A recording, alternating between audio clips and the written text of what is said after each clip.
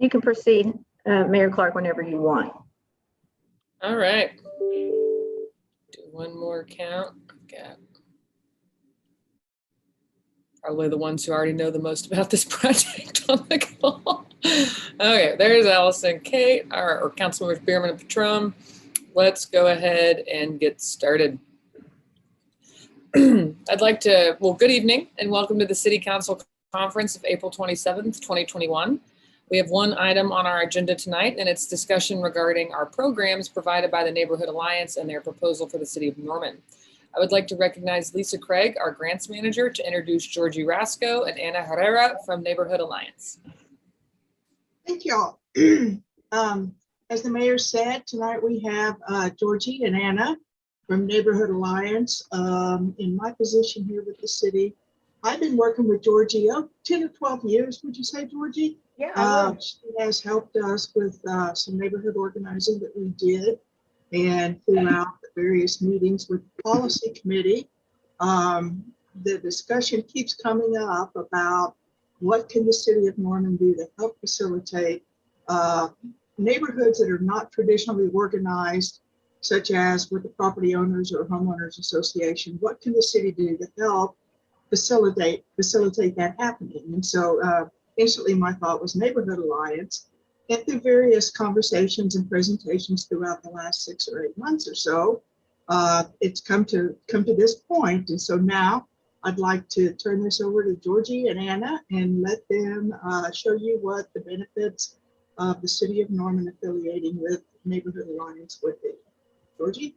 Thank you, Lisa. I'm going to turn it right over to Anna, and she's going to start with our presentation.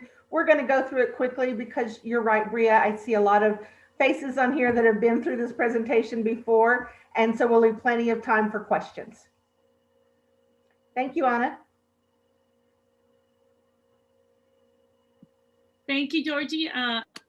Good evening, Mayor Clark, council members, city manager, other guests, and city employees that I see here. Thank you for allowing us to be here. Like Georgie and Mayor Clark said, we have presented a little bit of this information before, so we're just gonna go through this presentation.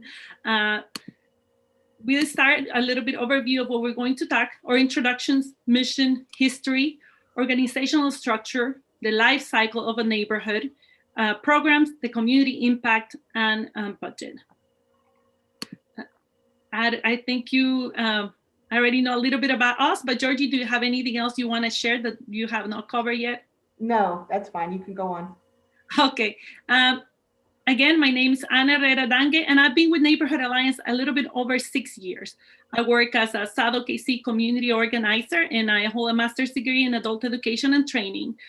So I have a passion for helping individuals learn and thrive in their communities. And you will see later that we do have a really good staff on board that will facilitate these if we move forward with something here with the City of Norman. The mission of Neighborhood Alliance is that we believe that living in a safe and beautiful neighborhood is a responsibility, it's not a right. None of us can complain our way into a better neighborhood. You have to make a personal effort if you want to live in a great neighborhood. However, just because you live in you have that desire to make that change does not mean that you know how to create that change. Our mission is to create safe, healthy, and attractive neighborhoods for all. And for 43 years, that's what Neighborhood Alliance has been doing. We have positively affected thousands of citizens' lives by teaching them how to create their own sustainable change. Now, I would like to share a short video that has our mantra.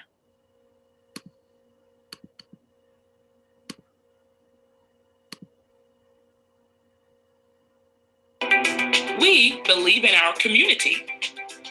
We believe in block parties, front yard watermelon feasts, neighborhood Easter egg hunts, and reuniting neighbors with their lost pets. We believe in protecting property values and creating great places to live, work, and play. We believe in knowing our neighborhood police and fire officers by their first names. We believe in front porches, sidewalks, and neighborhood parks. We believe that you do not have to move in order to live in a better neighborhood. We believe that corporations are just waiting to be asked to help neighborhoods and local citizens thrive. We believe that our number one crime prevention tool is to create a more social neighborhood.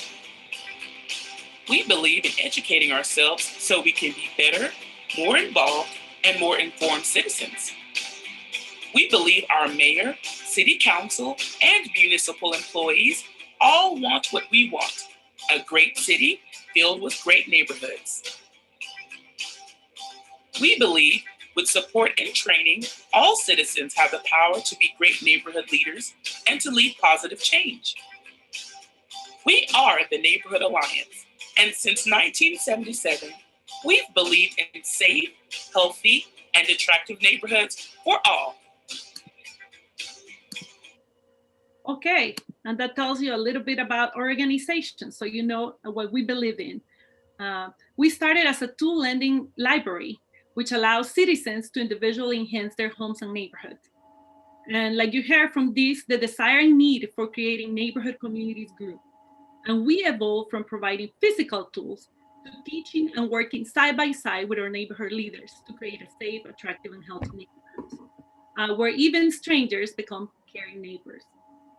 Our board of directors is strong and diverse. It is made up of men and women from different backgrounds, ethnicities, occupations. Some are members of their neighborhood leaders, the community volunteers, corporate representatives, and small business owners. As an organization, we have completed the Oklahoma Center for Nonprofits Standards for Excellence programs, which is an ethics and accountability code for the nonprofit sector. We are a financially sound organization and conduct yearly third-party audits. We are proud of our record, and we know we have helped thousands of citizens to lead a more fulfilling lives by helping to create more than 600 organized neighborhood associations in the Oklahoma City metro.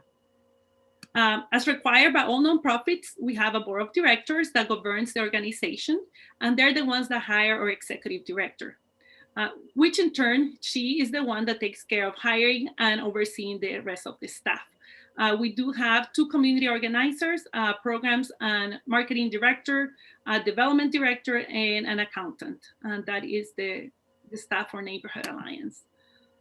I want you all to know about the life cycle of a neighborhood, because when we talked about neighborhood associations, it is important to recognize the existence of the neighborhood life cycle. And there are 4 stages of this cycle, which is the stability, decline, renewal, and growth. And this is a continuous cycle. So you might have many neighborhoods in the city of Norman, and they might be in different areas of this cycle. And that is because sometimes when neighborhoods organize, they're usually abandoned because there is an issue, a problem, something that they're trying to resolve. And they have this rapid growth. Whenever they reach a stability or they have resolve that issue or that problem is that section of stability. And when people start moving out or the interest has dwindled down, we get to the decline. And then again, we start with the renewal. So at any point in time, you will have neighborhoods in the city that will be in any of these 4 states in this cycle.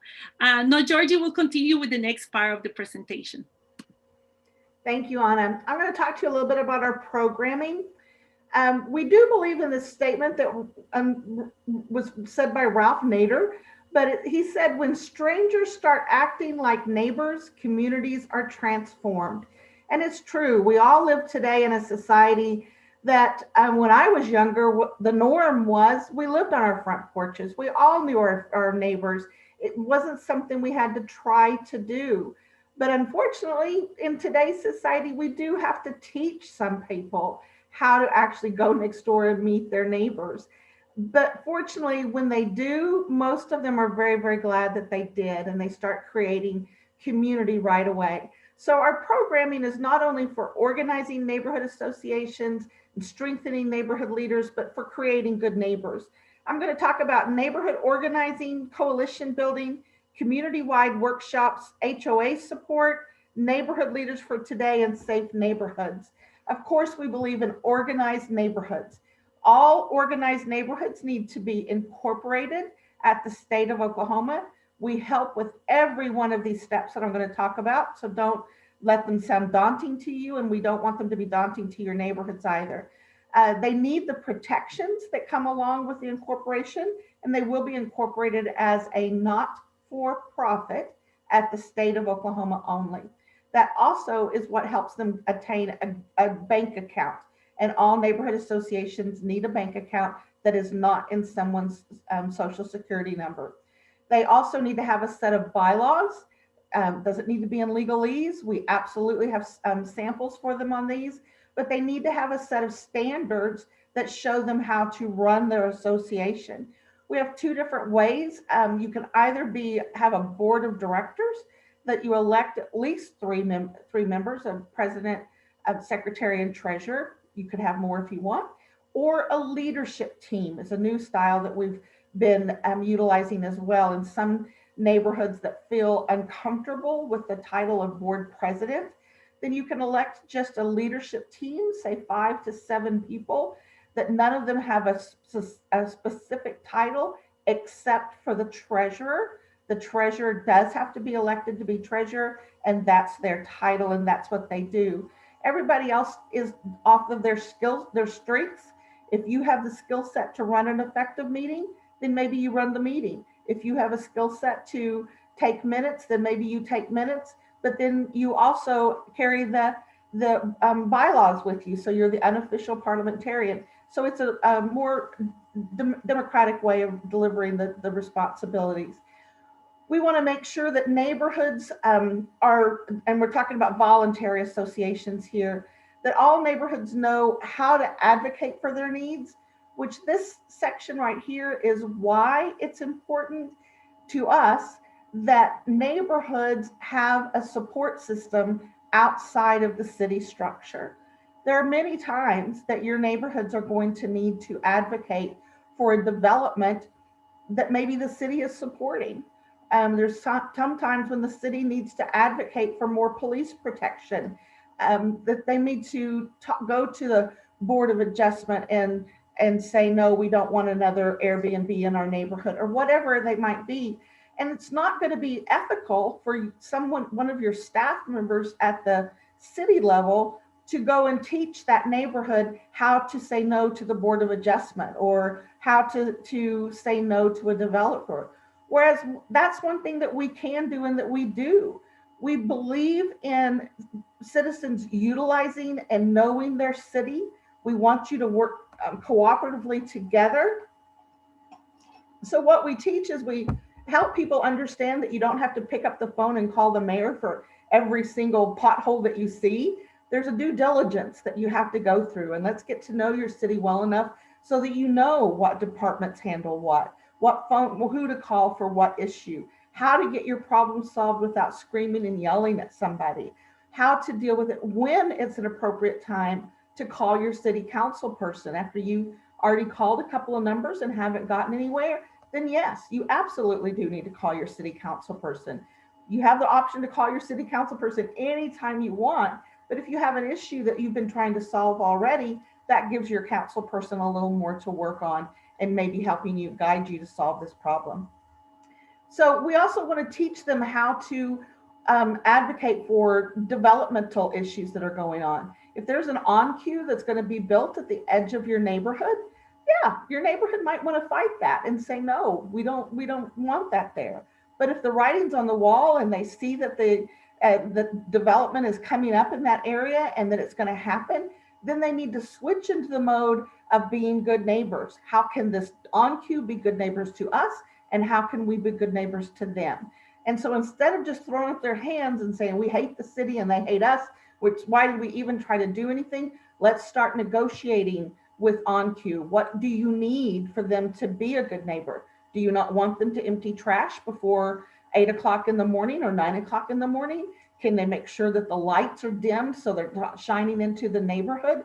Things like that that businesses want to do to be able to be good neighbors with their adjoining neighborhoods. And Neighborhood Alliance can help teach your neighborhoods how to do that process.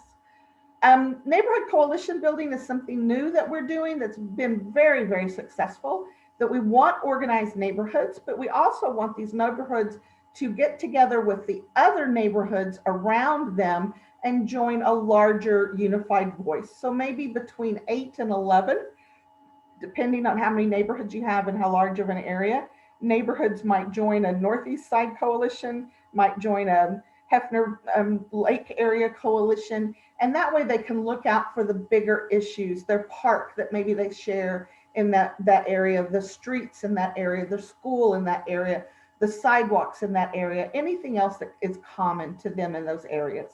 And that's worked very well for us so far. Anna? We have a lot of community workshops, and those are totally dependent on your city.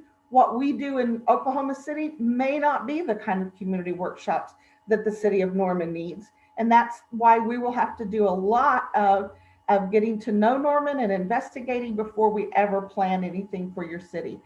Some of the workshops that have worked well for us in Oklahoma City is Code Enforcement 101. We do a photo voice diversity of neighborhoods where people get to take cameras out or their phones out and take pictures of the diversity of their neighborhood.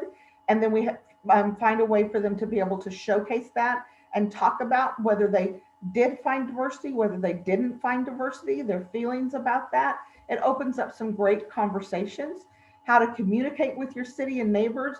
Introducing art in your community has been a phenomenal, wonderful workshop that we work with Robbie Kinzel in the city of Oklahoma City, sort of our art wrangler for the city.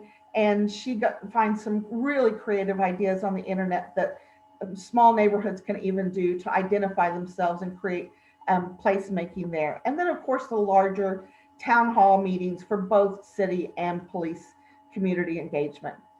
On the homeowner associations, we started working with homeowner associations about 15 years ago when our ordinances in Oklahoma City changed and said that every neighborhood that has even just a common entryway must have a homeowners association along with it, which makes sense. And we're glad that's there. But what that's done is that's also created a lot more HOAs than ever before, including in Oklahoma City. We currently have about 30 HOAs that are in low income neighborhoods. Our Habitat for Humanity neighborhoods are HOAs. So in that, there's not the capacity typically to know how to handle this small business. And as you know, an HOA is its own small business. So it's important for somebody to be there, because HOAs can't come to the city and show you their bylaws and say, can your legal department help me change these? Or show you their covenants in the same way, can you help us change these? Can you help us to solve a problem between our neighbors and the board? As a city, you can't step in that way, and rightfully so. But someone needs to. Nobody is born knowing how to run an HOA. So we've educated ourselves. We've worked with a lawyer in town who sole practices HOAs. We've created workshops specifically for HOAs. We have a legal issues for homeowners association that's taught by this attorney. It's 2 nights, one night 1 week and one night the next week. And you must attend both nights to get the full concept. It's like the Bible for HOA leaders. It really gives you the greatest structure you could ever have on knowing what's legal and what's not and your responsibilities for an HOA. Maintaining private roads and private waterways is one of our most popular as well. Those are very difficult things for people to maintain. Suddenly you're moving to a neighborhood that has a dam, and everybody's expected to be engineers and understand how to maintain this thing. And sometimes they don't even maintain it because they don't understand how important that is to the city water system and what it might be doing to the neighborhoods downstream. So we bring a group of professionals in to talk about that. Typically the way we do that workshop is on a Saturday morning, And we do private roads first with a panel of experts that talk about the different kinds of roads, different maintenance schedules, and how you find a professional to help you and what you should be paying versus what you shouldn't. And then after a break, we do the private waterways. That way, if you have private roads and you want to just stay for that one and you want to go after that's finished, you can, or you can stay for both sections and do private roads and private waterways. And it works out really well, and people love that workshop. Of course, we do the how to be a great officer, how to organize, and then a lot of phone calls on what to do and how to do certain things and what's going on in their HOAs. We have a wonderful program called Neighborhood Leaders for Today that we'd like to try to introduce into Norman at some point. It's a 7-week neighborhood leaders class that meets one night a week and 2 Saturdays for 7 weeks. They're in Oklahoma City. It's application only, and we limit it to only 30 people. And then those people get to meet all the department heads in the city that come at some point or other throughout the 7 weeks. They get to meet and go out on one of the Saturdays. They go with the police department down and get to go up on the big, whatever it's called, the big lift there that goes way up in the sky, meet the fire dogs that help them with the fire department, all about the fire department. One of the Saturdays is with the police department, sort of doing the same thing, learning how the police department works inside and out in just a 2 or 3 hour session there. And then the rest of it, they learn all about leadership styles. We take the True Colors test. They work together in groups. They learn how to strategic plan. They learn a lot. They learn how to lead an effective meeting. They learn how to communicate better and different communication styles for their neighborhoods. It's a wonderful academy on intrinsic and very specific skill sets for neighborhood leaders of both voluntary and mandatory. Anna? Safe neighborhoods. We do partner with the Oklahoma City Police Department. In Oklahoma City, we have a completely separate contract with them, but it does dovetail completely with our city contract. I honestly cannot imagine working with a neighborhood without having the police and the safety component to it. Every neighborhood they organize around different topics, different things bring them to the table. Some might organize because they want their neighborhood to look better and have landscaping and just look healthier and happier.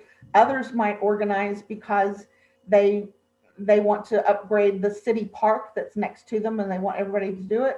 But others will organize because their streets are so bad, either with speeders or with crime, that their children can't even play outside. So all of those have different approaches and different ways that we approach them and different ways to organize, but all of them are very important regardless. So we do work very, very closely with the police department, and we encourage our neighborhoods to do that. You saw in our mantra, we do think that neighborhoods need to know their firemen and their policemen by first name. It creates that bond that then when it comes time for an emergency, comes time when they need to utilize police, they're more apt to call them and bring them into their neighborhood because they already know them. So we do have neighborhood watch, neighborhood patrol trainings. We have citywide police forums on topics like open carry laws, dealing or how to support homeless people in your neighborhood or in your city. Different topics like that the police department and Neighborhood Alliance put on together. And then they have a great program with crime statistics that's very well received in Oklahoma City. We send the boundaries of each neighborhood to the police department.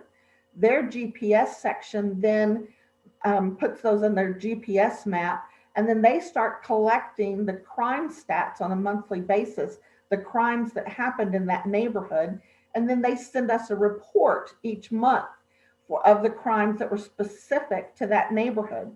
We then download them to our website along with a little bit of a legend telling people what some of the acronyms mean and the abbreviations mean. We X out the first 2 or 3 numbers of the address so people can't be vigilantes and go to that address and say, you need to stop this. But people love their crime stats. If they're even a day or two late, Anna can confirm this, they are on our phone saying, where are the crime stats? We don't see the crime stats. We need our crime stats. Because then they download those to their website or virtual newsletter or paper newsletter if they still have that, and the whole neighborhood sees it. That way also, if they see that they've never had car burglaries and all of a sudden this month they have 3, or they've always just had 1 or 2 and now they have 10, they know they have a problem with car burglaries.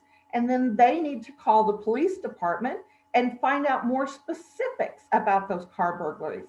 What happens a lot of times is that the police department can tell them, did you know that of those 10, 8 of them were unlocked? And that's when they were burglarized. So now the neighborhood knows they have an educational issue. They need to start teaching their neighborhood in every way they can that we're inviting criminals into our neighborhood by leaving our cars unlocked. It's very important to protect you and our neighbors to lock your cars. Neighbors Night Out is a big deal in Oklahoma City. We encourage every neighborhood to have their own event in their neighborhood. We want Neighbors Night Out to be where you get to know your neighbors and you celebrate together. We believe, and statistically or empirically, the studies show us that the #1 tool you have for a safer neighborhood is a social neighborhood. The more social your neighborhood is, the less crime you're going to have. It makes perfect sense. If you know the people around you, you know their patterns, or you have permission from them to call 911 on all suspected activity, then you're going to do that. You're going to question people that are there on Sunday morning when you know they go to church, or call 911 to do that. That creates a safer neighborhood when people know each other.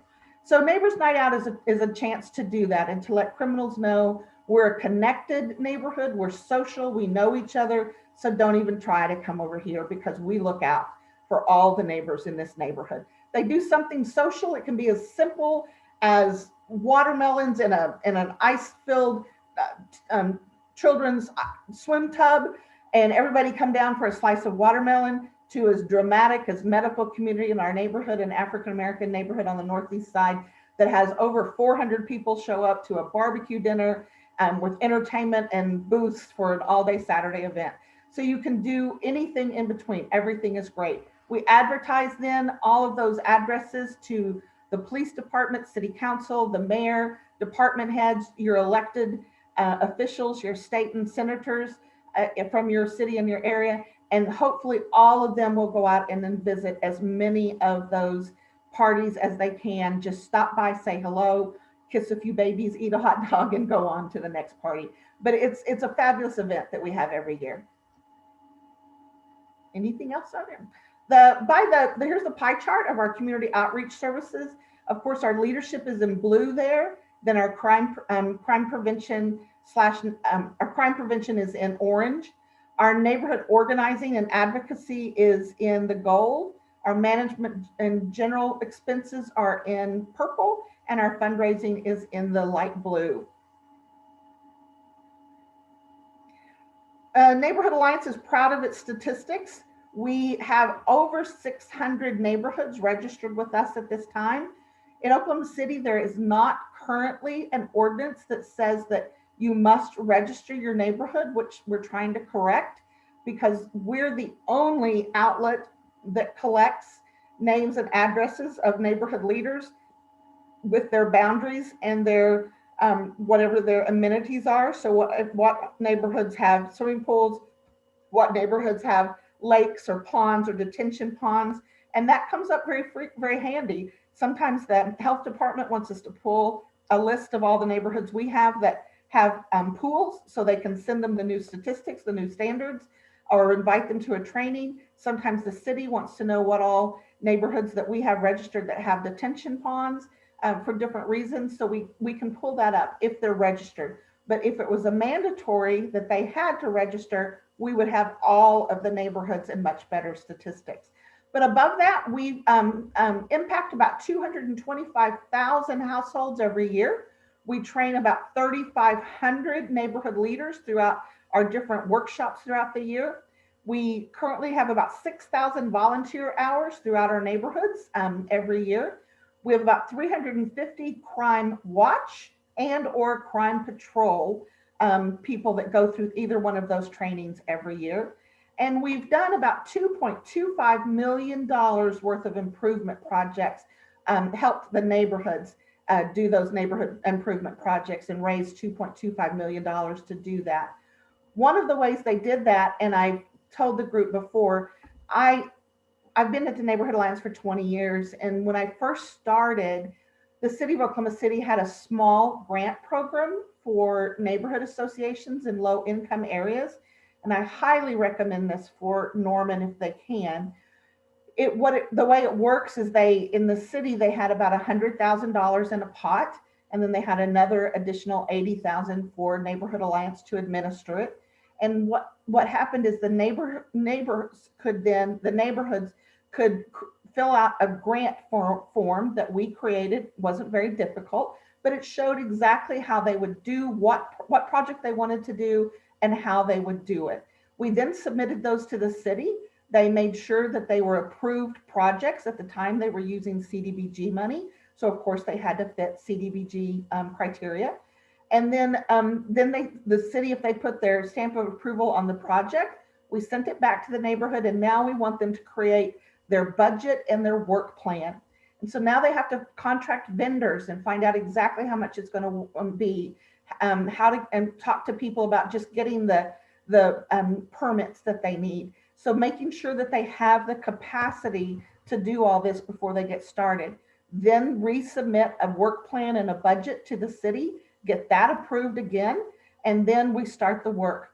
Then the neighborhood goes as much as they can off of their work plan, with Neighborhood Alliance working with them as much as possible. We want them to be as independent as possible. But at the end of the project, one of our council members, Sam Bowman, once said, you know, at the end of these projects, we might have some beautiful ornamental lighting, and that's just icing on the cake. What we really have is a group of neighbors that sat around a dining room table together, came up with a civic project that they wanted to do in their neighborhood, and then worked with the city to get that done. They had to figure out how to get permits. They had to figure out federal laws about how much those vendors had to be paid and which ones you could use, because they had to be paid a certain amount of money. They had to talk to the Parks Department to get specific vendors they could use for parks equipment. They had to get lots of information from their neighbors as to what they were doing. It was a great learning experience for those neighbors to see how your city works. So the next time they see a pothole, it's a little bit more understanding why that pothole doesn't get fixed the next day. They understand a little more about the system and how it works. So the small grant program, the criteria was that they had to be organized neighborhood in order to apply. So that meant a lot of people that wanted to do one of those projects, when they saw their neighbors doing them, we said, well, if you get organized and let us help you with that, then next year you can apply. So we spent that year helping them organize. And then, the next year they did a project in their neighborhood, maybe signage, putting signs on the street poles or something. And it was a great carrot to get them organized. And then the project, when it succeeded, was really great at keeping them organized.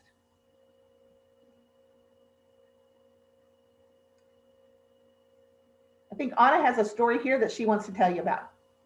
Yes, thank you, Georgie. I wanted to talk about this voluntary neighborhood association that is in South Oklahoma City. And basically, they are an example of what a neighborhood association can accomplish and what they can do to better their community and the area for the residents. Prairie Queen neighborhood has been in existence for several years, and I've been in contact with them for the whole 6 years that I've been with Neighborhood Alliance. So I have had the pleasure of seeing them work together with their elementary school to really make a change in their community. Neighborhood associations sometimes, and if they do have a good school in their area, they usually partner with the school because many of the kids and the parents in the neighborhood are already invested in the school. So Prairie Queen Neighborhood Association their Neighbors Night Out event, which I think, Norman, you guys do National Night Out. Their Neighbors Night Out is held at the elementary school. They invite everyone from the neighborhood and everyone from the school. They bring local nonprofits and other organizations that can provide services to the families and to the parents. In the last few years, I've seen up to 200 people at that Neighbors Night Out event. So that picture on the top left is, that event when we stop by and provide them the certificates for participation. The bottom middle, you'll see another picture of the neighborhood. But that event, they actually combine ice cream social at the park with their neighboring neighborhood. So they're actually a good example of how you can partner with your neighboring neighborhoods, because if there's any issue that is happening in the area, let's say in this example could be crime. I know the neighborhood does have a crime patrol, and the neighboring neighborhood does as well. So they usually do events together because they know that they have the same goals and that they can invite more of their residents as well. The neighborhood partnering with the school, they also were able to apply, because the school was able to go through this process, to apply for a walking trail and get funds from the Oklahoma City Community Foundation, which we know not all neighborhoods can do, because obviously, as Georgie explained earlier, neighborhood associations are not 501c3s, so there's not that many grants and things that they can apply for. But in this case, because they work with the school, they were able to apply for this walking trail that is open for all the members of the neighborhood in the evenings. It's open to the public. So just little things that neighborhood associations can accomplish when they're working together with the community, with the schools, and when they know the processes and what they need to do. Lorene Sherwood, who's the president of this neighborhood association, she was also our neighborhood leader of the year in 2016, because she has so much knowledge and she knows how to make that change for her community. At the bottom, the picture on the bottom right, there is maybe if you zoom in, there is a picture of a sign topper. That is a program here in the city of Oklahoma City. So neighborhoods can have this identification sign on top of the street signs. Well, the neighborhood didn't have enough funds to do this program in the whole neighborhood. Well, the school said, well, we'll help you. We'll fundraise for you guys. They ended up with so many donations that then the neighborhood purchased a sound system for the school, so the kids could use. So I just wanted to share that voluntary neighborhoods, when they have the tools that are necessary for them to succeed, there's always a way to improve and to create a better community for all. Now I'll pass it back to Georgie, because she had a story of an HOA. Very quickly, I want to share you a story with a private roads workshop. We have an unincorporated neighborhood between Edmond and Guthrie that had reached out to me. They have a private road that's gravel over there, and they had an elderly man in the neighborhood for years that took care of it on his own. He had bought his own tractor. He would spread the gravel. He would fix the potholes. He was retired and he wanted to do it, and he did. They never thought about road maintenance until he passed away. Suddenly they realized what a jewel they had had when he was doing it, and now they're lost. They don't know what to do. So they contacted me. It just so happened we were having this workshop in a few weeks. I encouraged them to attend. They were like kids in a candy store. They were talking to every one of the experts, making appointments, taking notes. And later they contacted me and said, we had no idea there was going to be an educational forum like this. And so now we feel so much more capable of doing what we need to do. So then we went a step further. They didn't even have a mandatory association out there to have people forcibly have to pay in to maintain that road. So we were able to help them get a mandatory road maintenance association formed there, using the state laws to do that. So they got some, then now they're starting to have some money come in and being able to get it done. And they still stay in touch with me. This was several years ago, and they're now having neighborhood picnics on the 4th of July and other things, because they were able to succeed at getting their roads in a way that they never thought they would be able to do. So that's just we live for those little success stories. We absolutely live for them. And we love it when people come back and tell us how they've utilized some of our workshops. I wanted to talk a little bit about the budget. I think hopefully all of you have seen it already that we submitted to you. I'm gonna have to take my glasses off so I can read it. I'm not going to go over every line item with you, but it is a total of right at $100,000, just a little less.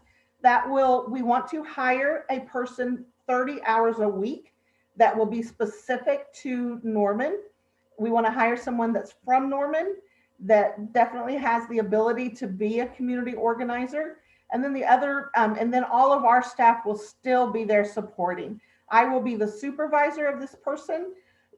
All the graphic work and the advertising, all of that will still be in our office. We'll do that for Norman. And then on our website, we will have a page dedicated to Norman and a drop-down menu or something that hasn't been figured out exactly how that will be. But a lot of the stuff on our website is universal for any neighborhood. But then we want to have Norman have its own portal on that website as well for Norman specific information. So that would be the budget that it would take to house this organization part-time at your city. We also are committed to fundraising for this program. You know, you have Sarkeys in your city, and you have other funders there. So we've done the same in Oklahoma City. We raise about 50% or more of our budget, that over and above our city contract and our police contract, through and we have an endowment, and we do fundraisers, and we do write a lot of grants. And so we would be committed to helping to raise funds in Norman also, to try and help get more funds than what's needed, than what the $100,000 can provide.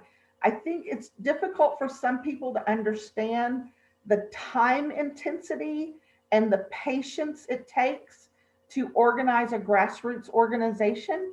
And neighborhood associations are all grassroots. We laugh sometimes at Neighborhood Alliance that it can take 3 and 4 years before a group trusts us enough to really let us in and say, yes, now we want to start an organization. And we've been meeting with them on a regular basis. They've been coming to our workshops. They know us by name. They stop at our office, but they're just not quite there yet to invite their neighbors and do the formalization of it. And that takes patience. You can't say, I want 15 neighborhood associations organized by July 1st. You know, that's not the way that community organizing works.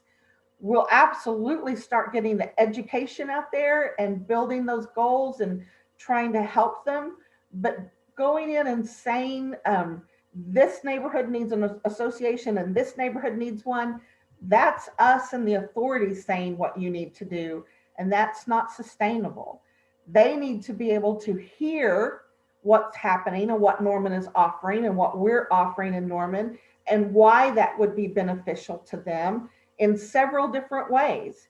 And once it hits home, once they realize that this could be beneficial to my neighborhood, then contact us and we will help them from that point, figuring out what to do to lead towards that first meeting of all the neighbors to decide whether or not they're interested in a neighborhood association. So we're very patient with it. Sometimes people pick up with it and have an association in 2 months. Other times, like I said, it may take 3 years. But if it's sustainable, if we want it to last, it has to be their idea. And the neighbors in that neighborhood have to decide that it's time for this. We're ready to do it. We're ready to work with you. We're excited about our programs. And so now it's time for any questions. I actually have several. Thank you again for presenting. I feel like I learned something new about the possibilities of this program in Norman every time. So a quick comment before I start with my questions. I appreciate your willingness to fundraise, but these are exactly the kinds of problems that we shouldn't have to rely on giving, because they make a difference in people's lives, which is exactly, I think, what our council envisioned when we reimagined how we can support our communities here in Norman. So I guess my first question is the $100,000 an annual cost, or is some of it startup? No, it's pretty much an annual cost. That's an annual fee. I was a little worried when I was looking at it again this week that I didn't build in any setup costs. in this year. So we'll have to, if indeed we're to the point of creating goals and what we need to accomplish, we'll have to work that into the $100,000 for this first year, because this the first couple of months of this program is going to be simply nothing but meeting all of your department heads, all of your council members, all of the decision makers in the city, and trying to find out what they want from neighborhood associations, what they envision, how they could be used, what their fears are of them. I mean, we have to have that kind of knowledge of your city, and the staff person does, before we can ever be effective at being a liaison with neighborhoods. No, I completely agree, and I appreciate you doing the groundwork to help it be successful and actually provide the services that our residents are needing. Let's say, as we continue our budget conversation, this is definitely something we want to move forward with. I know, I'll just tell you personally, I'm going to be advocating strongly for it, and I think many council members will as well. How quickly could we get started? I mean, can we have you ready to hit the ground running July 1? That's what we've kind of envisioned. Yes, we've already started. We do a lot. We're connected with OU in a lot of different ways, and I've started putting some feelers out there with some of the professors on different ways. If this were to happen, think about if you know of anyone that might be good for this position. So we've kind of talked about that a little bit, hoping that I don't think we could start any earlier than July 1. But we would like to get started on July 1. I'd like to have the person hired and ready to go on July 1. Okay. Well, and you mentioned the university. One of the benefits of being a college town is we have opportunities for internships. Exactly. And I believe Councilor Bierman is versed in a program that helps provide a stipend to interns to get involved in local government. And this would be an amazing opportunity to help get this organization started. Yeah.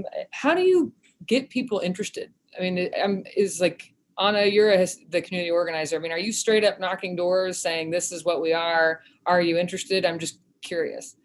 Well, when I started here, I had to build the relationships within the community, because like Georgie mentioned, you cannot just go and knock on someone's door, because even if they're excited for a little bit, they will, the association will not stay. So usually I entrench myself in the community. I'm part of several organizations that are important in South Oklahoma City. I attend meetings. Whenever we have a new program or a new activity, like I will say the city had the Sign Topper program, I outreach to the organizations that I know have connections within the residents in some of those communities as well, if there is not an association organized, and I'm able to do presentations. So it is a lot of groundwork, but it's not really knocking doors. It's more like finding the movers and shakers that are already in the area so they can connect you to other members. Because even if someone calls us right now and tells me I want to organize my neighborhood, the first steps that we tell them is to do meet their neighbors, go knock some doors, and whenever they have 4 or 5 individuals that are interested, then we can start talking about having a general meeting to have the buy-in of the whole neighborhood.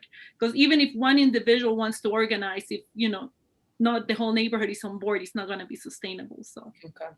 Well, I urge you once we get there to work with your council members. I think we all know who movers and shakers are within our respective wards. As you were giving the presentation, I was thinking this would have been so helpful with the vaccine pop-up clinics that we did with Parks and Recreation and Cleveland County Health Department. And I love the building the relationships with Norman PD. From what I know, this is what they want to do, but there's not the easy kind of neighborhood association you can point to facilitate that. So I'm very excited to see that develop as well. And I think that's all of my questions. Councilmember Hall. You've really, Mayor Clark, you've really touched on a lot of points, and I'm with you. Every time I see this presentation, I get a little bit more of a full picture of what all the possibilities are. And I too am really supportive of moving forward with this particular program. As many of you know, my path to city council really revolves around neighborhood advocacy. And so many of the things that have been brought up tonight are things that I've actually done myself in my own neighborhood. And I love the concept of the neighborhood coalition, particularly in my ward. And I think this would I can see how this would fit with other wards across the city. We are not able to have HOAs as a rule because we're the oldest part of town, the most historic part of town. So voluntary neighborhood associations is the way to go.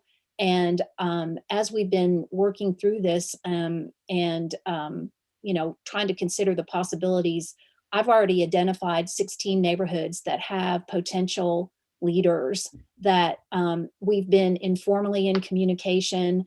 And so I think there's probably a lot of interest once we get this up and running. And, I know that for the mayor and myself, this has been something that we've talked about for over a year, and that it serendipitously was a recommendation of the mayor's task force for even a broader appeal of addressing issues in our community. It just seems like the timing is right. And I also wanted to recognize the Norman Police Department because they already do they have a pretty robust Neighbors Night Out program. I know they've been involved in the past with Neighborhood Watch. There was something else that kind of struck that we have an open portal here on crime statistics. So I think there's already things that are in place, but with this kind of structure and organization in place, it just opens up all of the avenues of communication to connect to the broader community, which I think is just a real plus at where we find ourselves at this time. So I am fully supportive of moving forward with this, and really appreciate your interest in Norman and your presentation tonight. No, I completely agree, Councilmember Hall. I love the Nextdoor app. I think that's fun for communication, but it does not replace that building of relationships at all. So this is definitely a needed piece. And Anna, you and I had that presentation at the library. How many years? Yeah, so this is like a dream come true. And I have to say, the small grant program, I absolutely love. I think that will be a game changer for beautification, for safety, and then I see Mr. O'Leary is on, but has his camera off because he's not scheduled to speak in any way. But we used to have HOA like trainings. I don't know if they were every other month, but I would love to see those brought back. And just a great communication tool. And now we can tie it up with these neighborhood associations. So that is something I'd certainly like to see happen going forward as well. Good. Yeah, and I'm all on board with Code Enforcement 101. A lot of questions about that all the time. Well, and I saw the arts in your community. That will be very popular in Norman as well. Well, are there any other questions from council? See lots of smiles though, so I will take that as a positive sign as we move along in our budget process. Ms. Herrera and Roscoe, thank you so much for joining us again here in Norman. We are excited to hopefully move forward with Neighborhood Alliance here in Norman, Oklahoma. All right, that concludes our study session. We have 5 minutes. Thank you very, very much. Thank you for having us.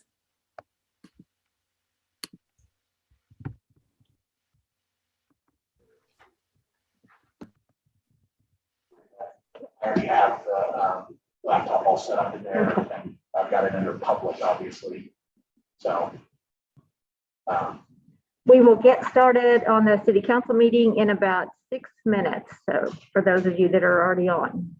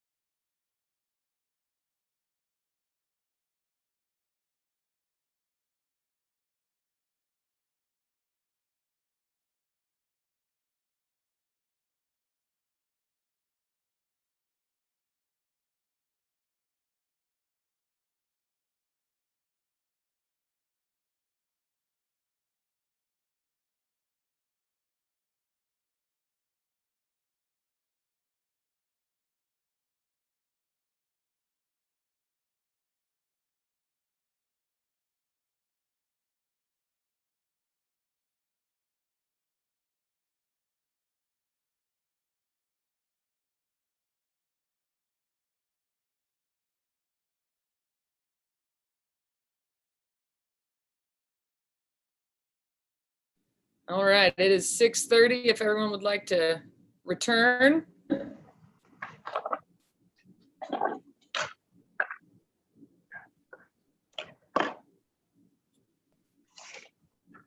Don't just keep moving around.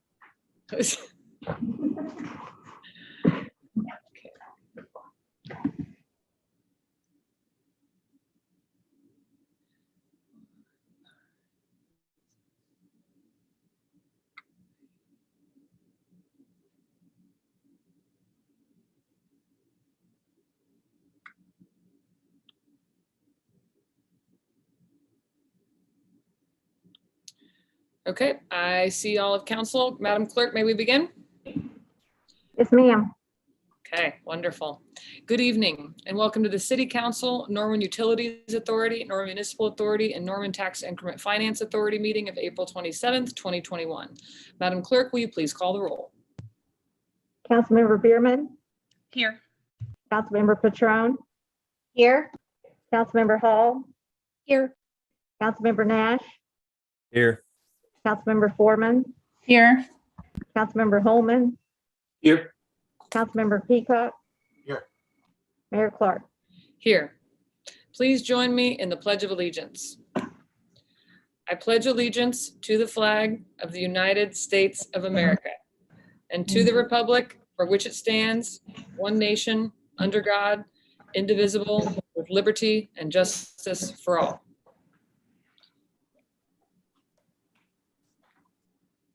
And I believe our clerk has a statement for us tonight regarding comments. This is similar to what we read at the last meeting. Just a reminder of the guidelines for participation in city council meetings. You're required to sign up in advance of the meeting on the city's webpage with your name, address, and item you wish to speak to, including whether you are a proponent or opponent or unsure. Since this is a recent change, we also have a sign-up sheet here tonight for those to sign up before we get started. Comments, I will call your name and recognize you to speak. Comments will be limited to 30 minutes total on each item, 15 minutes in favor and 15 minutes opposed. The public hearings on items 28 and 34 are limited to no more than 2 hours total. Participants may speak one time, up to 3 minutes per person. Comments received will be limited to the motion on the floor at that time. This is a regular session of City Council where business will be conducted. Our house rules are posted on the wall here in the council chambers and also on our website. Attendees are asked to abide by said rules throughout the meeting. Outbursts and/or interruptions will not be tolerated by any person. Thank you, Madam Clerk. On to item 3, approval of the City Council, Norman Utilities Authority, and Norman Tax Increment Finance Authority minutes of April 13th, 2021. I need a motion to approve the minutes. So moved. Second. Thank you. The motion on the floor is to approve the minutes. Madam Clerk, will you please call the roll? Councilmember Bierman, Aye. Councilmember Patron, Aye. Councilmember Hall, Aye. Councilmember Nash, Aye. Councilmember Foreman, Aye. Councilmember Holman, Yes. Councilmember Peacock, Yes. Mayor Clark. Yes. The minutes are approved unanimously. On to council announcements. Councilmember Bierman. Okay, well, since this is in fact my final council meeting, I'm going to ask you all to indulge me a little bit. I'm not known for my brevity generally, and tonight will be no exception. It was hard to put into words what I wanted to say tonight, so I wrote it down. Because I don't know how one ever can sum up with any level of brevity 4 years of service to a community in a way that few are able. And the answer is that you don't, or at least I don't. This city and these residents have given me so much. My village is 100 times larger. My eyes and ears far more attuned to the hum of the departments and processes that make Norman function every day. And my engagement as a resident is going to be that much stronger. In return, I tried to give back more than I received, do more than I asked of others, and be an active participant in creating policy that improves the lives of Norman residents. But leaving still feels heavy, especially in the midst of trying times, although I don't know there was a single year I served on council that didn't feel more trying than the last. I know so many of you are worn down, burnt out, and stretched to your very max, and that's likely aside from the pandemic. We have difficult things to tackle as a community, hard looks to take in the mirror, some deep self-reflection about who we are and what we should be investing in. So to my fellow Norman residents, I am ready to join you in this work. You have pushed me to question my preconceptions, open up to my discomfort, and use the platforms available to me to amplify the voices of others. You've taught me so much, changed me so much. To my colleagues, I am privileged to have been able to serve with you and learn from you. Each one of you has left a deep impression on me. Allison, you're so incredibly detail-oriented, yet you have such a strong, broad perspective on the issues we face, and you tie them together so effortlessly.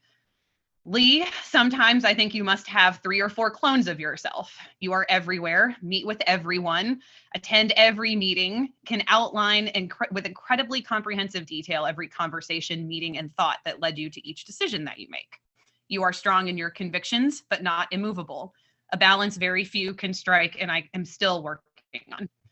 Mayor Clark, and I wrote this kind of moving down the dais from my chair, which I realize doesn't translate as well via Zoom, but that's my habit. Your wordsmithing, tone setting, and public speaking have set the bar I strive to meet. One day, my unplanned, unscripted remarks will come as easily and concisely as they come to you. I have also never personally known anyone who has taken as much flack, harassment, and threats as gracefully as you have, yet continued leading the city through situations we never could have predicted. Nash. Your brain works on a level I can barely conceptualize, let alone convey any realistic appreciation of. If I could bottle up whatever makes your brain hum at such a high frequency, I would be a millionaire several times over. You, my colleague, are unique in a way that so few are, and I'm lucky to have gotten to know you, if only for such a short time. Liz, I'm very thankful to you for stepping in to provide the humor on council after Sarita stepped down. I appreciate your fresh perspective, balanced ideology, and willingness to question everything. Stephen, the old man, Norman's political historical repository. I'd like to volunteer right now on the record to be the transcriber of that oral history. Keep these young whippersnappers in line. It's going to be a difficult task. I'm envious of how deep your memory is, and I'm so thankful to have been able to lean on that historical perspective during my time on council. It's my sincerest hope that our incoming council members will recognize the utility of that information. Matt, my fellow policy analyst, it's been a wonderful experience getting to know you, share urban planning excitement with you, and watch you start to develop some policy changes of your own. I'm looking forward to continuing this friendship long into the future. And to all of you collectively, including our newcomers, a couple thoughts as you embark on a new fiscal year and a new set of challenges. In my 4 years on council, only 2 terms, I have served with 17 different council members and 2 mayors. For better or worse, that's a lot of turnover.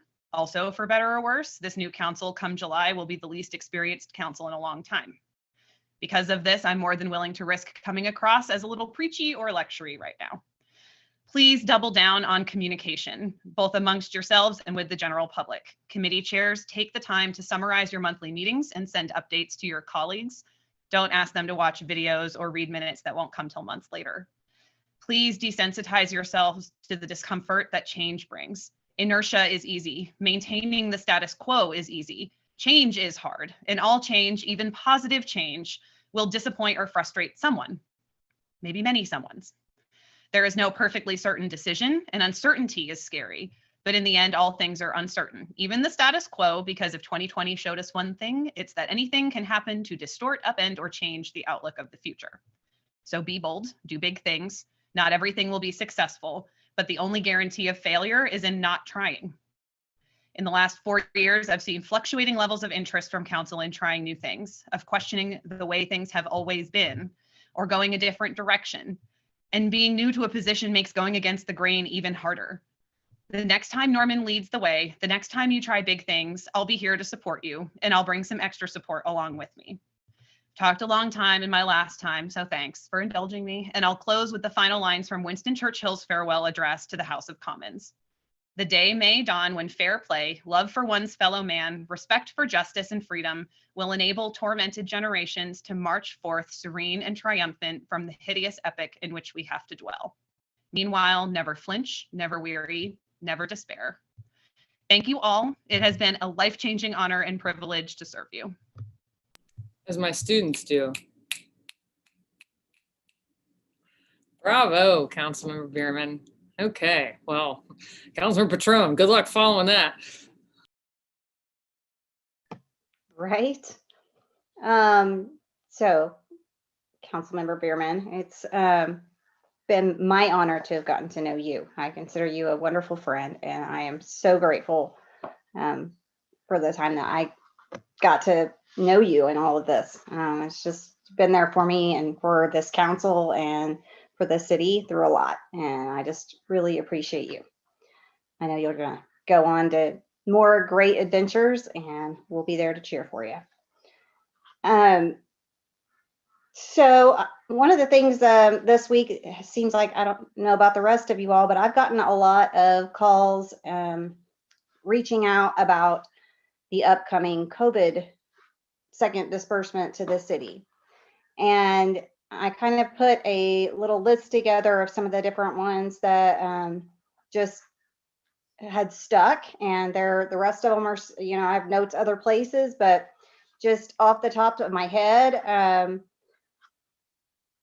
this is a few really, it looks like 10, but one is that I think is really important that we need to consider is transportation for people with disabilities.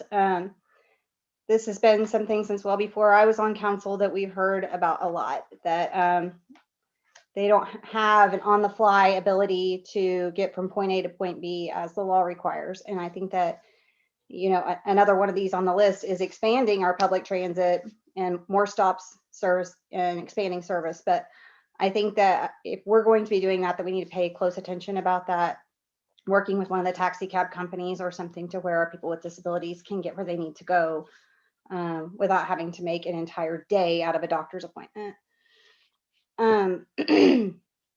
Another that we'd heard, mental health and addiction services comes up a lot. Citywide fiber broadband. People have talked about COVID medical debt for low and middle income families, that if all of a sudden they found themselves from the pandemic over their heads with medical debt, that maybe this is something, an opportunity that we could look for this COVID money to help those families. Playground for seniors, that's come up several times in the Facebook threads for advocates for seniors. And I think that's something that out at the senior center that we could definitely discuss and look more into. The small business startup program, whether it was a foundation setup or seed money that continues to feed into the fund for generations, to where we have new small businesses that are able to have access to some dollars. I've even seen stimulus money going back to low income and middle income families. I've seen neighborhood flooding issues from stormwater. I've seen incinerator energy generation from trash. And I know that their city manager has been looking at this from time to time, and I would love to hear what he might know or what's current on that at some point, maybe tonight. But if there is a dollar cost for equipment that would be needed to get that program started, I think this might be a good opportunity to do that. And then obviously homeless or unhoused issues. So that's just a few, and there are many. So I look forward to having this discussion more in depth. I will say what I've seen just overall, it seems like people are really hungry for services that really touch their lives rather than the mundane of what they're used to of the city doing. So I really hope that this council takes the opportunity to open those doors. Mother's Day is May the 9th. You're welcome. Now's your chance to go order those flowers or whatever. And it's also Teacher Appreciation Week. So make sure you get that gift card. Not the Sharpies, not the mugs, the gift cards. All right, guys. That's it. Thank you, Councilmember. And I will add gift cards to local small businesses would be preferred as well. All right, Councilmember Hall.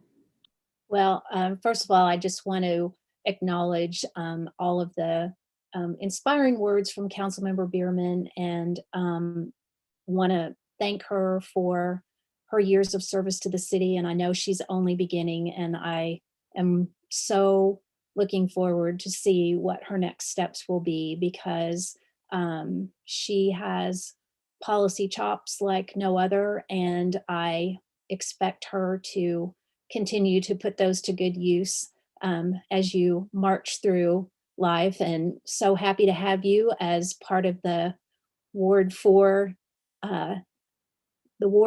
folks. So looking forward to continuing to work with you on all kinds of issues that are near and dear to us, and to both of us, and to what's important in Ward 4. So I just am so grateful to have had the opportunity to work with you. I can remember when you first were elected to City Council, and I was in my role of advocating for neighborhoods and being noisy about things that were happening to our neighborhoods and things that we were reacting to. And we tried to change that neighborhood to being more proactive. And you were always gracious and generous with your time and willing to meet with our neighbors, which I've always appreciated. And then as I stepped onto council, that relationship only grew and deepened. And I appreciate so much your counsel, your advice on how to get up to speed, and supporting the work that I was interested in. And all of those things have not gone unnoticed, and I appreciate you so much. So this is it's hard to say goodbye, but I know that you're not far away, and I know how to find you, and I'm really forward to collaborating with you on all kinds of things in the future. So thank you. Thank you for everything that you've done for Norman. So I wanted to move on to a few other little things. The last council meeting, we were able to approve some nominations to our boards and commissions. And so I wanted to congratulate George Amati and Christopher Southern, both Ward 4 neighbors who were reappointed to the Bicycle Advisory Committee. I've said many times that volunteering time on a city board and commission is really a valuable way to spend your time. And it's so helpful to us as council members who have so much work being done at the board and commission level. So volunteering takes time, it takes effort, it takes energy, and I'm so appreciative of everybody who's willing to step up and serve their city in that way. We have a bunch more tonight that we're going to be taking a look at. So thanks to all of you who are willing to serve our city in this way. Another really important thing that's happening that I've spoken about before, the Historic District Commission has been hard at work over the last year and a half, updating our historic district guidelines. We have 3 historic districts in Norman. They all are located in Core Norman in Ward 4. And this is really important work. The last time the guidelines were updated were in 2009, and the commission has taken their time and taken a little extra time to really be diligent about going through all of the drafts that have been suggested by the consultant that we hired. So their final work session is scheduled next week on Monday, May 3rd at 4:30. And then the next important step as we move towards approving the new guidelines is public hearings. And I really encourage everyone in the community, particularly those that live in the historic districts, to participate in the public hearings. There's going to be one on May 17th at 5 p.m., one on May 24th at 5 p.m. And this is an opportunity for the public to take a look at the final draft and offer any comments or suggestions before the final document is presented to City Council. So encouraging all of you to attend. If you can't and you have comments, by all means, reach out to Anna E. Starr, one of our city planners, who is our historic district officer for the city of Norman, or to anybody on the Historic District Commission, or I am glad to take your comments and share those as well. So this is an important step, and I'm looking for a lot of community engagement here. So the next thing I wanted to mention is we've had a lot of cleanup events this spring for our city, which has been wonderful to get people out and to take a good hard look at a lot of our city parks. And so there's going to be a Lake Thunderbird Wildlife and Water workshop and cleanup event on Sunday, May the 2nd from 1 to 4 p.m. at the Clear Bay Discovery Cove Nature Center area. Snacks, water, and supplies will be provided. And I just want to thank everybody who's already come out and volunteered their time up until this point. But this is an opportunity to get out to Lake Thunderbird if you haven't been there for a while, and help our community get cleaned up and hopefully be able to enjoy all that's to offer at Lake Thunderbird over the summer. That's all I have for tonight. Thank you, Councilmember. Councilmember Nash. Yeah, Councilmember Bierman, your departure is going to leave a space in the dais I don't think will ever be completely filled. It leaves some pretty big shoes to fill for the incoming councilmember for Ward 1. But as for announcements for Ward 5, all I really have is people out there, report your darn crime if anything happens, because the Norman Police Department's not going to know if you don't say anything. That's about it. Thank you, Councilmember. Councilmember Foreman. So what everyone said, I support. I presented my thesis yesterday, so I've not had much time to think about what I want to say, but I do want to acknowledge Councilmember Bierman. So I entered council at a weird time, and we all of us on this dais right now have experienced something that nobody else can ever understand. My dog seconds that motion. And so getting to know you in that way, Kate, connecting in that way, leaning on each other as council members, and then getting to know you as a person, I really respect you. I mean, obviously we don't always agree on some of the stuff that we do, but that's what happens. But I think that you are absolutely brilliant. You just speak, and I don't know how to say what you say. I think it, but I don't know how to articulate it like you do. So you are going to be greatly missed on the dais, and we love you. Don't go anywhere.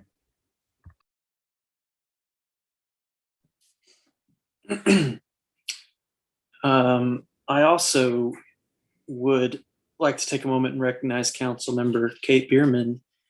I first met Kate while we were both serving on the Animal Welfare Oversight Committee, me as a council member and her as a member of the public. That's where I met both her and Sarita Wilson. Was on that committee. And then 4 years ago, I actually asked Kate if she would help me run for re-election, and it's kind of like campaign manager. And she agreed, but then there was a council meeting involving police body cameras that got a little bit heated, and Kate's council member said some things she didn't really agree with, and the next day she told me she wasn't going to be able to help me out because she was going to run for the Ward 1 seat. And so she did, and she won. And now she is the third, senior member of the current council after myself and then Mayor Clark. And so losing her is a really big deal when it comes to experience and knowledge on the council, and I'm very confident that her replacement, Brandy Studley, will do a wonderful job listening to residents and providing feedback and coming up with good policy. But I do know that it's really you can't replace 4 years of experience on a city council very quickly. And so we're definitely going to miss that experience. I know I will. And the detail, the policy, like you say, wonkiness of really getting into it and geeking out about it. That's something that city councils really need, is people to think critically about policy and how it impacts everyone, including how it impacts future policymakers. Because when bad policy is made and passed, then future city councils end up having to deal with it. And we have some of those experiences that we've had to deal with in recent time based on things that were done years ago. And so I'm definitely going to miss having you up here, but I also am very confident that you will be perhaps even more involved in things going on with the city. So in that regard, it gives me some hope. So I thank you so much for giving 4 years of your life to Norman, and specifically Ward 1, because as many of you know, the elementary and middle school I went to, Kennedy and Irving, are both in Ward 1. I've lived most of my life has been either in Ward 7 or Ward 1, really.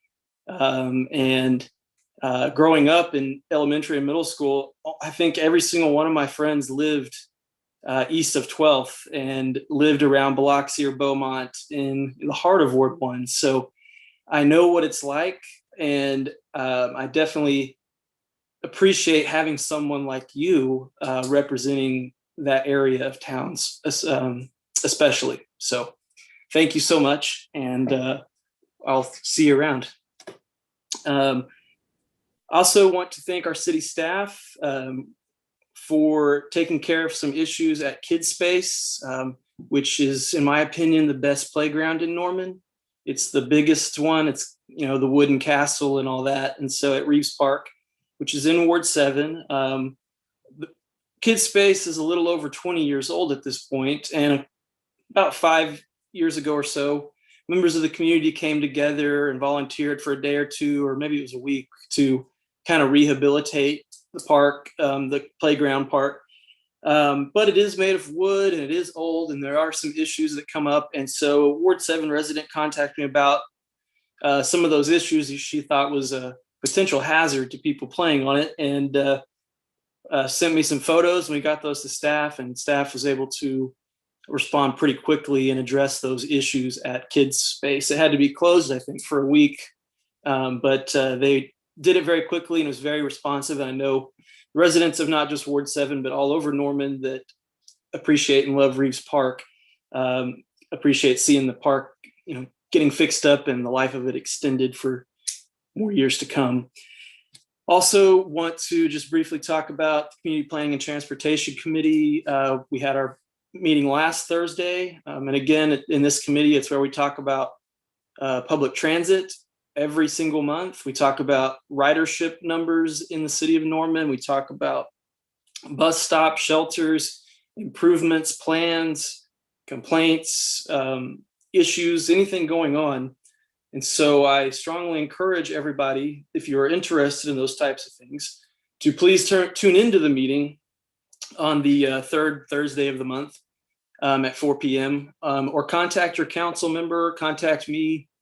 And if you have any comments, questions, suggestions, anything like that in regard to public transit in the city of Norman. We also talked about parking. I know the Transcript wrote an article about it, but our real goal is to make sure, as Councilmember Peacock has really been pushing this one, and it's an issue that's come up over the years, but it's not really gained a lot of traction. Other things have come up. But I think we've really got to a point, we've got members of the council that really want to see some changes. We're trying to get to a point where we're not requiring massive parking lots and things like that, making businesses build more parking lot and more impervious hard surface than they might need. And based on, I think it's very important. It impacts all of Norman. And so community planning and transportation, that committee, if those types of things, transit, parking lots, all of that are of interest to you, then I strongly encourage you to please tune in. And when we get back into in-person meetings, I encourage you to come down to City Hall and sit in on those meetings. And so that's about what I have right now for this week. I appreciate all of you, city staff, everybody watching at home, and look forward to the budget hearing and the other items on the agenda later. Thanks. Thank you, Councilmember. Councilmember Peacock. Thanks. Yeah, so what can I say about Kate Bierman that hasn't already been said? I have always been impressed, with your preparation and your research. It's second to none, I'll be honest. I've always been impressed by it, and I've taken several lessons from you to apply to my own approach. So just know that, imitation is the most sincere form of flattery. So I just take that for what it's worth. As Councilmember Holman alluded to, that's going to be sorely missed. That's that approach, that amount of detail, that amount of foresight it's a tool. It's a valuable asset, and it will be missed. So I just want to thank you for your service. Thank you for your heartfelt farewell. I know that the sentiments are the same on this side of the table. Just want to wish you best of luck and on your future endeavors, whatever that may be. So. Thank you, Councilmember. I can say something about Councilmember Bierman that none of you can say. At least maybe I won't get confused for her anymore. Yeah, I kept getting asked, how's your baby? And I'm like, 5? Oh, you mean the other white brunette, 30-ish. Yeah, so, but Councilmember Kate, I will miss you. Always a lasagna away if you ever need anything. I still want an invitation to the housewarming party to see all the amazing. All of you will get one. Yeah. Okay. And I'm not even going to say goodbye, because I know that you're going to go on, and we'll be cheering you along the way and wishing any of your opponents the best of luck, because you are very prepared and organized and brilliant. So it's been a lot of fun working with you, and I have learned a lot from you as well. A couple announcements, also in line with Councilmember Bierman. The disc golf move with the mayor had to get rescheduled because it was a muddy mess. So stay tuned for that. We do have the Sister City chat going on with our Sister City Clermont. It was very humbling today. I have a long way to go on my journey to master the French language, but it was a lot of fun. It's noon here, 7 p.m. there, and get to practice with actual French speakers, both here in Norman and in Clermont was great. It's completely free to participate. Attend one, attend all of them. You can register on the Pioneer Library System website. And a big thank you to our partners at Pioneer Library System and the Passports Sister City organization for making this happen. For those of you that don't speak French, we're hoping to do this with all of our sister cities at some point, which would include Spanish, Italian, and Japanese. So stay tuned for that. Also, mark your calendars for May 15th at 10 a.m. in the Adams Elementary parking lot. If you recall, about a year ago, we got a Healthy Babies grant. COVID kind of ruined the pop-up tent idea that we got the grant for, but it's back on track, and we're able to add vaccines to that. So it'll be a great event. We're hoping to have story time, different activities. Hopefully the police department will come and talk about bike safety. I know that the health department's going to be doing car seat checks, and I think giving away car seats, as well as information about all of our different programs. And also DHS will be there to help people get signed up. And we will have hotspots with iPads to facilitate signing up for any benefits that you may need and are eligible for. I do want to clarify that the mask mandate continues. I understand that it's ending in Oklahoma City and Tulsa. Luckily, we live in Norman.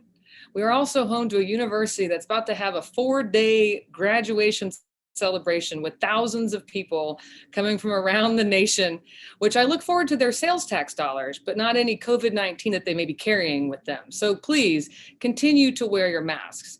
But the CDC did release today, I think, kind of common sense guidelines. If you're outdoors, it's a little bit safer to not have a mask on. But that is outdoors, not indoors. So unless this council decides to end the ordinance early, which I would be surprised if that would happen, June 1 is the next time we will evaluate the mask ordinance. And this is not the last meeting for just Council Member Bierman. So one of the coolest parts about being mayor is I get to really know the department heads. And one of them I got to know really well because he came with us to Clermont-Ferrand to celebrate the 25th anniversary of our sister city relationship.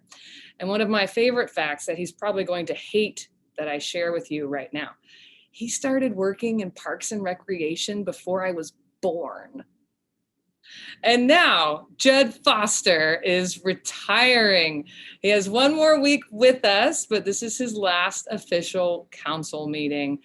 Judd, I thank you for everything. I appreciate you so much. Your expertise will be sorely missed. Norman Parks and Recreation would not be what it is without you. So thank you, thank you, thank you. Okay, lots of announcements there. We are now on to item 5, proclamation proclaiming the month of May 2021 as Asian American and Pacific Islander Heritage Month in the city of Norman. I'll entertain a motion to acknowledge receipt of the proclamation. So moved. Second. Thank you. The motion on the floor is to acknowledge receipt of the proclamation. Madam Clerk, will you please call the roll?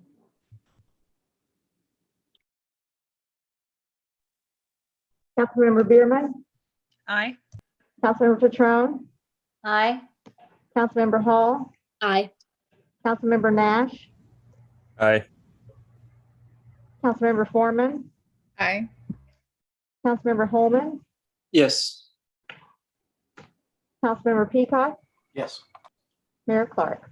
Yes. The motion passes unanimously. Thank you. A proclamation of the mayor of the city of Norman, Oklahoma, proclaiming the month of May 2021 as Asian American and Pacific Islander Heritage Month in the city of Norman. Whereas since its origin in 1979 as Asian Pacific American Heritage Week, we commemorate the accomplishments and contributions of our Asian American and Pacific Islander citizens. And whereas in 1990, Congress amended the observation from a week to a month, which designated May 1990 as the first Asian Pacific Islander month. And whereas the recognition of the month of May recognizes the significance of history and advancements influenced by Asian American and Pacific Islanders, such as May 7th, 1843, which is the date on which the first Japanese immigrants arrived in the United States, and the completion of the first transcontinental railroad completed by direct contributions of Chinese pioneers. And whereas the city of Norman celebrates the contributions of then to the impact of now by Asian American and Pacific Islanders, which makes the city of Norman a richer and more diverse community. And whereas organizations such as Share and Grow Association and the efforts of student organizations such as Asian American Law Student Association are committed to advocating against Asian hate through education, understanding, and appreciation for the worth of all people. Now, therefore, I, Mayor of the City of Norman, Oklahoma, do hereby proclaim the month of May 2021 as Asian American and Pacific Islander Heritage Month in the City of Norman, and invite all citizens to join me in celebrating the diversity and character of our community. I'd now like to recognize Dr. Joseph Tai, OU Law Professor, Watson Centennial Chair, and Faculty Advisor for OU's Asian Pacific American Law Student Association. Hello, Mayor. Thank you for that proclamation, and thank you to the City Council for unanimously voting for its passage. It's my honor to accept that proclamation on behalf of the AAPI community here, alongside my friend Chang. As we all know and appreciate, Norman's strength is its diversity and its inclusivity. When we are at our best, we celebrate and we support each other. And in this time of growing recognition of the racism, invisibility, and violence against the AAPI community across the country, I'm proud that Norman is once again stepping forward and taking the lead with a proactive and thoughtful proclamation. So thanks to everyone again for celebrating the membership and the contributions of Asian Americans, Pacific Islanders, and other Asians in our diverse Norman community. Thanks. Thank you, Professor Tai. And Xiang Wang, the co-founder and president of the Share and Grow Association. Would you like to say a few words? Thank you so much. And well said, Joe. So thank you again for inviting me and the Share Grow Association to be part of this important initiative. I think Norman is really blessed to have 5% of our Norman residents as Asian Americans and Pacific Islanders. We are actually a growing community composed of approximately about 2,000 Asian Indians, 2,000 Chinese, 400 Japanese, 300 Filipinos, 250 Vietnamese, 150 Koreans, and many other Asian minorities. But despite our diverse backgrounds, we are all hard workers in many different professions. Some of us are doctors and nurses fighting on the front lines against COVID. Some of us are educators in elementary school, middle schools, or at universities. And some of us are specialists in the IT industries. Some of us in the restaurant and food services. And some of us are military veterans. But one thing that's clear is that we make meaningful contributions to the community of Norman. We are involved and we are making a difference in Norman. So we truly appreciate the City of Norman and Mayor Clark making this proclamation recognizing May as the Asian American and Pacific Islander Heritage Month. We will celebrate the history of Asian Americans and Pacific Islanders in Norman. We will share our unique cultures and traditions to bring diversity to Norman and make Norman a welcoming place for everyone. We will stand together and grow Norman into the most desirable city for Oklahomans to live in. Thank you very much. Thank you for that. Thank you both for being here tonight. You can count on this council to be full and active allies in supporting our AAPI community. And Share and Grow Association, I look forward to working with them more as well. Okay, on to item 6, proclamation proclaiming the week of May 2nd through May 8th, 2021 as International Compost Awareness Week in the City of Norman. I'll entertain a motion to acknowledge receipt of the proclamation. So moved. So moved. Second. Thank you. The motion on the floor is to acknowledge receipt of the proclamation. Madam Clerk, will you please call the roll? Councilmember Bierman, Aye. Councilmember Petrone, Aye. Councilmember Hall, Aye. Councilmember Nash, Aye. Councilmember Foreman, Aye. Councilmember Holman, Yes. Councilmember Peacock, Yes. Mayor Clark. Yes. The motion passes unanimously. Thank you. A proclamation of the Mayor of the City of Norman, Oklahoma, proclaiming the week of May 2nd through May 8th, 2021 as International Compost Awareness Week in the City of Norman. Whereas the Composting Council Research and Education Foundation, along with Canada, Australia, the United Kingdom, and other countries, have declared the first full week of May to be the annual International Compost Awareness Week. And whereas materials such as yard trimmings, vegetable cuttings, biosolids, food scraps, manure, and hay shavings have all been composted and converted in Oklahoma into a beneficial product known as compost. And whereas composting is a way of returning organic resources to the soil and a way to conserve water during extreme drought or flooding conditions, reducing water consumption and non-point pollution, and a proven method of decreasing the dependence on chemical fertilizers and decreasing erosion. And whereas composting is an effective form of waste reduction, reuse, and recycling. And since organic materials make up approximately 30% of the material going to landfills, composting is becoming one of the primary methods of Oklahoma communities can use to reach waste diversion goals. And whereas the City of Norman started its composting program in 1990, using a natural process that does not require starters and additives, and although it takes a few days longer to produce, it provides a high quality compost at a low cost to residents. Now, therefore, I, Mayor of the City of Norman, Oklahoma, do hereby proclaim the week of May 2nd through May 8th, 2021 as International Compost Awareness Week in the City of Norman. I'd now like to recognize Brett Scoville, our Sanitation Superintendent, to receive the proclamation. Thank you, Mayor. On behalf of the employees that work so very hard to make composting part of our solid waste management program, and moreover, in gratitude for the level of participation that the citizens of Norman deliver, I'd like to thank the City Council for recognizing this important method of diversion from landfills. Since 2015, the City of Norman compost facility has received and processed 683 million cubic feet of vegetative compostable waste. That's enough debris to fill Texas Stadium over 6 times. The debris is returned to yards and gardens, not only in Norman, but across the state. All of this waste is processed for about a penny a pound. The big alternative, the big alternative in this is present in a clay-capped landfill just off the interstate that will necessarily be maintained long after this generation of leadership is gone.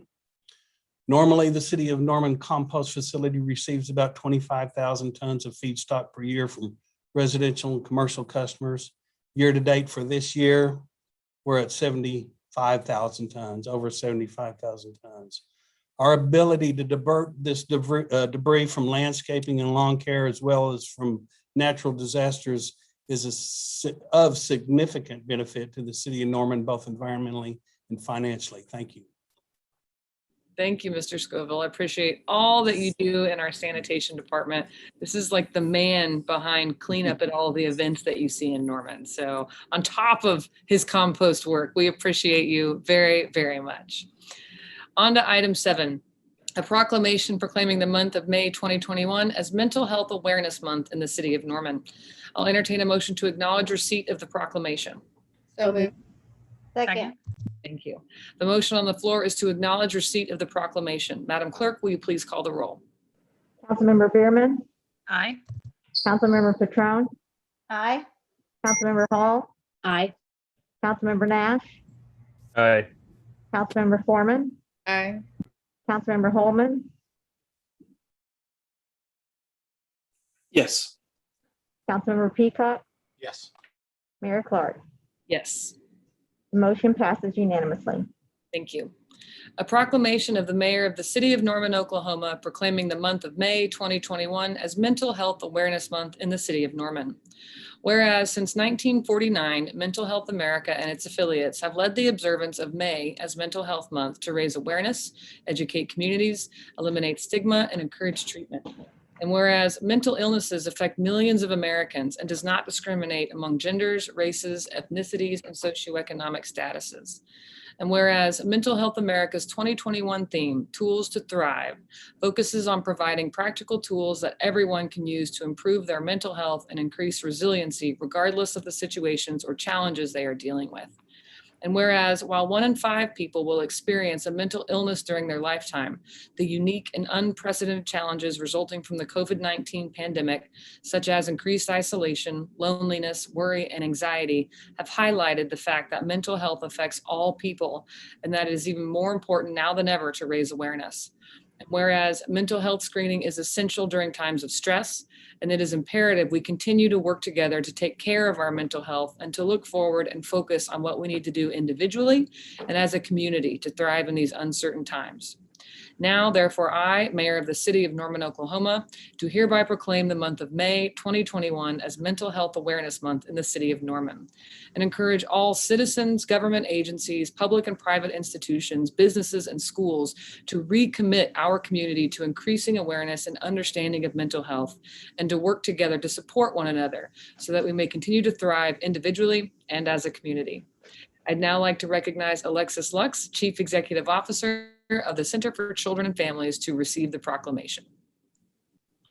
Thank you so much, Mayor Clark and the members of City Council. As you may know, the Center for Children and Families has been right here in Norman for over 50 years and offering specialized services to prevent, educate, and heal the damaging effects of complex trauma.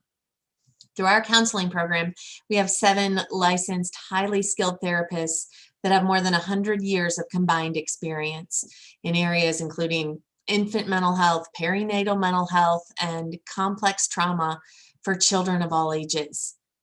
We all know that the pandemic has heightened the need for mental health services, and myself and the rest of our staff are eternally grateful for your recognition of these issues.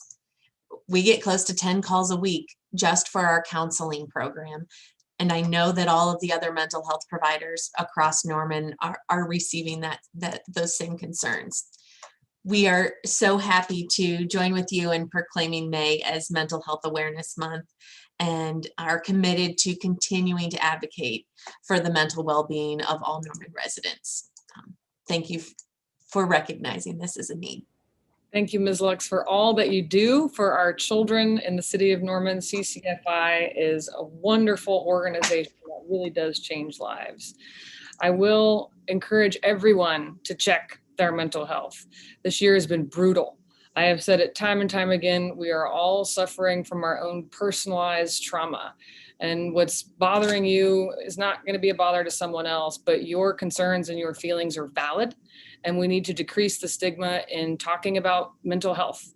I know I personally, have struggled this past year at times, and I've done what I need to do to take care of myself. And I encourage everyone to do the same. Plenty of resources in our community, and hopefully we can continue to invest in them. And hopefully we won't need them as much as we have this past year. But if we do, we will be there to provide for our residents. Thank you again for being here with us tonight. On to item 8, the consent docket. This item is placed on the agenda so that the City Council could designate those routine agenda items that they wish to be approved or acknowledged by one motion. I need a motion to place items 9 through 27 on the consent docket.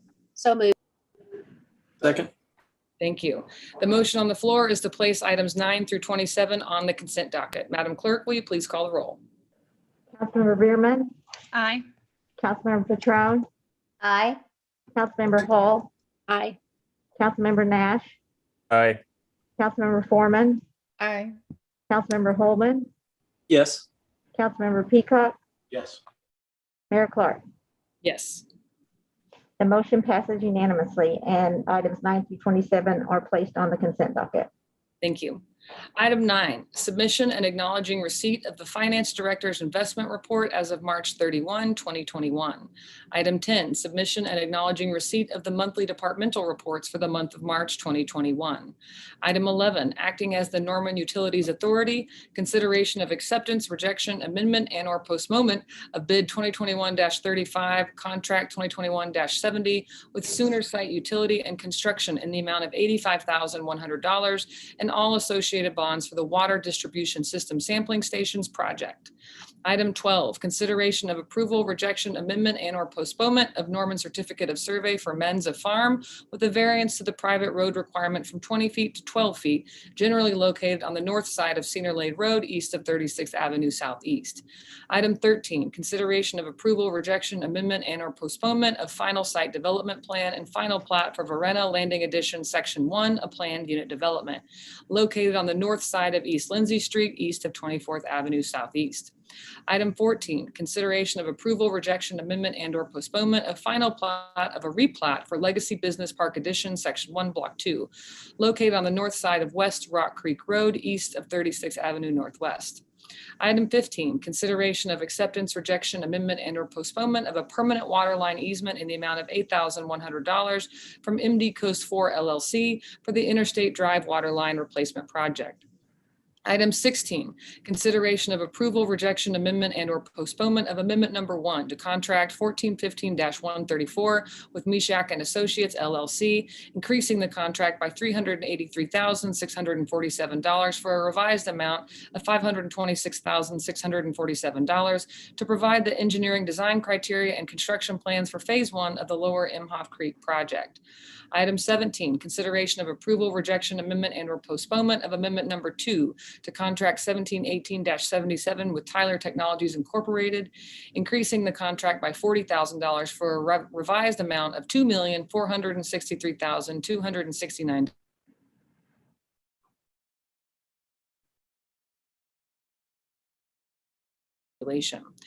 Item 18, consideration of approval, rejection, amendment, and/or postponement of a member number. Mayor, you need to back up a little bit. You froze up. So just like the beginning of that paragraph. That's a lot of Not that I really want, not the whole paragraph, just whatever number you're on. Okay. All right, Madam Clerk, I don't know. I get like a wave when I'm at City Hall and it just stops. You guys have probably seen it multiple times, so. Just About, trying. about halfway through that last item there. Okay.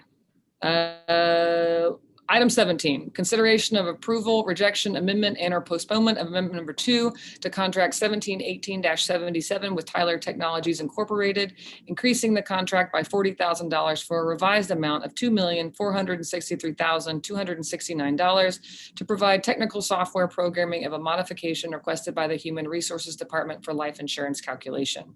Item 18, consideration of approval, rejection, amendment, and/or postponement of amendment number 1 to contract 1718 2018-79 with Advanced Utility Systems, a division of In Harris Computer Corporation, increasing the contract by $46,694.25 for a revised amount of $1,530,344.25 to provide 10 additional software licenses, allowing more staff access to the application. Item 19, consideration of approval, rejection, amendment, and or postponement of amendment number 1 to contract 1718-81 with IntelliTime Systems Corporation, increasing the contract by $34,300 or a revised amount of $284,475 to provide additional migration services and consulting implementation of the time and attendance system, provide an import to update employee accruals, and adding an integrated voice response system to be used by the fire department to fill vacancies in shifts. Item 20, consideration of approval, rejection, amendment, and or postponement of amendment number 1 to contract 2021-39 with Freeze and Nichols Incorporated, increasing contract by $63,371 for a revised amount of $270,531 for a stormwater master plan update and total maximum daily load TMDL model review and revisions and budget transfer between project accounts. Item 21, consideration of approval, rejection, amendment, and or postponement of contract 2021-116 with Freeze and Nichols Incorporated in the amount of $95,740 to provide engineering services related to design, bidding, and construction of the Jenkins Water Line Replacement Project.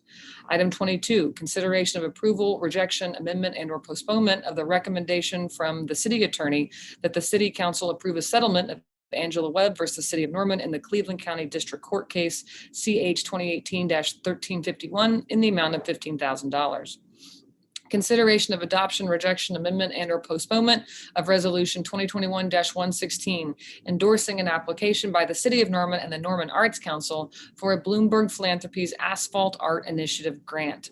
Item 24, consideration of adoption, rejection, amendment, and or postponement of resolution 2021-117, authorizing settlement of a workers' compensation commission claim in the case of David Andrew Palmer versus the City of Norman, Workers' Compensation Commission case 2018-07531J in the amount of $23,111.07.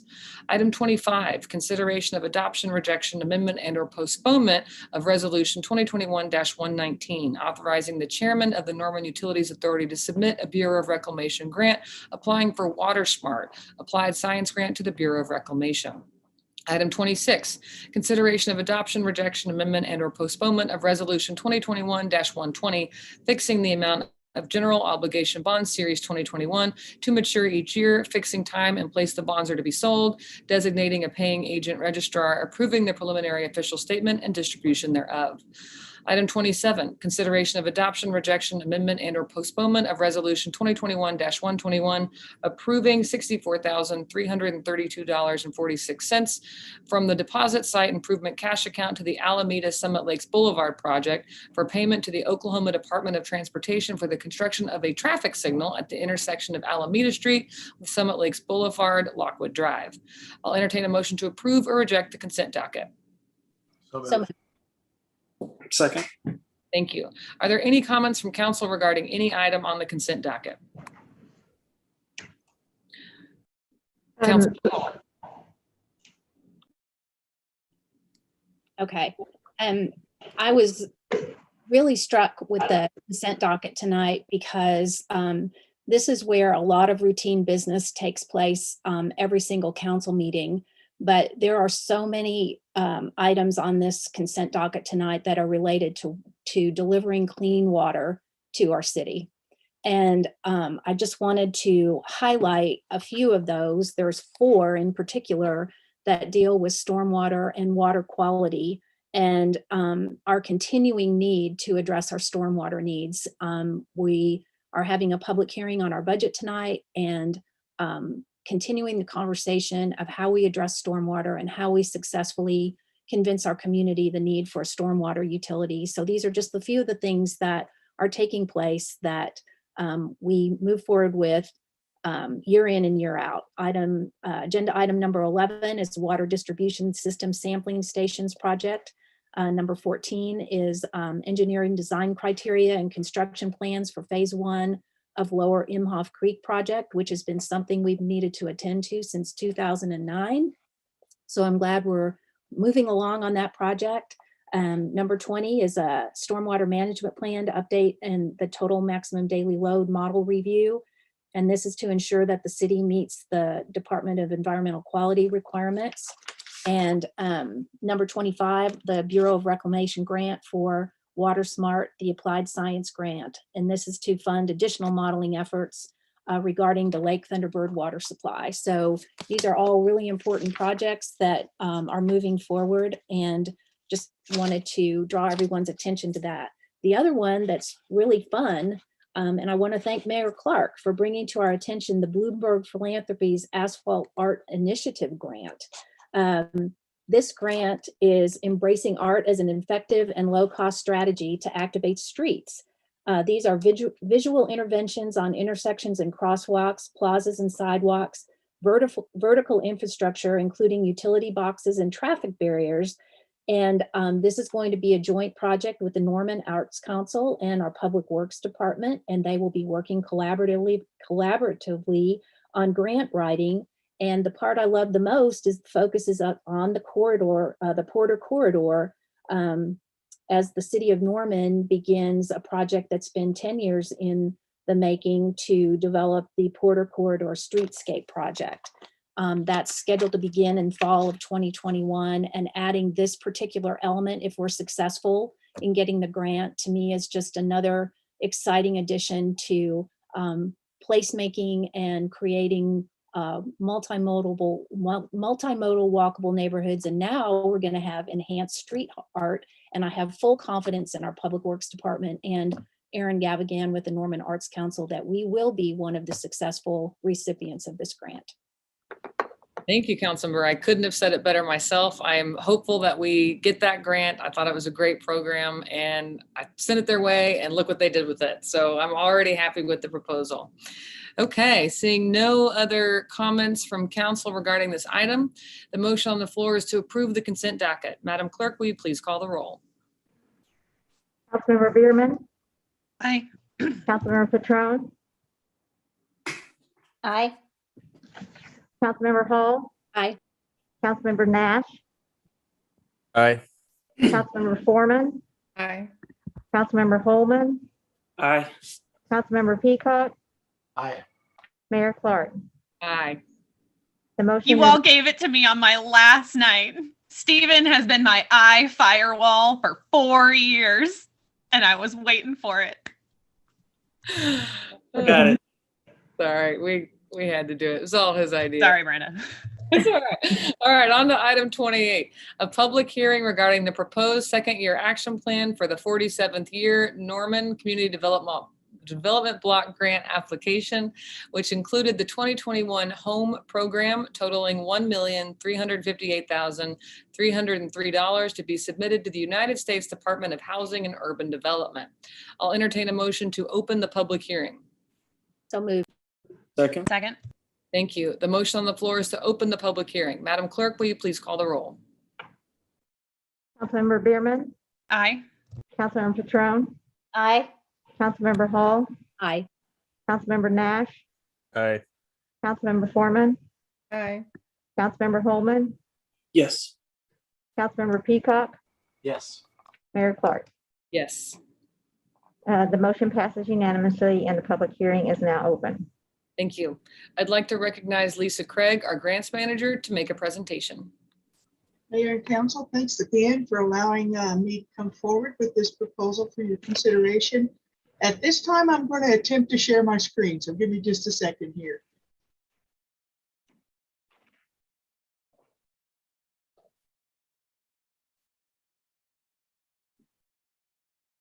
Okay, are you seeing that now? Okay, so each year I come before you to provide you the information that outlines how the city of Norman is proposing to spend their upcoming allocation from the Department of Housing and Urban Development for the CDBG and home programs.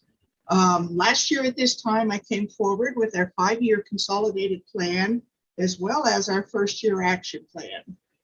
And so just to refresh everybody, because I know this is riveting information for you guys. The consolidated plan is the 5-year plan that HUD requires us to go through a process. Every CDBG entitlement community, what we do is we have various consultations. Last year, we had over 100 consultations with individuals and community-based organizations. And it serves as a framework for us to have a dialogue to identify housing and community development priorities, and that we use those to align and focus the funding from the formula grant programs. We identify community needs, such as the presentation we heard during the study session from Neighborhood Alliance. And it allows us to establish funding priorities for both the CDBG and the home programs. The goals in our current consolidated plan: maintain an adequate supply of permanent, quality, affordable housing, assist special need populations with social service and housing needs, reduce homelessness, and continue commercial and residential revitalization efforts in our low-income neighborhoods. As I said, the current consolidated plan was approved in April 2020, and it is in effect until June 2024. We use that to carry out our annual action plans. And then the action plan provides the concise summary of the actions and activities that we're going to take place. Whereas the consolidated plan is kind of the guiding document with our policies that we want to address with the goals and objectives, and the action plan we develop each year, which is technically the budget. So this year, as an entitlement community, HUD actually sends the mayor a letter and says, here's your allocation based upon the budget that Congress approved. So this year with our CDBG, Community Development Block Grant Funds, our allocation is $927,206. And so we use those funds to promote decent housing, provide a suitable living environment, and provide economic opportunities for low and moderate income households in neighborhoods within Norman. The Home Investment Partnership programs is primarily directed towards affordable housing. And so this year our allocation is $431,097. Both of these had about a $30,000 increase from the previous year's allocation. And with the home program, as I said, we use that to create affordable housing for low and moderate income households in several different ways that I'll explain in more detail. An interesting note is that since 1978, over $51 million has been provided to the city of Norman by these programs. It's 51 million federal dollars that has been provided, has been utilized by not only the citizens of Norman for the improvement in their housing, but by hiring local contractors to produce the work items that are being done, that is a huge economic impact for the city of Norman. So I have come to you several times over this last year to have you provide allocations of CARES Act funding, and I wanted to take this opportunity to update you on where we are with that. Our first award from the CDBG program, $535,688. We set up a rent assistance program. All of those funds have been expended, provided food assistance to the agencies of $25,000. And we had homeless startup assistance. Our homeless program, as a individual or household is placed into housing through the coordinated case management process. We provide them and each person in the household a new bed, as well as a gift card to help set up their household necessities. Our second award, we administered a street outreach case management program. Over a 2-year period, it's almost $280,000. It's 2 new positions, a housing navigator, as well as an outreach case manager. And then we provided some additional assistance to the winter warming shelter. Refunded the rent assistance program at a little over $400,000, and then provided $30,000 to help us administer these programs. The bottom item, the Emergency Solutions Grant, is funding that the City of Norman does not usually apply for. But with the opportunity with the CARES Act fund, we did apply and received $188,000 to operate a winter warming shelter. As I've talked to you before, the CDBG and home programs, one of the the very unique things about this is that we have an approved citizen participation process, meaning that it is not the CDBG staff that sits here and cooks up these ideas. We have an oversight committee of 15 people made up of neighborhood representatives, as well as other people within the community. And we spend about 9 months working, looking at the policies, looking at the needs of the community, and trying to anticipate what the budget is going to be, and then pulling it all together with the proposal you have tonight. And so this, as I think each of you will agree with me, doing this by Zoom has been rather clunky. Normally we spend many hours sitting around a table looking at maps and discussing and researching, and trying to do it virtually was rather hard this year. I commend the committee for all of their work. We started back in November with our first public hearing. We had a month-long virtual neighborhood meeting that we had over 150 people comment on the needs of their neighborhood that we took under advice. Then we started with our regular meetings, looking at, each year we have a lot of the same people, but we have new people that come on. So we do an orientation, teach them about the program, what is eligible, the possibilities that we can do. We also take the time to look at the previous year and review what's called the CAPER, which is our annual report that goes to HUD that outlines all the activities from the previous year. Then we start talking about neighborhood needs, neighborhood organization, housing rehab programs, the home program, a homeless coordination program, and we pull it all together miraculously. And the committee met on April 7th. We reviewed this proposal that you have tonight, and it was unanimously approved for forwarding to you guys for your consideration before it goes to HUD. So you'll hear me talk about low and moderate income households, and this just gives you a brief kind of benchmark on what those numbers are. All of our programs are really set up at this time to address households that are 80% and below the median family income. This number is set by HUD. The new numbers just came out this week, and ironically, they actually dropped from last year. There was about a $1,500 drop between each of the different category levels from what it was last year. I've been here 35 plus years, and this is only the second time that has happened. So I think that is a very real indicator of what is going on with the income within our community. So a household side of one person, $41,000 a year. 4 people, $58,550. Those are the numbers that we are looking at for qualifications of our programs. The action plan, that's what we're considering tonight. This is the second year action plan. It was included with the agenda item. As I said, it's riveting reading. If you can't sleep, just jump right on in there and you'll doze right off. It's 40 pages of government gobbledygook. It's the summary of our objectives, talking about the citizen participation process we went through, how we propose to distribute the funds, which means what our budget is going to be, and then the required HUD certifications. The CDBG program, as I said, $927,206. We propose to spend $183,476 on administration and planning.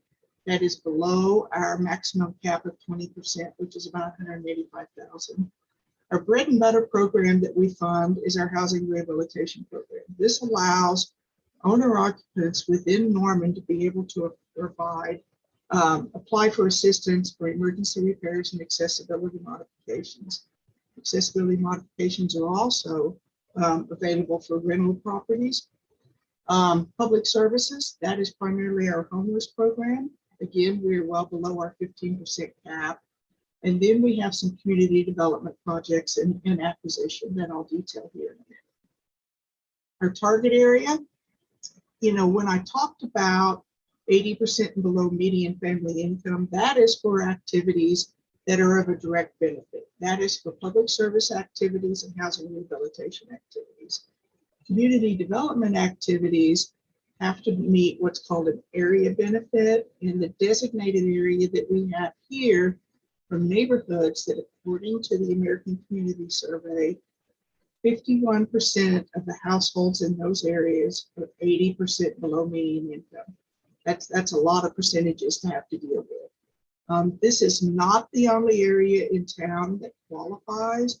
This is the area that the policy committee, after assessing primarily the infrastructure needs of the qualifying areas, elected to concentrate our efforts within this core area of Norman. Housing rehabilitation, like I said, it is the bread and butter. We have a little bit of money, about $200,000 of prior year funding that is available. It's for owner-occupied exterior property maintenance program within that target area. If there is someone that is working with code compliance, that they have exterior property maintenance issues that have been identified, we can work within that target area to help address those issues, as well as if there is an emergency repair citywide that the household qualifies income-wise. If the water heater goes out, if the roof is leaking, if their sewer line collapses, we can address those immediate needs. And then the accessibility modification program, owner and renter that qualify up to 80%. Public services, again, that is our homeless program. It provides a salary for the services homeless coordinator, as well as providing an additional $40,000 for the startup kits that I described earlier. And then our community development projects. We're continuing our tree planting project. A couple months ago, we came to you and the press release went out last week. We have a tree pruning and repair removal project going on within the target area. The $50,000 is for a continuation of that, which will also allow us to go in and plant trees where they have been removed. Last year, we funded rehabilitation of the kitchen in the senior citizen building that's utilized by the senior nutrition program. We need about $20,000 to finish that up, as well as, for the last several years, we have funded acquisition of property for the Norman Affordable Housing Corporation. We came to you a couple months ago with the proposal that currently there are 3 homes under construction, 2 on Johnson, 1 on North Stewart.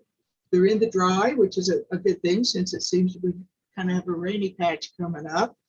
We're looking at these will be finished in about July. They're looking really good, I have to say. We're quite proud of those. We also have a relationship with Habitat for Humanity. They have recently started constructing their first house in Norman in many years. And because of the relationship we have with them, the policy committee elected to budget $30,000 to allow them to acquire another property that they can then use as a site for their next build project.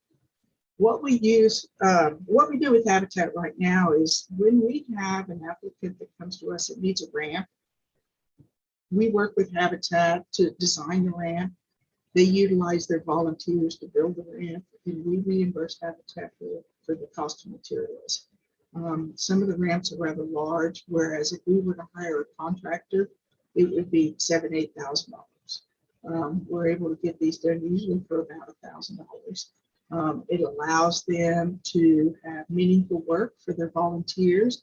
It gives a benefit to the people that are receiving the ramp, and we're able to make our money go a whole lot further. The home program, primarily housing related. We budget $40,000 for administration. Both the home program and the CDBG program provide funding for our contract with Metropolitan Fair Housing. Providing fair housing services is another one of those requirements that HUD has as an entitlement community. So we utilize part of our administration dollars to fund that effort. We're required to provide a 15% minimum to our CHODO. It's a community housing development organization. Norman CHODO 2015 is our designated CHODO at this point. They're a 501c3. They have several projects under their belt, and they're a gem to work with. So they will receive $65,000 to be used for programs. And then the $25,000 for tenant-based rental assistance to work with our homeless assistance program. And the remaining money, $301,097, will be used to construct with a nonprofit development to construct affordable housing. The last several projects that we have done have been a partnership between our CHODO as well as the Norman Affordable Housing Corporation, with each of them putting in a portion of the project cost along with the city of Norman. We signed a three-way agreement. And then there is the requirement that 20 years of affordability will be maintained. So our next step is if you guys choose to approve this second year action plan, it will be submitted to HUD along with the resubmittal of the consolidated plan. It's one of those technicalities that they have. And if we have it submitted by May 15th, our grant funds will be available July 1st. We have a 30-day public comment period that is underway that will end on May 14th. And all comments that are submitted will be forwarded to HUD for consideration. At this time, I'll be happy to answer any questions. Thank you. Oh, okay. Since this is a public hearing, I want to clarify, do we do public comments first, Madam Clerk? Yes, typically, that's what you would do, but I have no one signed up for public comments on this item. Well, that takes care of that. Councilmember Hall. Thank you. I just wanted to thank Ms. Craig for her comprehensive presentation and recognize the continued investment that we've been able to make in the Norman community over all of these years. And we're lucky to have her expertise of serving the Norman community and, being a part of the City of Norman staff for such a long time. So I have served on the CDBG policy committee, and it's just such a great experience to be able to sit and work through how we spend these federal funds to invest in our community and in our neighbors that need housing. This touches so many different aspects of needs in our community. And one of the things I always like to ask, because this was just such a surprising number when I was on the CDBG policy committee, we work year in and year out to provide affordable housing. And it's something that we are going to be working at for a very long time. So Ms. Craig, how many units of affordable housing do we need in Norman? I can tell you that according to the calculations that HUD provides us, that within the city limits of Norman, we have a shortage of 9,000 affordable rental units. And what that means is there are 9,000 households in Norman that are paying more than 30% of their income towards their housing. The city of Oklahoma City recently did a study that they looked at these same numbers and were able to utilize, a strategy that they were able to calculate the economic impact in sales tax on that. Because if you think about this, if you have a household that is paying more than 30% of their income towards rent, those are funds that are not being paid for economic activity within them. They are going to housing. And so the number that Oklahoma City came up with was quite shocking. We are getting ready to go out for an RFP for our own affordable housing study, and part of that will be, looking at that calculation for more. I always just like to emphasize that because this is a very significant need for our community. The target area happens to be located in Ward 4.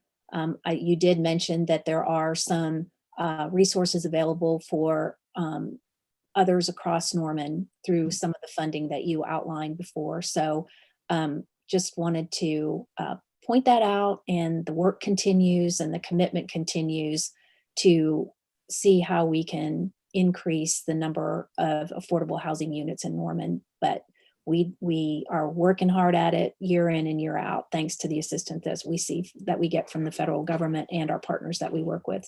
So thank you, Ms. Craig. Thank you. Thank you, Councilmember. Are there any other comments or questions from council members regarding this item? Seeing none, I will entertain a motion to close the public hearing.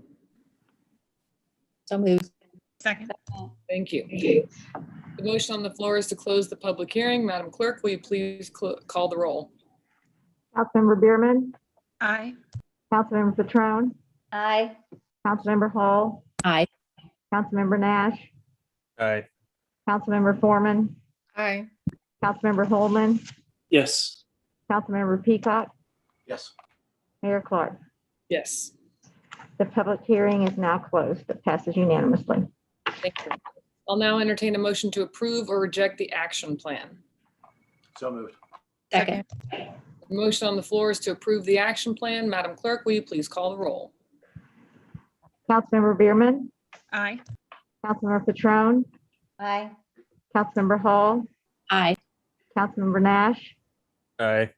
Councilmember Foreman, Aye. Councilmember Holman, Yes. Councilmember Peacock, Yes. Mayor Clark. Yes. The motion passes unanimously. Thank you. Item 29, preliminary plat for Park Hill Mixed Use Addition, a planned unit development located at the southeast corner of East Tecumseh Road and 12th Avenue Northeast. I'll entertain a motion to approve or reject the preliminary plat. So moved. Thank you. I'd now like to recognize Terry Haynes, SMC Building Engineer, to make a presentation. Well, good evening, everyone. Thank you so much for having me on. This evening, I really don't have a presentation to make. This is for a preliminary plat for the Park Hill addition. The original preliminary plat was approved back in 2016, and it has expired. Park Hill addition has developed out, and what we're presenting tonight is basically a continuance of that preliminary plat.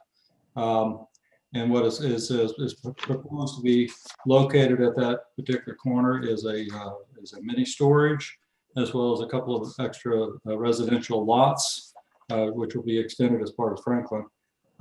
That's just about it in a nutshell. We're just requesting your approval of the preliminary plat. Therefore, the developer can move forward with his plan for the commercial development of the mini storage on that corner.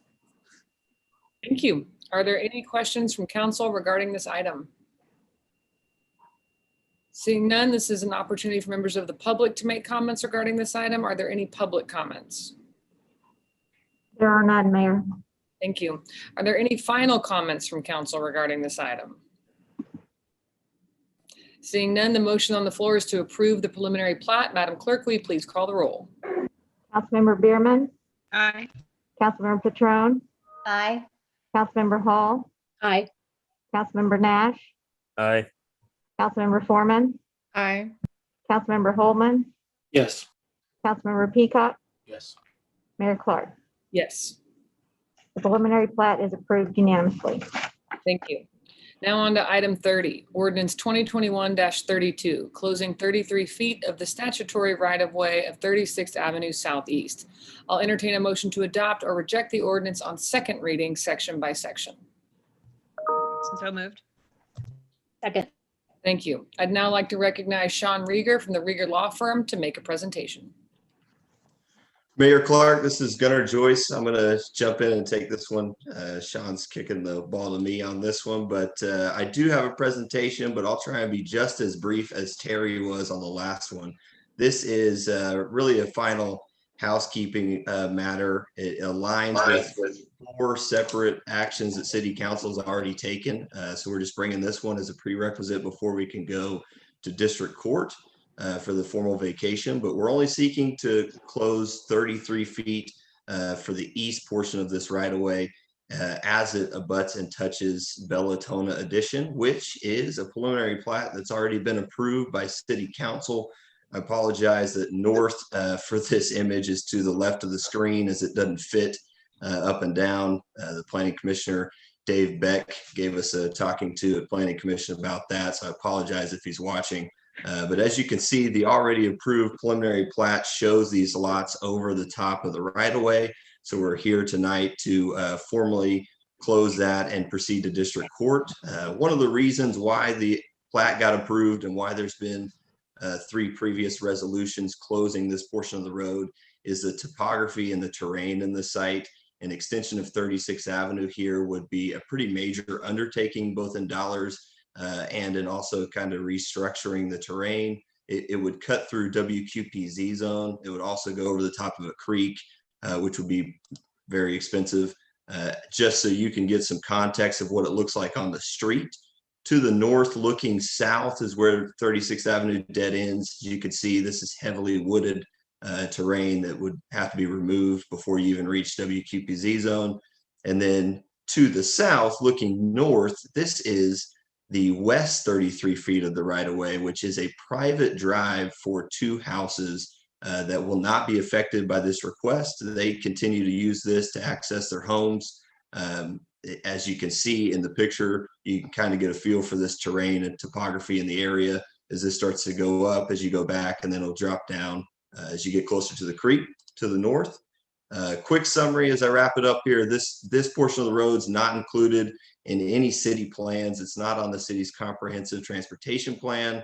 The private road to the west is not affected by this request. There's no city utilities.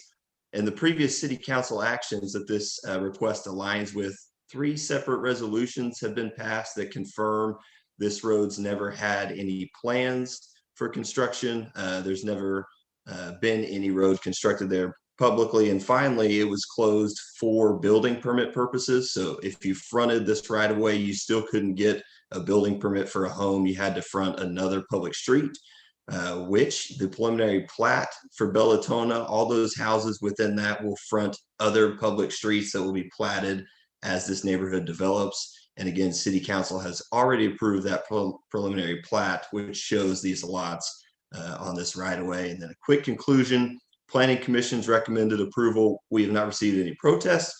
We did get some phone calls when the notice letters went out to surrounding neighbors, but when they found out that we were not seeking to build a road across their front yards and backyards, they were supportive. And city staff recommends support for this item. A couple quotes that I won't go through in detail, but again, just confirming there is no plan to ever construct this. They have no objections to the request. And that is quick presentation. So I'm happy to take any questions. I appreciate that, Mr. Joyce. Councilmember Holman. Thank you. Just to clarify, Gunnar, the Bellatona development has a main street or an artery, I guess you could say, that runs from Lindsay down to Highway 9. Is that correct? That's correct. It will connect once it's fully developed. Okay. Yeah, that's really just the only real issue I ever had with this project. I did vote for this prior, but I have always had a lot of concern about the vacation of section line roads because it has resulted before my time, but the vacation of 24th Avenue Southeast between Highway 9 and Cedar Lane has really caused a massive, in my opinion, a massive transportation planning problem for Southeast Norman, as that area is now growing heavily and people have to go 3 miles out of the way to go to that Walmart. I don't encourage people to go to that Walmart or any Walmarts and shop local, but there's not another grocery store close to around there unless you want to go to Noble. And I would rather Norman residents shop at that Walmart than go to Noble and shop. So anyway, it's just a really massive inconvenience. It causes people to drive more by that being done years ago. And my concern was that 1 mile over, we were going to vacate 36th Avenue to the north and create a similar type situation. But I just wanted to make sure everybody that may not be familiar knows that the Bellatona development does have a main road, I guess, that runs through. It's not a straight line, but it runs from Lindsay to Highway 9 and will kind of serve as that kind of connection into the future. So I appreciate it, Gunnar. Thank you. Are there any other comments from council regarding this item? Seeing none, this is an opportunity for members of the public to make comments regarding this item. Are there any public comments? No, ma'am. There are no public comments. Thank you. Are there any final comments from council regarding this item? Seeing none, the motion on the floor is to adopt the ordinance on second reading. Madam Clerk, will you please call the roll? Councilmember Bierman, Aye. Councilmember Catrone, Aye. Councilmember Hall, Aye. Councilmember Nash, Aye. Councilmember Foreman, Aye. Councilmember Holman, Yes. Councilmember Peacock, Yes. Mayor Clark. Yes, The ordinance is adopted upon second reading unanimously. thank you. I'll now entertain a motion to adopt or reject the ordinance on final reading. So moved. Second. Thank you. The motion on the floor is to adopt the ordinance on final reading. Madam Clerk, will you please call the roll? Councilmember Bierman, Aye. Councilmember Catrone, Aye. Councilmember Hall, Aye. Councilmember Nash, Aye. Councilmember Foreman, Aye. Councilmember Holman, Yes. Councilmember Peacock, Yes. Mayor Clark. Yes, The ordinance is adopted upon final reading unanimously. thank you. Item 31, Resolution 2021-95, amending the Norman 2025 Land Use and Transportation Plan to remove 309 South Peters Avenue from office designation to commercial designation. I'll entertain a motion to adopt or reject the land use plan amendment. So moved. Second. Thank you. Before we vote, I'd like to recognize Councilmember Bierman to make a disclosure regarding this item and item 32, which is a companion item. Thank you, Mayor. As you said, Section 2-103 of the city's code requires that council members recuse from discussion and consideration of items in which they have a potential conflict. After alerting the city attorney about items 31 and 32, I would like to disclose that the applicant is a vendor for my business. I do not have expectation of a financial benefit. The yummy scones are currently being delivered and will continue being delivered regardless of the status of this property. There will be no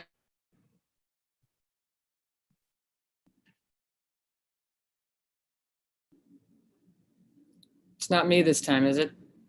No. Okay.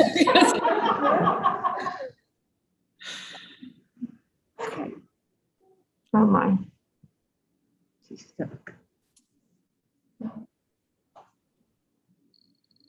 Somebody want to text her? I texted her. Okay. We'll wait just a minute, but I believe the gist is she wanted to acknowledge it, but still plans to participate in items 31 and 32. Is that correct, Ms. Walker? Yes, that's correct. Okay. But we do need to wait for her to come back on. Yes. Yeah, sorry about that. Sorry about that. I'm not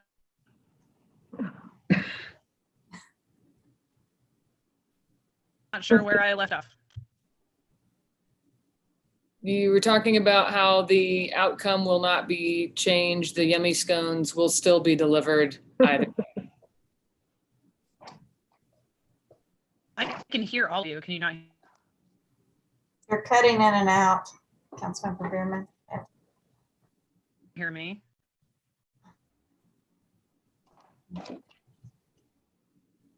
Can't hear you now, but the gist of your statement, I think, has been reiterated by the mayor and Ms. Walker. So we just need to see your face so we can continue.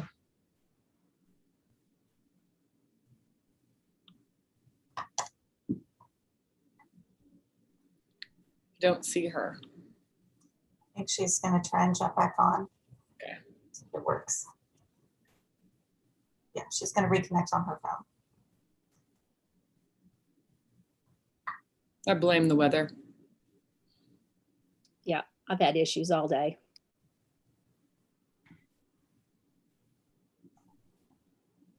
Am I back? Can you hear me? Yes. Yes. But we need, and I summed up your statement, but we need to be able to see you to be able to move forward with the presentation and voting.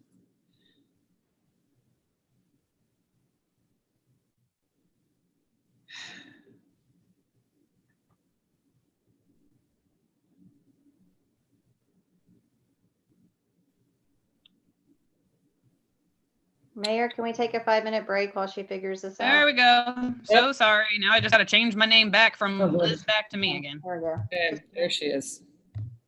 So sorry. All right. Well, while she is making that change, I would like to recognize John Hunnell for our presentation. Hey, thank you, Council, Mayor, and everyone joining in. I'll hop in here. You guys good and able to see my screen? Yes.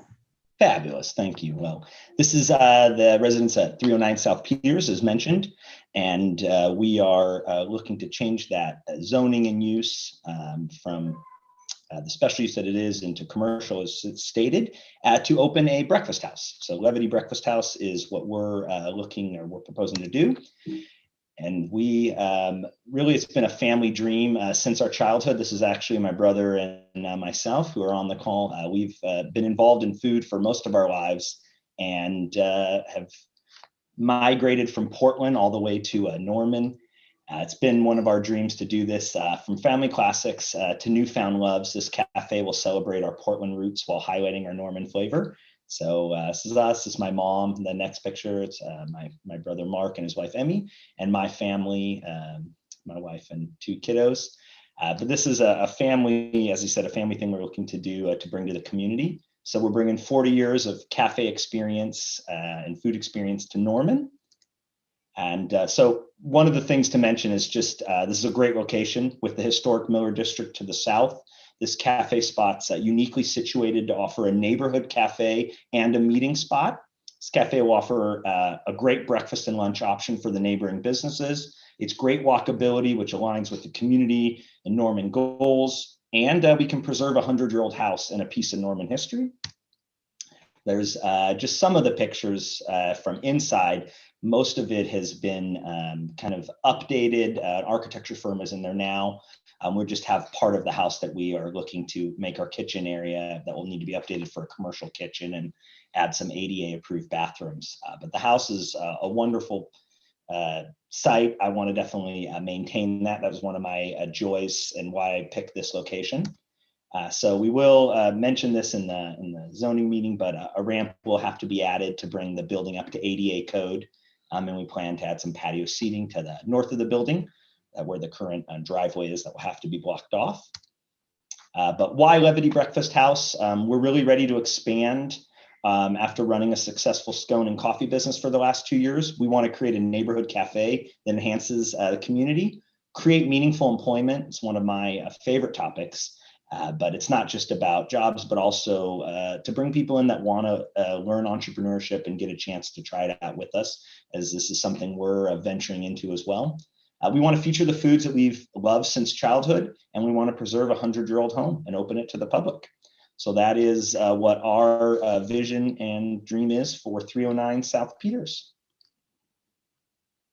Questions? Thank you. Councilmember Hall.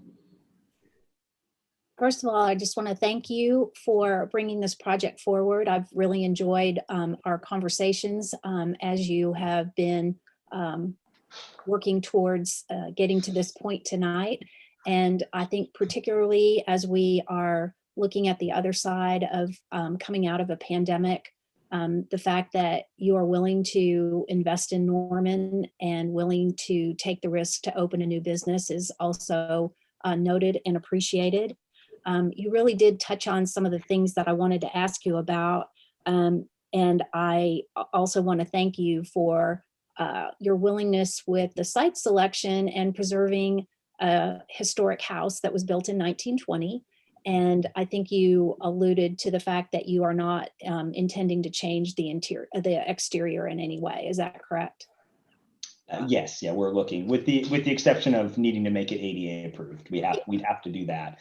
Sure. But now that front view of the house and how it sits is what we want to maintain. That's one of our goals and one of our favorite things that we loved when we grew up in Portland. Those are some of our favorite spots, are maintaining a piece that's situated right in the heart of Norman. Mm-hmm. And the other thing I wanted to touch on is parking, since that's a hot topic right now. So are you going to be needing to provide any additional parking? So in looking at it, just beyond that on Eufaula Street, there is street parking. I've also actually already talked to right across the street has a parking lot, and we've worked out a deal, as well as behind, we have an option to park there. And on the off days, so weekends and some of the other time, we've already had a conversation with the senior center. So when we have times when they're not using kind of a they're excited about scones. And so we've talked about ways to utilize the abundance of parking that's already located around there. And then there is very close parking within walking distance right around the corner from the building. So that would be our goals, and any of those are available to us as needed. But as we said kind of earlier, I think you were discussing, I don't want to see it tore down and another parking lot put up. We've got lots of great parking right around there. Yeah, so that's one of the advantages of being able to take advantage of on-street parking, shared parking, and not having to construct one additional parking place. So we appreciate that too. The other thing I wanted to point out is no one in the neighborhood participated in the pre-development meeting, but they did all get notice, and I've gotten a lot of positive feedback about this project from the neighbors as well. So that's really all the questions I have for now. You did a great presentation, so you covered all the other things. Thank you. Thank you for sharing the neighborhood feedback, Councilmember Hall. And I believe the parking lot you're talking about is the county parking lot, correct? So there, I can bring up a map if that helps. That probably is a little better than just randomly saying it. Let's see if I can.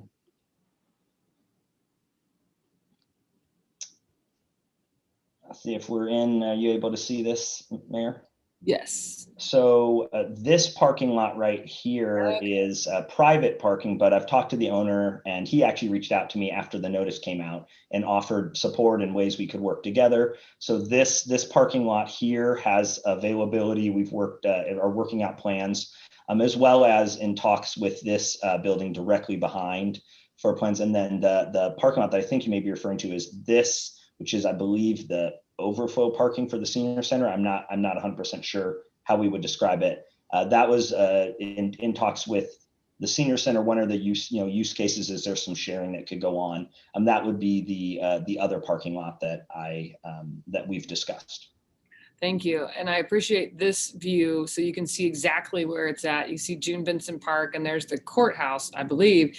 And so it's many years off, but there will be a parking garage in that area at some point. So certainly no need for additional parking. Thank you for being mindful of that.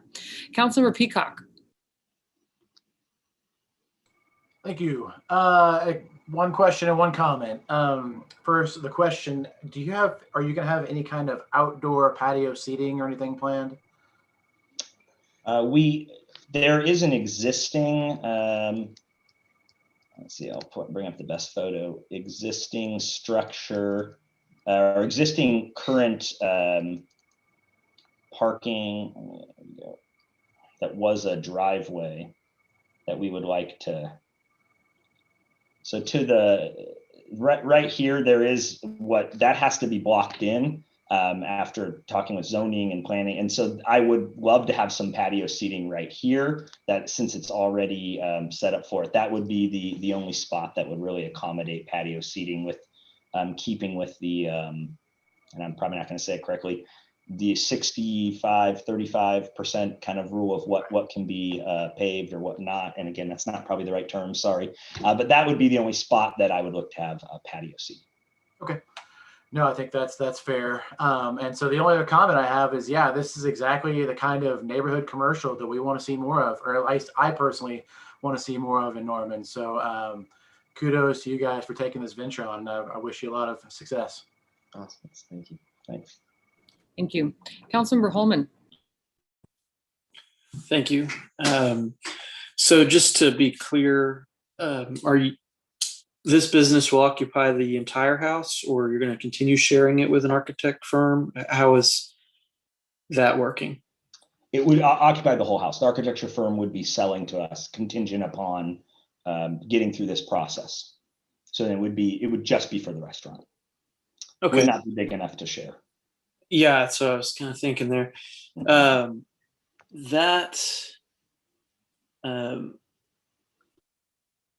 I've seen this specifically on 23rd Street in Oklahoma City. There is, I guess, probably 2 blocks long of houses like this one that have been.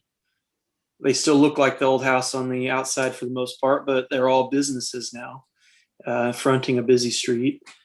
We've approved, in my time on council, we have approved a couple of these for, I think, a counselor and a salon, but I don't recall us ever having approved one for a restaurant. So it's not unheard of in Norman. I think for us to approve a project that preserves a historic home or a very old home and uses it for a commercial purpose. We've even done it in the Miller neighborhood on Classen in the last 2 or 3 years. And so, and I think it is definitely something that I've heard positive feedback about us trying to do is preserving existing structures, not adding more parking, those type of things. And, you know, the house doesn't seem like it would be extremely attractive for anybody to live in it, given that it's right next to an office building and courthouse and those things. So it definitely seems appropriate. I would note that when the architecture firm, I think, when they came in and they fixed up the house a couple, 2 years ago or so, there was a pretty large, I don't know how large, but a very old tree that was in the front yard. And so I don't know if that is something you all might consider, should we approve you guys tonight, if you might consider replanting another tree in the front yard. I'm not sure what was wrong with it or if there was anything wrong with it or if they just didn't like the way it looked, but it was kind of nice. It provided a lot of shade for the house and would be nice for patio seating too, to have some built-in shade like that. So. Yeah, I don't. Looks like it's right here. It's not looking great though. No. Yeah. I'm just kidding. Well, I'm kidding. There is that one. The one I'm thinking was a little bit further to the north side of the property. I think almost right where the driveway and the grass met each other, and so it was right on the sidewalk almost. No, so. I'd be all about that. Yeah, it's my favorite thing. I got to get Well, more trees. Yeah. So I don't really have any questions. And I also do appreciate you showing the picture of the aerial there. And so anybody that might be wondering why we're not making you build more parking, there's a lot of parking in this area. And especially in the evening. I mean, I don't know what your hours are trying to do all day and evening type of situation. Are you guys planning to, I know a lot of breakfast places do like 2 p.m. Are you guys thinking? Ideally, that would be the goal. I mean, I really wanted my favorite spots. My brother actually ran one in Portland that we loved. Was right on the edge, just like this is of that district, and the ability to gather. You come down, you grab a bite, you walk down your kids. That's really the goal, and it enhances that neighborhood feel. And but then you get the real benefit here is you also get the businesses that are around. So there's a nice opportunity to capitalize that. But it really breakfast and lunch is all I would like to do. Okay. Well, and I know from experience that at least on Saturdays and Sundays, all the breakfast places in downtown Norman have lines to get in, some of them for an hour or two or longer. So, okay. Well, that's all the questions I have. Thank you very much. Thank you. Thank you, Councilmember. And not to mention the well where the new farmers market will be is just down the street. Two blocks away. So, Yeah. And I would love a breakfast for dinner night, like every Wednesday you can get breakfast for dinner. So just throwing that out there. All right, this is an opportunity for members of the public to make comments. Do we have any comments from the public? No, Mayor, we do not. Thank you. Are there any final comments from council regarding this item? Seeing, Councilmember Hall. You know, I have to make final comments on this one. I have a couple of comments first, and one of those is this is such an interesting project. It's the only house that's left on this 300 block, and the fact that it's really remained unchanged over all these years is really remarkable. All the original windows are still intact. They look like they're in pretty good shape.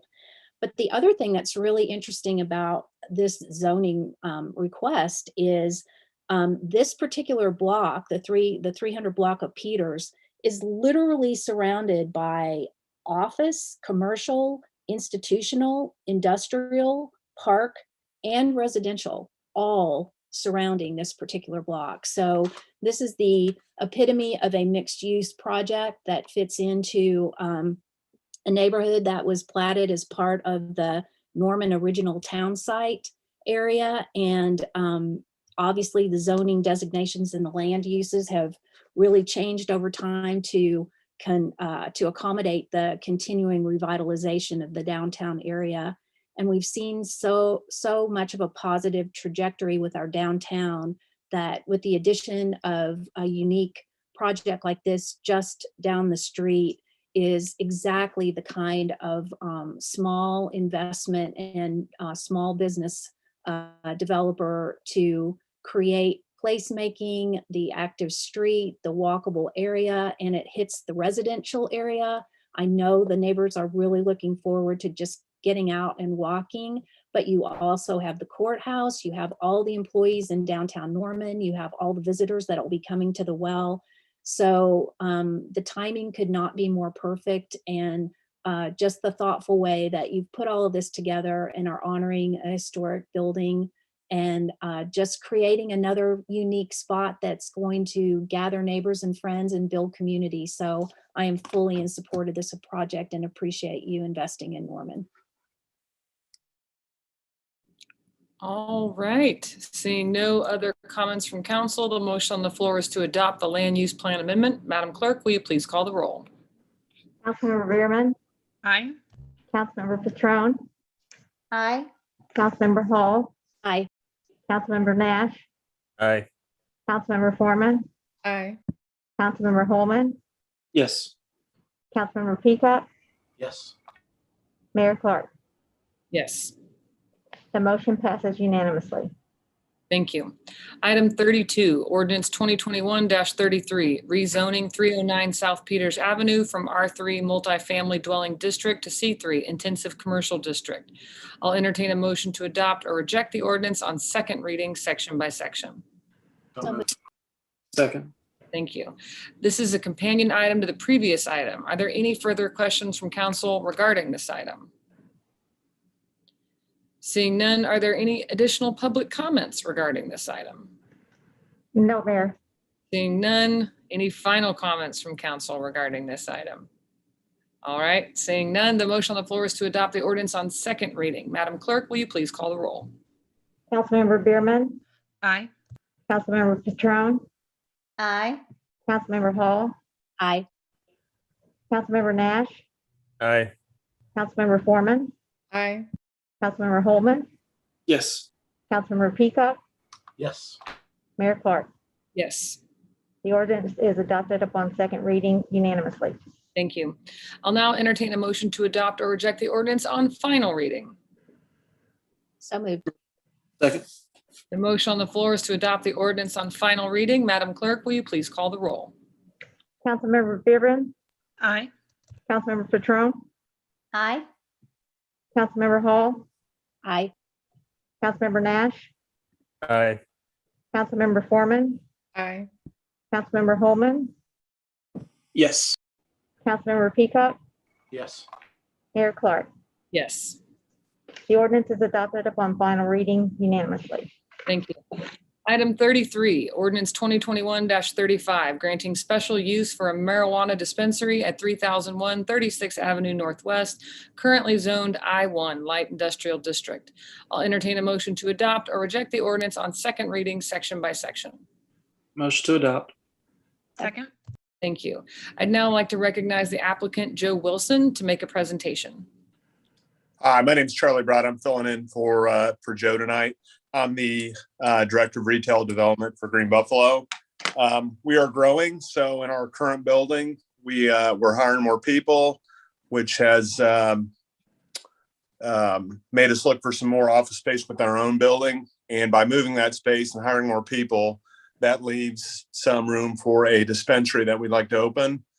We get a lot of feedback from our current patients about needing a location on that side of town, and this will enable us to do that.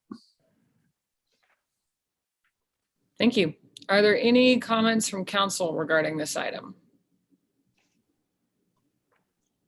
Seeing none, are there any, this is an opportunity for members of the public to make comments regarding this item. Are there any public comments?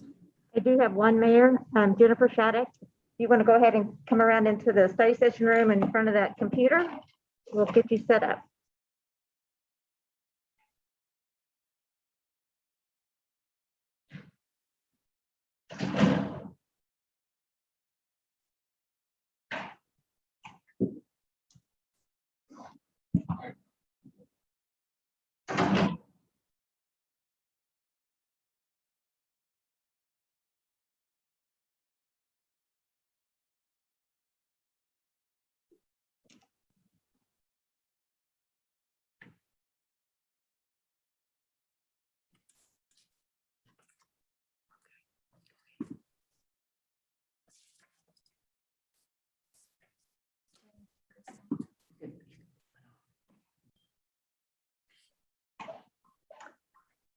Hi, good evening. My name's Jennifer Shattuck. I'm in Ward 6. I don't have a problem with any new business in Norman. I'm always excited about new business. I actually was just kind of just checking in. Sometimes I get a little concerned at how some of the marijuana shops have to store their money, which is concerning when we don't have a lot of police officers. And I know that they rely on those officers to come for alarm calls or for any other issues that they might have. I know that you're not allowed to have any kind of marijuana smell. If there is, they do call the police to come out. So I was just wanting to kind of check in to see if that's something that continues to be checked on, considering we have 30 plus of those businesses in our town, which has been growing since 2018. So it's just going to just see if you can maybe do some research on that, just to make sure that those companies are being protected and the citizens of Norman are staying safe. Thank you.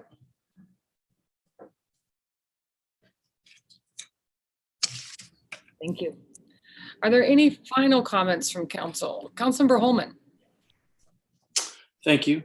I would just encourage to that point, Alliance Bank in Norman does accept cannabis businesses, and that's a safe place to keep your money.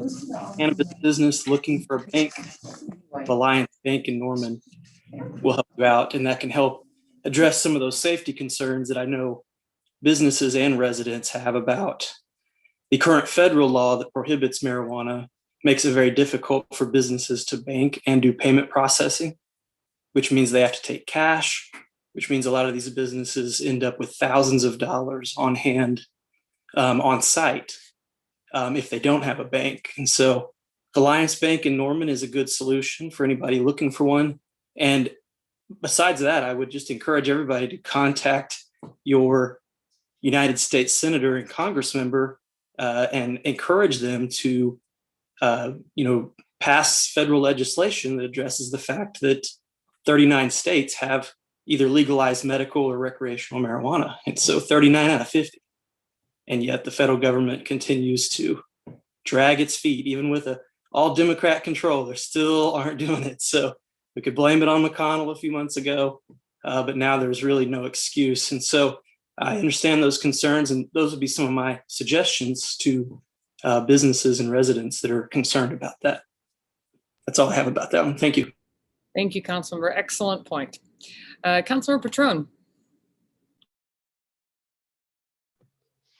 Thank you. I was just going to add that you actually don't need to call your congressman, just your senators, because on April 19th, the U.S. House just passed a federal banking bill for marijuana. So now it's just up to the Senate to pass it, and being it's just last week, maybe that'll come very soon. So in fact, I think it's like the 4th time the House has passed it. So hopefully that will be on the horizon very soon. So that's it. Thank you for that clarification. And I'll be curious to see how our senators vote on this, given that the medical marijuana industry has been such a huge economic boon for our state. So I will be contacting them myself. Okay, seeing no other comments, the motion on the floor is to adopt the ordinance on second reading. Madam Clerk, will you please call the roll? Councilmember Bierman, Aye. Councilmember Patron, Aye. Councilmember Hall, Aye. Councilmember Nash, Aye. Councilmember Foreman, Aye. Councilmember Holman, Yes. Councilmember Peacock, Yes. Mayor Clark. Yes, The ordinance is adopted upon second reading unanimously. thank you. I'll now entertain a motion to adopt the ordinance on final reading. So moved. Second. Thank you. The motion on the floor is to adopt the ordinance on final reading. Madam Clerk, will you please call the roll? Councilmember Bierman, Aye. Councilmember Patron, Aye. Councilmember Hall, Aye. Councilmember Nash, Aye. Councilmember Foreman, Aye. Councilmember Holman, Yes. Councilmember Peacock, Yes. Mayor Clark. Yes, The ordinance is adopted upon final reading unanimously. thank you. On to item 34, our first public hearing on the City of Norman 2022 budget documents. I'll entertain a motion to open the public hearing. So moved. Second. Thank you. The motion on the floor is to open the public hearing. Madam Clerk, will you please call the roll? Councilmember Bierman, Aye. Councilmember Patron,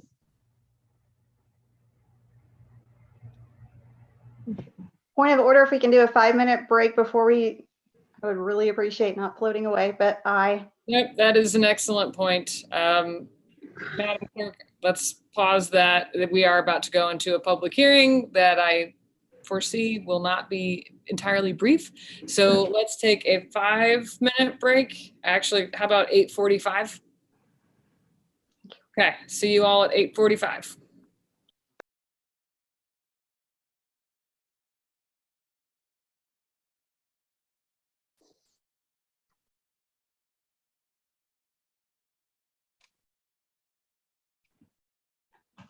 I'm going to go ahead and take this opportunity. Hopefully, those attendees are still on and listening. Just going to kind of give you an idea of what order your names will be called in. Those of you that have signed up to speak on this item. The first speaker will be Jordan Drora. Second will be Stephen Ellis. Third, Joe Carter. Fourth, Brandy Studley. Fifth, Sarah Warmker. Sixth, Caleb Creed. Seventh, Jake Allen. Eighth, Jennifer Shattuck. 9, Marguerite Larson. 10, Julie McCurdy. 11, Amanda Franklin. 12, Philip Sipe. 13, Michael Blunt. And 14, Sharon Parker. So those of you that are here in person, kind of remember where your name was and kind of head that way when it's getting close so we can keep it moving. Just wanted to take that opportunity to let everybody know.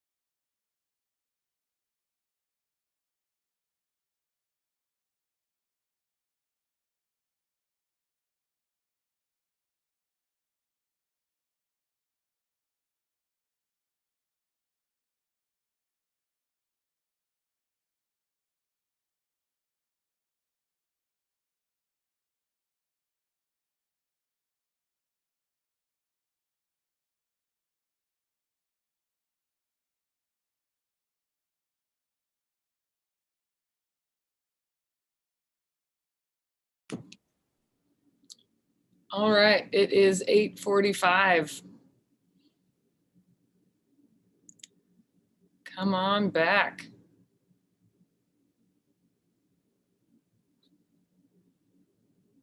Thank you. Okay, believe I see everyone. Councilmember Foreman.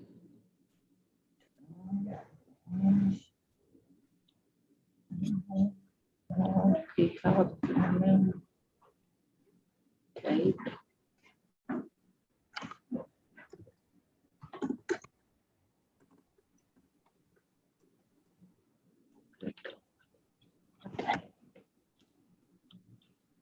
Okay, we have everyone. We have a motion on the floor to open our public hearing. Madam Clerk, will you please call the roll? Councilmember Bierman, Aye. Councilmember Patron, Aye. Councilmember Hall, Aye. Councilmember Nash, Aye. Councilmember Foreman, Aye. Councilmember Holman, Yes. Councilmember Peacock, Yes. Mayor Clark. Yes. The motion passes unanimously and the public hearing is now open. Thank you. I'd like to recognize our Finance Director, Anthony Francisco, to make a presentation. Thank you, Madam Mayor.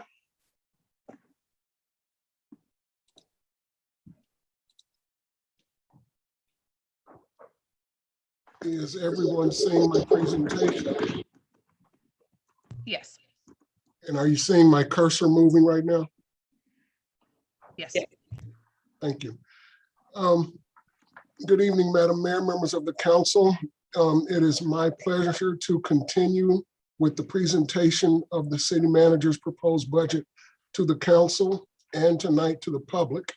The budget documents are available on the city's website as well as at our finance department. If you would like paper copies, we'll be glad to send them to you. The budget process has been going on for quite some time, really started in September. And this is in fact a year-round budget process. I would like to take this opportunity to also recognize Councilmember Bierman for her contributions to the budget process over the years. I saw her daughter, I believe her name is Elizabeth, just a moment ago.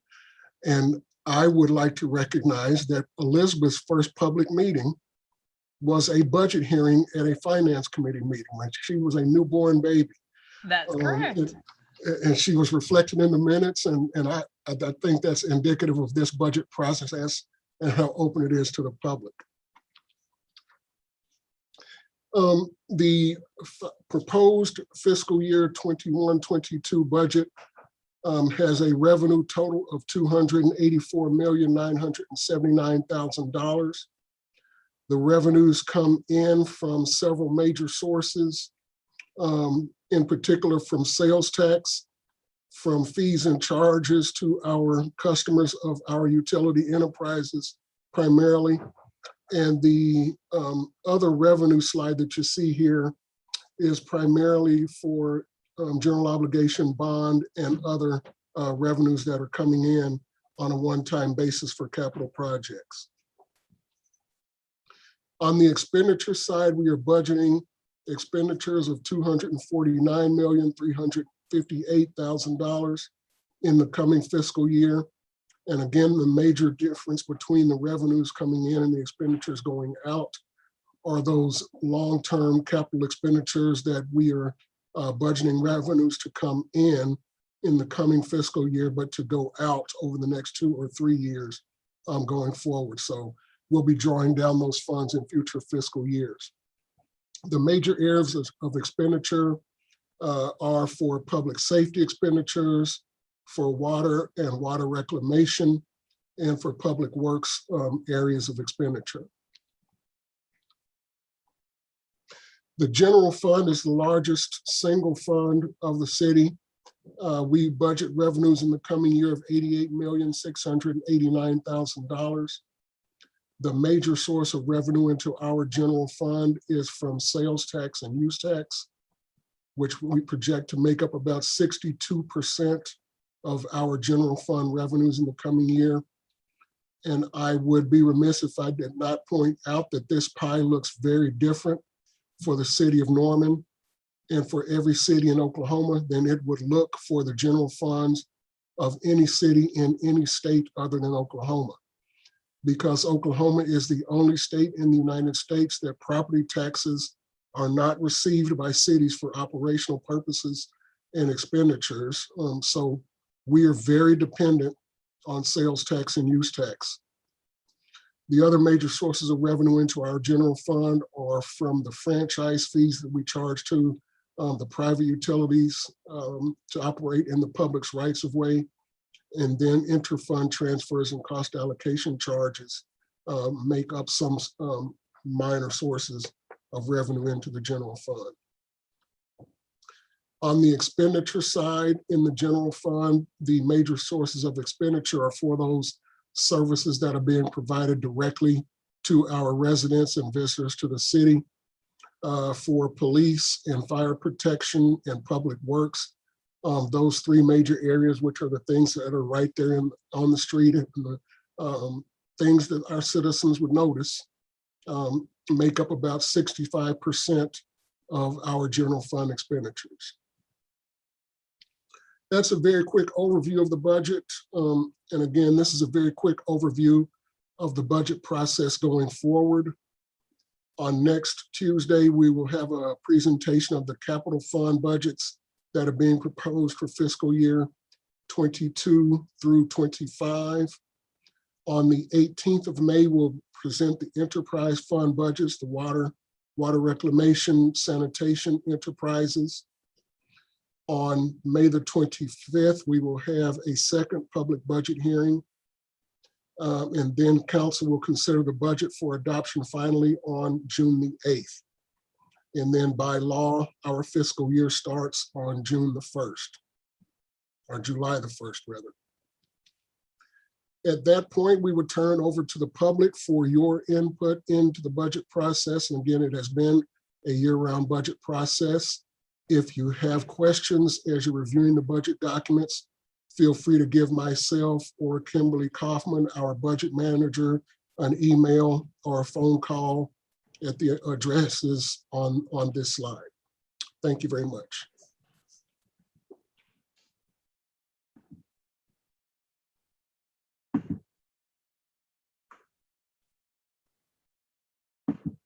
Okay, this is an opportunity for members of the public to make comment. As Mr. Francisco stated, let's begin.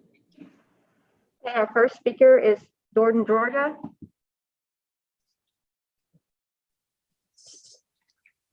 Jordan, I think it popped you over. Let me see if I can find you right quick. Can you hear me, Jordan?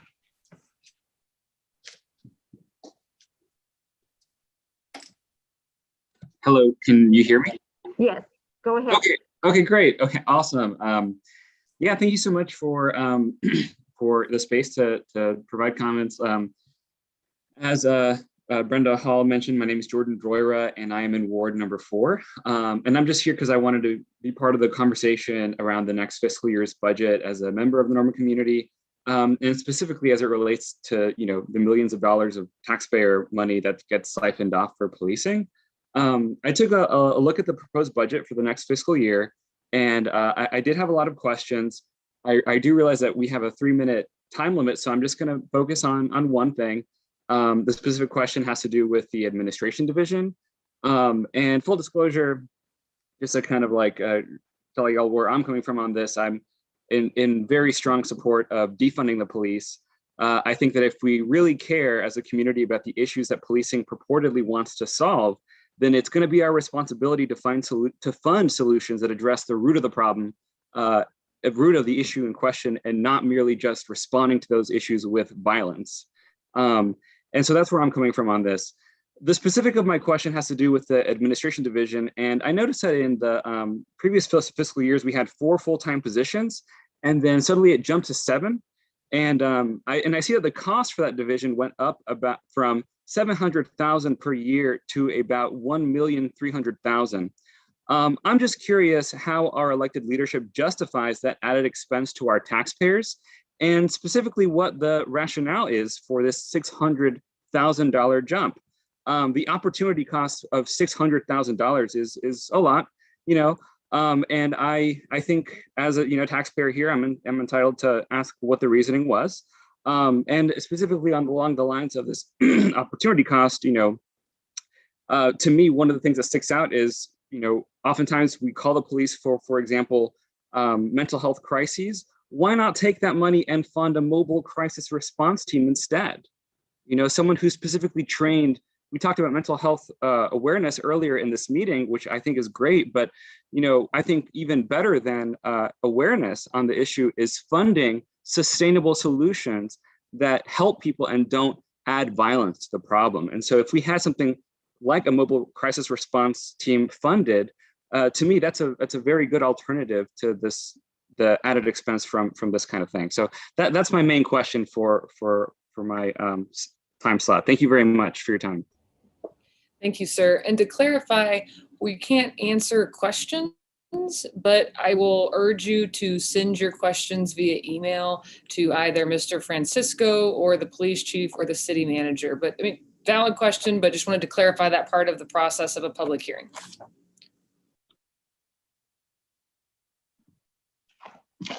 Thank you. Okay, our next speaker is Stephen Ellis.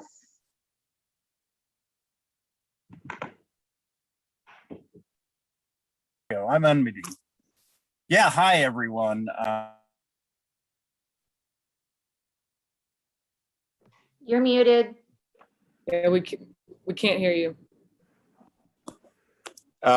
This is going to look strange, but I'm going to have to go close. I have to be on my phone right now because I'm stuck in the middle of Oklahoma City. It keeps muting. Go ahead. Okay. Does this sound better? Yes.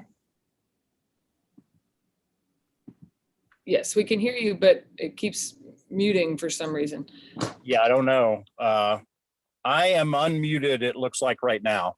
Yes, you are. Go ahead, Mr. Ellis. So, yeah, sorry about the technical problems. I'm in the middle of Oklahoma City right now, so I'm having to use my phone. In my perusal of the budget, the thing that really stood out to me was the fact that the police budget is where I want to start. The internal services expenditures went up 35% for the police department. So when I contacted Anthony about that, that seems to be one of those risk management kind of things. So that's part of the way the police department pays for workers' comp and tort claims is what I understand. But I went back and did a little bit more work, and it looks like the overall increase in internal services across the general fund budget anyway, all including the police, was only 20%. So I was wondering why it was so high for the police and what we could do about that. But the second thing that got me thinking about was I know that the governor signed a bill, I think it was on Monday, that prevents city councils from moving funds from specially dedicated, or moving monies from specially dedicated funds to general fund kinds of issues. And I was wondering how things like internal services work that way. So is it possible, for example, to move PSST funds to general revenue to pay for that kind of thing, or will that new law interfere? So those are the two main issues that I wanted to talk about. And since I'm probably breaking up, I'm going to quit now.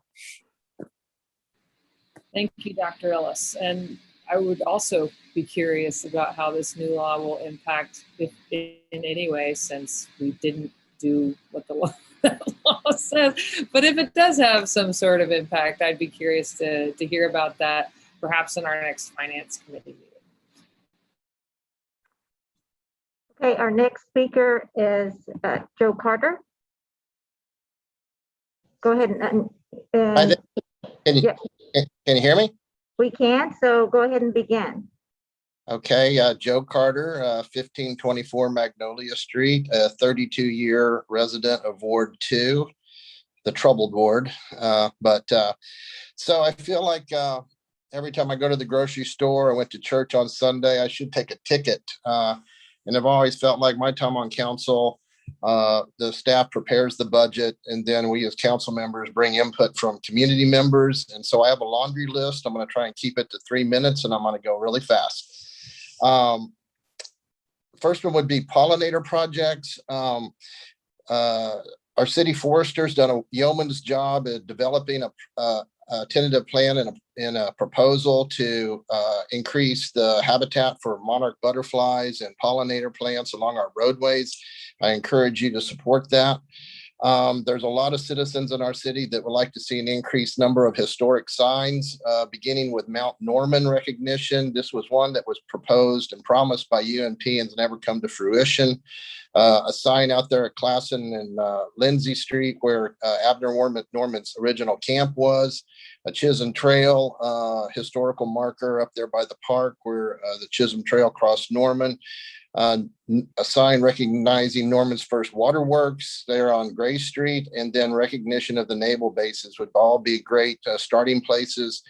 If they're not in the budget, this is where you as council members, I think, can step in and ask for amendments to fund these, projects. Very popular with the citizens of this city right now. I get asked about them repeatedly. Next on the list here is in terms of Councilmember Holman's CPTC meeting the other day talking about the Jenkins Road project. And I support Councilmember Holman, and I've got a lot of feedback from people about this city wants to bury utility lines. Just go at the current controversy going on Berry Road again regarding trimming of trees at Berry and Boyd Street. I think we can try and engage the OU to try and get the OG&E to give us some good consideration and pricing there. But that is not funded in the bond project. So that component of that cost component needs to be looked at and funded, in my opinion. Next is the RTA, and you just got to love Marion Hutchison. His presentation in the study session was fantastic. This is one of the 3 areas where we can get relief to the general fund. I think off the top of my head, there's like $1.5 million that we're sending out of the general fund into our public transportation. Hopefully, when we do negotiate that with our cities in the region, it's negotiated to where this regional sales tax covers all of our expenses, and it gives us that $1.5 million relief to the general fund. The next is during your Norman Arts Council study session, we talked about what a good job they've done in saving money. But remember South Norman, I know they talked about expanding Ruby Grant, but the South Canadian River Park will be the southern gateway to Norman. It's been on the books for 35 years. Lots of community support for that. Griffin Park parking, Judd has a plan, but if you've been out there during the soccer games, and I got grandkids playing out there now, I mean, it is a chaos. There's people parking everywhere. It's bad for the environment, bad for stormwater. We need to address parking at Griffin. Dr. Carter, I'm sorry, but your time is up. Go ahead, and if you'd like to email the rest of your information, I'd be happy to share it with council. Okay. Thank you, Mr. Carter. I appreciate that. Knew you'd bring a great list, and I look forward to reading the rest of it. And thank you for your support with the pollinator project that we recently had at Sutton Wilderness. I'm proud to have signed the mayor's Monarch Pledge, and I'm hoping we can bring back the Monarch Festival that we had, I think, a couple years ago. I will say before we move to the next speaker, those of you that had signed up online, I do have your contact information and email addresses. So those that have asked questions, I think that staff could respond directly to you with the questions that you've asked during your time to speak in the next few days. Our next speaker will be Brandy Studley. Where'd she go? Okay. I'm here. Just a second. Let me go. Okay. Go ahead and start whenever you'd like. Okay. So, hi, I'm Brandy Studley. I'm council-elect Ward 1. And a couple things that I did want to point out, and I definitely will be reaching out to Mr. Anthony with a lot of questions that I have as I've gone through the budget. But a couple things that I wanted to point out is that I'm curious about is why the Norman Police Administration is proposing an increase of over $500,000 while we're taking 1.5 million away from public works. And that helps things like stormwater. So that's just really concerning to me. So I will reach out to you, Anthony. But the reason I wanted to talk tonight specifically was it's really concerning that last year and even last week, we had people that came back in here talking about the need for a system like Cahoots. And that's why we stood there talking at the budget meeting last year to reduce the police budget, was to get some money for this type of program in our city and to start a program like this in our city. But I personally haven't seen that anywhere in the budget. So maybe I'm just not looking in the right spot. And Anthony, you'll probably have to guide me to that if it's there, but I'm not seeing it. So if that's something that we're talking about doing, then why aren't we planning for that this year, since we took the money to allocate it last year? The other thing that I am really concerned about is this $22 million that we have for COVID relief. And I do understand that the city also needs money for COVID relief, but the city is comprised of people, not just roads. That is not in our budget. Correct. I understand that, but it's in your budget book, Mayor Clark, and it was talked about. So because that was talked about in the budget book and some ideas were placed before the public by Anthony at last meeting, I thought it would be appropriate to talk about it right now. So if we're going to plan for these things in our budget book and talk about them, I think it's really appropriate that we include public comment about what they feel that money should be spent for, because not anywhere in that $22 million did I see any type of relief for a citizen per se. So widening 36th Avenue, I don't understand how that's COVID relief. And some of the other things that were in there, I'm not sure how that's COVID relief. So if we're going to look at the budget as a whole and say, because we're not planning for as much as we planned for last year, so let's now use some of this extra money to finish these other projects, I just don't think that that's appropriate. And I think it would be beneficial to council as a whole to get feedback from our community.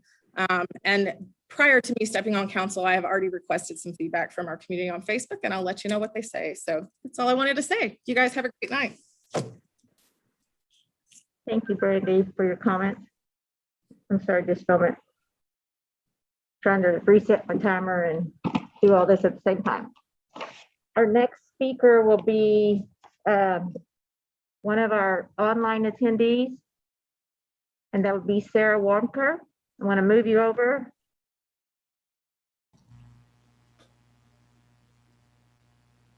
Hi, can you hear me? I can. Go ahead and begin when you're ready. Yeah, thank you so much, everyone. I'm going to echo what some others have already said with the limiting my comments, since they are limited just to 3 minutes, just to one issue. So I wanted to talk a little bit about mental health, since I'm hearing from the resolution tonight that we're aware of the seriousness of mental health as a community issue, but I'm not seeing that awareness reflected in this proposed budget. So one of the demands that's come up consistently as we talk about defunding the police, which I do support, has been the need for unarmed mobile crisis response teams. But I've gotten the impression that sometimes that the conversation has drifted completely away from the people who brought it up in the first place. I learned that there are existing services from the state and county that use the term mobile crisis response. And while I'm thankful that those resources exist, even though they are limited, I do want to be clear that we're not talking about a virtual call-in line or iPads being distributed to children who are in detention centers, as was mentioned during the mayor's task force. We've been talking about having other professionals respond to emergency calls instead of the police. I've yet to hear anyone say, you know, what would really help my mental health would be a cop in a polo shirt.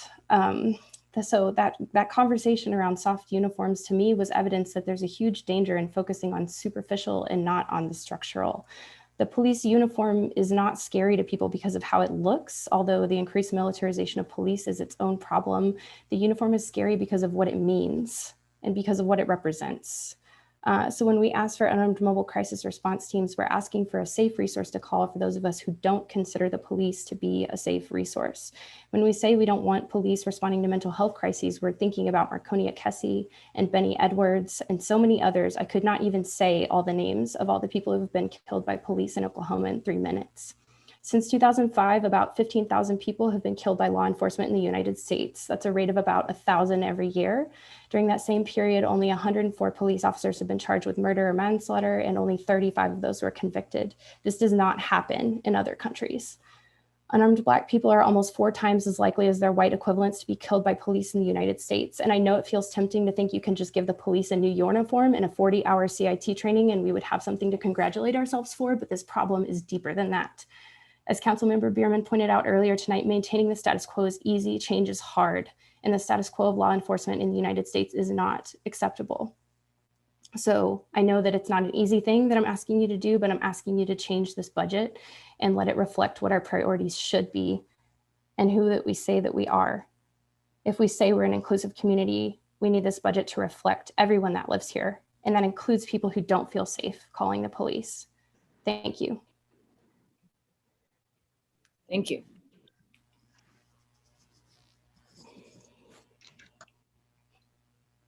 Okay, that takes us to our next speaker, and that is Caleb Creed.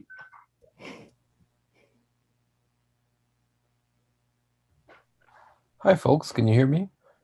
Yes, we can. Go ahead. Okay. Yes. So, as was said, my name is Caleb Creed. I live way out in Ward 5. During the pandemic, when my son was sick, we thought he had COVID. So we called a doctor and they scheduled an appointment online. And we found out quickly that it was likely not. And we were relieved and we moved on with our life. There was no unnecessary quarantine, but this experience was not available for everyone in Norman. If I need counseling or if anyone in my home is having a mental health crisis, as was mentioned, we can receive timely counseling at our home. We can receive help at our home over the internet, but that's not available for everyone in Norman.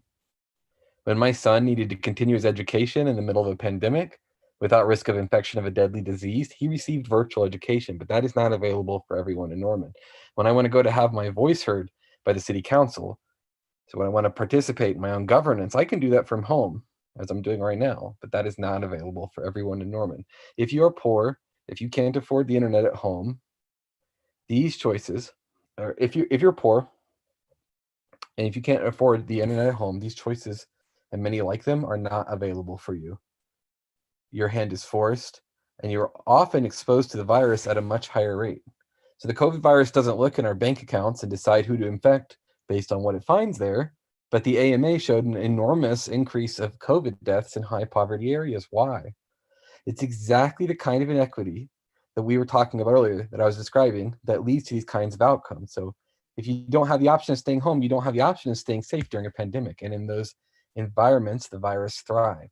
So this is just one fundamental inequity and public safety issue that we can solve, while also drastically improving the information infrastructure for everyone by building out a municipal broadband infrastructure. And we've talked about it a lot before, and I know there's a lot to do, but I want to encourage this council to take a step forward on this year's budget and set aside $100,000 in a reserve account in the capital budget for a broadband build out.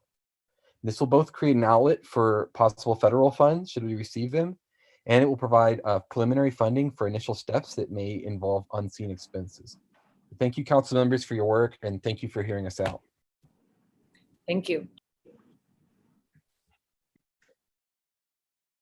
Okay, our next speaker is Jake Allen.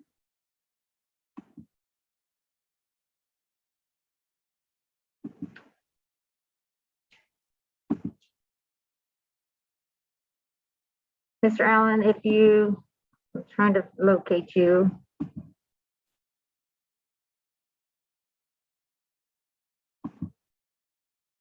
Okay, I've moved you over, Mr. Allen. Go ahead and unmute yourself. Can you hear me? Yes, I can. You can. I just want to, my name is Jake Allen. I live in Ward 4. And I just also wanted to join the conversation about changing the budget to reflect more addressing the needs of the community rather than the police. So I just wanted to, after looking over the budget that was proposed and talking with some other members of the community, I just had like a couple questions that kind of came up and things that I was wondering about. One of them is the seizure fund and asset forfeiture. If there are any ways that going forward we can find more equitable ways to handle that rather than just taking from residents, I think that would be nice. Also, I want to echo the calls for mobile crisis response teams like Cahoots. Also, I was wondering if there's any way to mandate some kind of citywide minimum wage that would address some of the lower paying jobs in Norman that might inadvertently lead to some of the causes that require crimes of need and things like that. And yeah, also just on another side note, ways that could make participating more accessible, reaching out to members of the community, participatory budgeting. It's nice to like have an open option to speak at a meeting, but a lot of people can't make it. A lot of people can't, spend the time to come out here and or might not be comfortable speaking in public like this. So maybe finding other ways to connect with the community on a more individual level and figure out what they can, what they need and what they would like. So thank you very much. Thank you, Mr. Allen. And one of those I can answer right now. We have been preempted by the state legislature on setting any local minimum wage, unfortunately. Okay, well, thank you. Thank you. Next. Our next panelist, our next speaker is Jennifer Shattuck, and she is here in person and getting set up.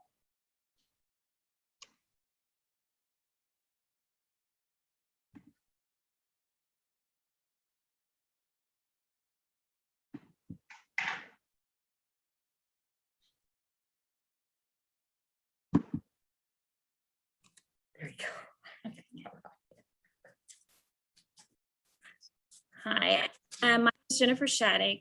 I'm Ward 6. I just wanted to just share just a few minutes who I am. I have been living in Norman my entire life. I was born and raised. So 49 years, sharing my age. I worked 10 years in Norman Public Schools. I currently work for the University of Oklahoma, and I work alongside with DHS workers. So I am well aware of what DHS workers do for our system, which is amazing. I also know for a fact, many of them work partnerships with our police department, not alone.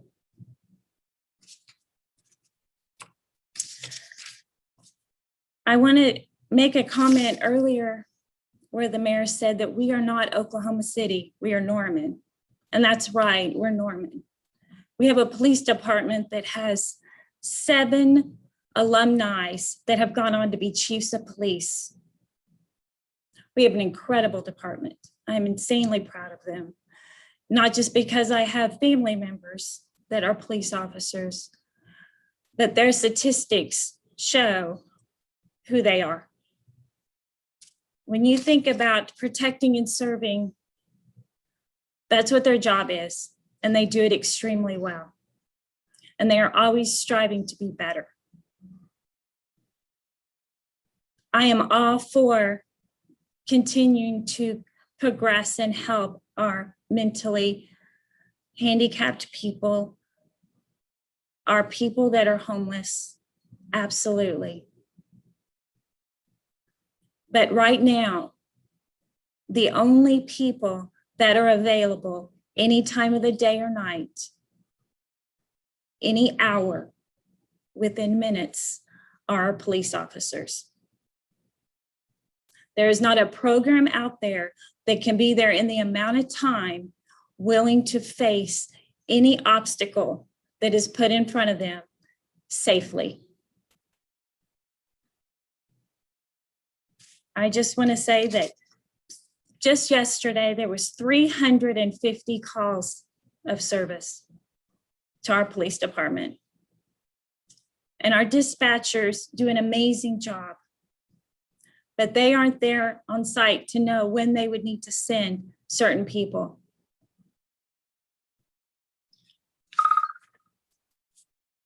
my last comment would be,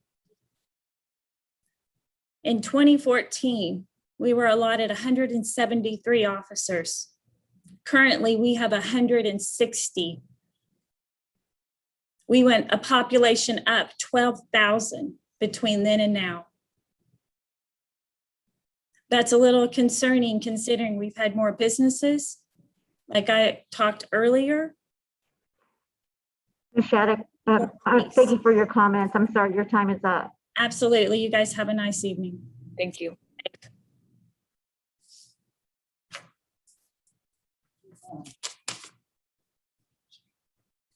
Where did you teach? Our next speaker is Marguerite Larson, and then Julie McCurdy is after that.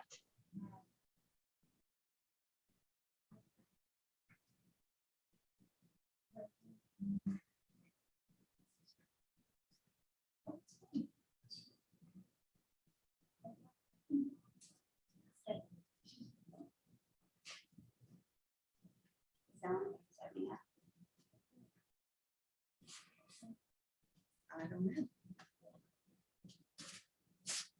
Okay. Are you going to set me up? Yes, if you're ready. Oh, I'm ready. Yeah, your mic is ready. Go ahead. Oh, okay. I wanted to ask a couple of questions regarding the budget. There was nothing on there representing what was voted on last week as far as going forward with the programs that the community already voted to extend to. There was nothing in there covering any type of mental health. There was nothing in there covering any type of homelessness. The COVID-19 budget was also included in there. And in that COVID-19 budget, there was absolutely nothing pertaining to COVID victims. So I don't know why that was missed. I don't know why you didn't put that in there. So I'm hoping that it just wasn't a mistake, that you're not overlooking it.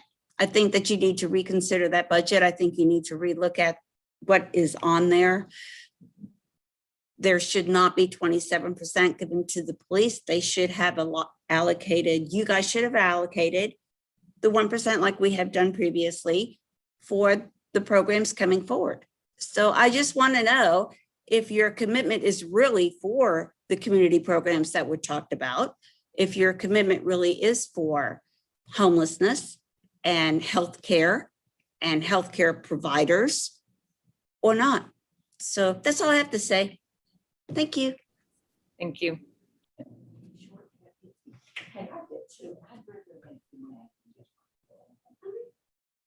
Okay, our next speaker is Julie McCurdy. Julie, I've moved you over. Go ahead and unmute yourself and you can begin when you're ready. Can you hear me? Yes, ma'am.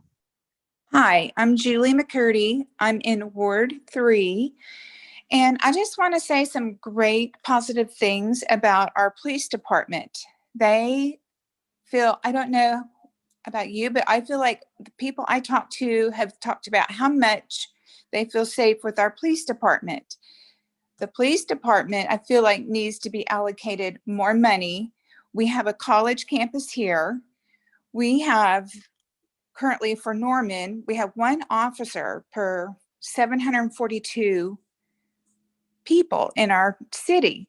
Moore has one officer per 646 people. I just don't understand why we would want to continue to defund our police. We have the police at our crosswalks during drop-off time and pickup time for our kids. We have 2 schools in our neighborhood with people that have road rage. And when we have a police officer that's there, I feel like it helps with drop-off and it helps with safety during, crossing times trying to get our kids to school. Also, we've had a neighbor that was a police officer in our neighborhood. We had a homeowner that was hostile And just making the presence of walking kids to and from school made it a positive experience and diffused the situation. I just feel like they do so much for our community, and I can't wait for the state bill to be enacted in November, where it's going to be the community of Norman will be voting on it, not city council. This will be something that the people of Norman or Cleveland County will be able to vote if they want to defund, and not have to sit here and listen to city council defund our police.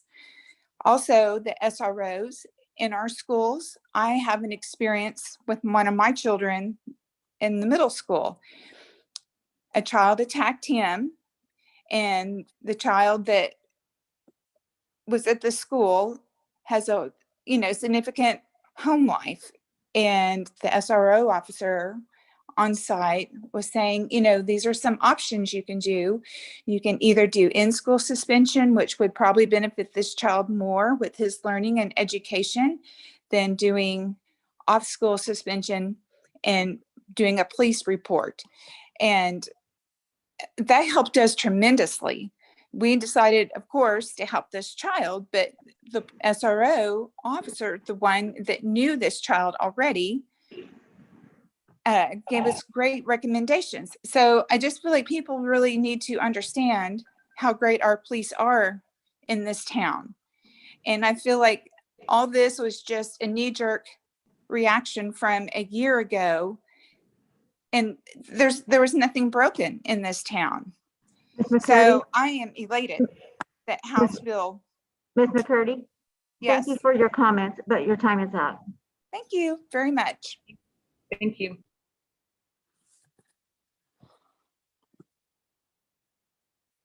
Our next speaker is Amanda Franklin. Go ahead and unmute yourself, Amanda.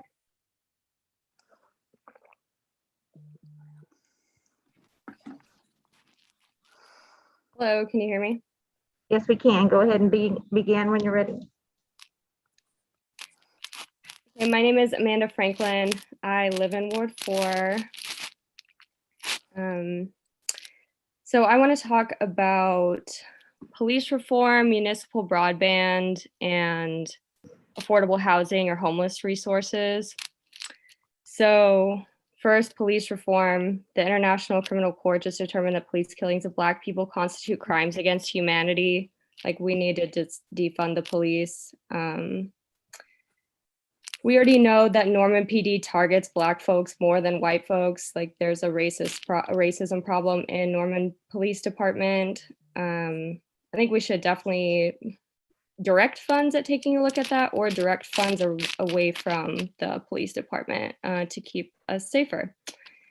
As far as affordable housing and assistance for people facing homelessness in Norman, I want to reiterate what Brandy said.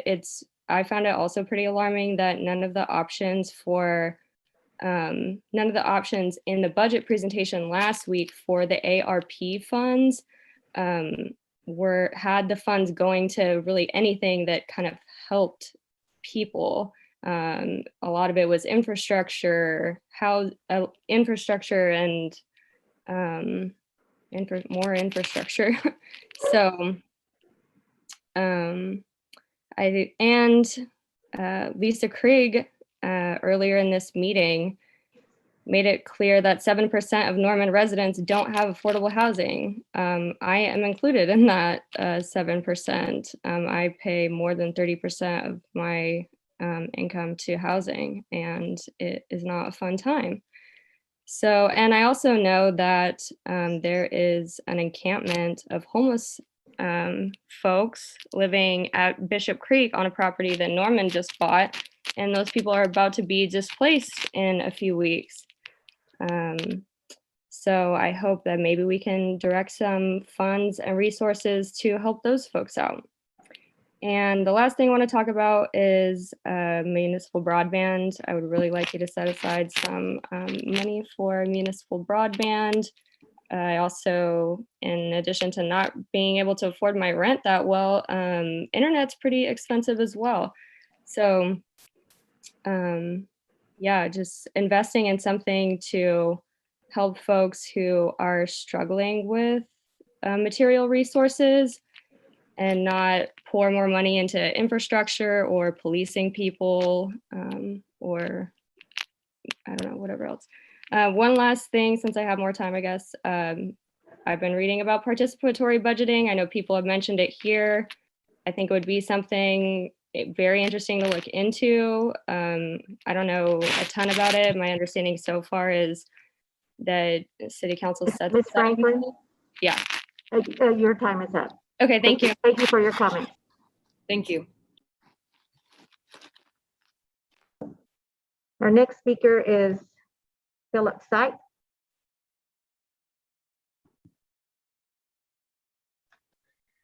Hey, can everyone hear me? Yes, we can. Go ahead and begin when you're ready. Excellent.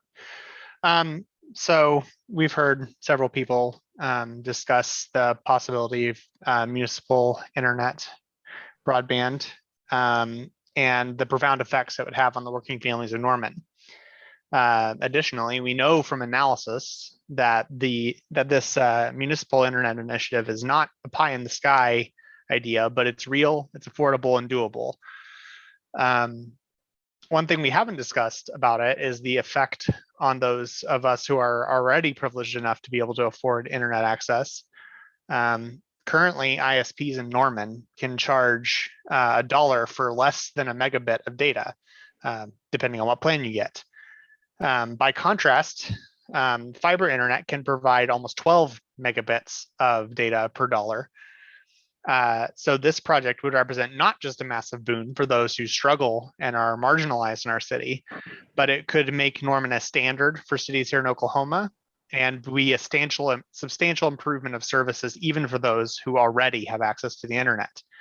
So for all of these reasons, I, like others have asked already, would like the council to set aside a $100,000 reserve account in the capital budget for the build out of broadband infrastructure.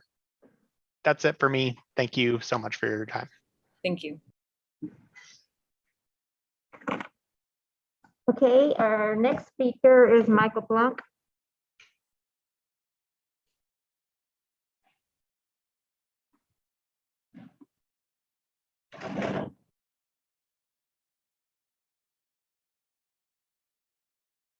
While Michael is getting set up, the last speaker of the evening after on this item after Michael is Sharon Parker, who was supposed to be on Zoom, and I don't see that person. If you are there, if you'll send me a chat, so I can locate you. Go ahead, Michael, when you're ready. Okay, can you hear me? Yes. All right.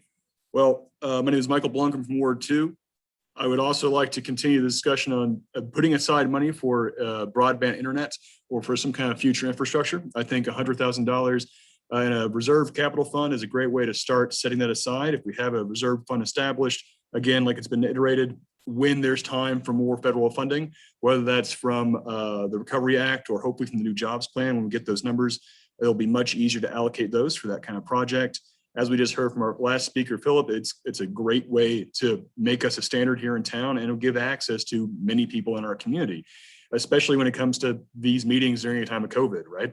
Especially comes to signing up online ahead of time to make sure everything's orderly. If you don't have proper internet access at a certain point, if we ever don't have a physical sign-in sheet, you're talking about people physically not being able to participate. So this is a small thing to look for. And I would also like to say that from that wonderful presentation we had from Financial Director Anthony Francisco last week, I was hearing great news is that the Westwood Park Fund was going to finally pay off its debt from the last 20 years, if I remember correctly, and that was going to eventually free up, if not for this fiscal year, but maybe for FYE 23, at least $200,000 more in the budget going forward for next few years, if I remember correctly.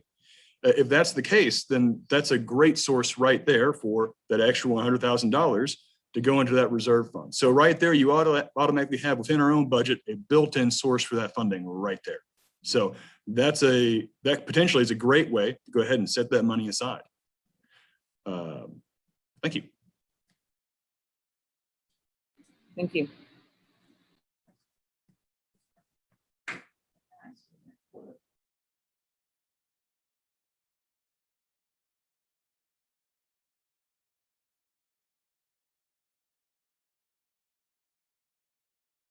Have you found Ms. Parker? I was muted. No, I still haven't found her. If you are on the attendee side, Ms. Parker, if you would raise your hand, that would be great so I could identify you. I will say to those of you that didn't get to complete your comments in the 3 minutes, if you had additional comments or questions, you can email those to the city clerk at normanok.gov and we will pass those along. I don't see any additional public comments, Mayor. Thank you. Are there any comments from council regarding this item? I see Councilmember Foreman. Am I unmuted? Okay. I just wanted to comment to a couple people who were asking about why aren't they seeing the allocated funds in the next budget, et cetera. I had that question also. There's still some pending litigation with that, so to be determined, I was just going to say. Daryl, I know, are you there? Hi. I know I asked you this yesterday, but I was just wanting an update. Do we have a finalized FOP contract yet? We do not, Councilmember Foreman. What would happen if we don't have an agreed upon FOP contract when we need to adopt the budget? Has that ever happened? Is that maybe a possibility? Because it's hard to kind of plan around when we don't know what kind of numbers we're talking about. It happens fairly regularly that we do not have our agreements with any of our bargaining units by June 30. That has happened in the past. It is possible. It will happen again this year. We agree. Life is just easier from everybody's perspective all the way around if all those are known quantities prior to budget adoption, but those are things that are in the works and negotiations with all bargaining units are currently underway. So let's say we adopt a budget and then the agreed upon contract is leaps and bounds over what we budgeted for, then what would we do? Our goal would be to make sure we do not negotiate beyond our means. The last thing we want to do is go back to a bargaining unit close to the end of the fiscal year and say, you know, we're not going to make it. We'd like you to give us that cost of living adjustment back. So that's where the art and the science of municipal finance come into play. We work closely with Mr. Anthony Francisco and Mrs. Gayla Hicks to make sure that we live within our means. Okay, thank you, Daryl. So yesterday I presented my thesis for my master's, and a lot of what I did, I talked with Mr. Jason Olson, who is my hero, is about the broadband issues, childhood education programs, and the pandemic. And so one of the things the pandemic really highlighted was a lot of insecurities that children have with food. I didn't know, but the city of Norman, we have partnered with Sodexo and we send home meals every day with kids. I didn't know we did that. That sort of thing. But our programs, community after school programs, they remained open all day when schools were shut down just so kids could have internet access. So I'm definitely going to champion trying to do that. I know someone said they didn't want to hear about more infrastructure, but that is infrastructure that we need to put into place. And then just to respond to someone else's issue, I know it's a different thing with the budget, but the American Rescue Plan that was presented, I would like to see a participatory budgeting put in place for that, but that's its own separate thing. And that's really all I have for now. Thanks. I'll clarify with the ARP funding again. We have not yet received guidelines on how it can be spent. So that's kind of why we're at a hold. And again, I appreciate the White House doing their due diligence, but people are getting antsy. So I get it. And hopefully we'll have some updates soon. Councilmember Holman. Thank you. Adjust my screen here. A few things. I do also have some similar questions about the internal services and the increase that as proposed. The increase in the city admin budget, I think that's a good question that folks would like to have some clarity on. from the public standpoint. I'm also interested in how the new law impacts the PSST, and want to further reiterate to others that this new law doesn't have anything to do with what we did last summer, and doesn't change. The existence of this law wouldn't have changed a single thing about what we did with the budget last summer and what we did last Tuesday. This law is a duplication of an existing law that already prohibits city governments from altering how voter approved funds are spent. Already existed law. Representative Virgin made a very clear and concise statement about that in response to it and why she voted against it. So again, the bill is really just for show and doesn't accomplish really anything that didn't already exist in state law. So I just want to be real clear about that. But I am interested in how this impacts the PSST's ability to pay the general fund for services rendered to it from the general fund and the rest of our city staff. And so that is something I will be very interested in hearing further how this will work going forward. I like the idea of historical markers from former Councilmember Carter about Mount Norman, Abner Norman, Chisholm Trail. I also think it would be, we really should have historical markers that mark if we're going to do something like that, that mark the significance of the Native American heritage of the Norman area, the Lake Thunderbird area specifically. I think that would be very important, is a very important part of our history, and going forward with that one. Jenkins Avenue, I absolutely agree too that burying utility lines is really preferable, since we're going to be widening a street, we're going to be tearing it all up. And so I would definitely like for Public Works staff, I know we're still planning in the planning process for that project, but that is something I would definitely prefer, and would like to have a further discussion with city staff, maybe in CPT next month or in June, about the possibilities of working with utility companies to accomplish that on Jenkins. The NPD admin increase, I think that is worthy of an explanation for the public as well. If Public Works is getting a proposed decrease, budgeting for programs like Cahoots and other crisis response, I think is definitely something I support in this budget and supported in this past budget. The funding for it, maybe it doesn't come from the exact same source that we used with the amendments, but I think it is important that we find a way to fund these type of programs going forward, regardless of where the fund comes from in the city budget. Public Wi-Fi, that's probably the one we heard the most comments about. I can't recall if we were going to send that one to oversight or CPT. I need to look at my sheet, but if it's CPT, then I will probably propose to staff that we get at least an initial refresher or conversation started in the next CPT. But I'll talk to Mayor Clark about where we had that on our committee agenda. The seizure and forfeiture fund, everyone knows I've been a big advocate of eliminating at least the part where the seizure and forfeiture fund isn't all civil asset forfeiture. It's also where traffic tickets, fines, things like that go as well. But when it comes to civil asset forfeiture specifically, I've been a very strong advocate of eliminating that practice of using funds that come from that.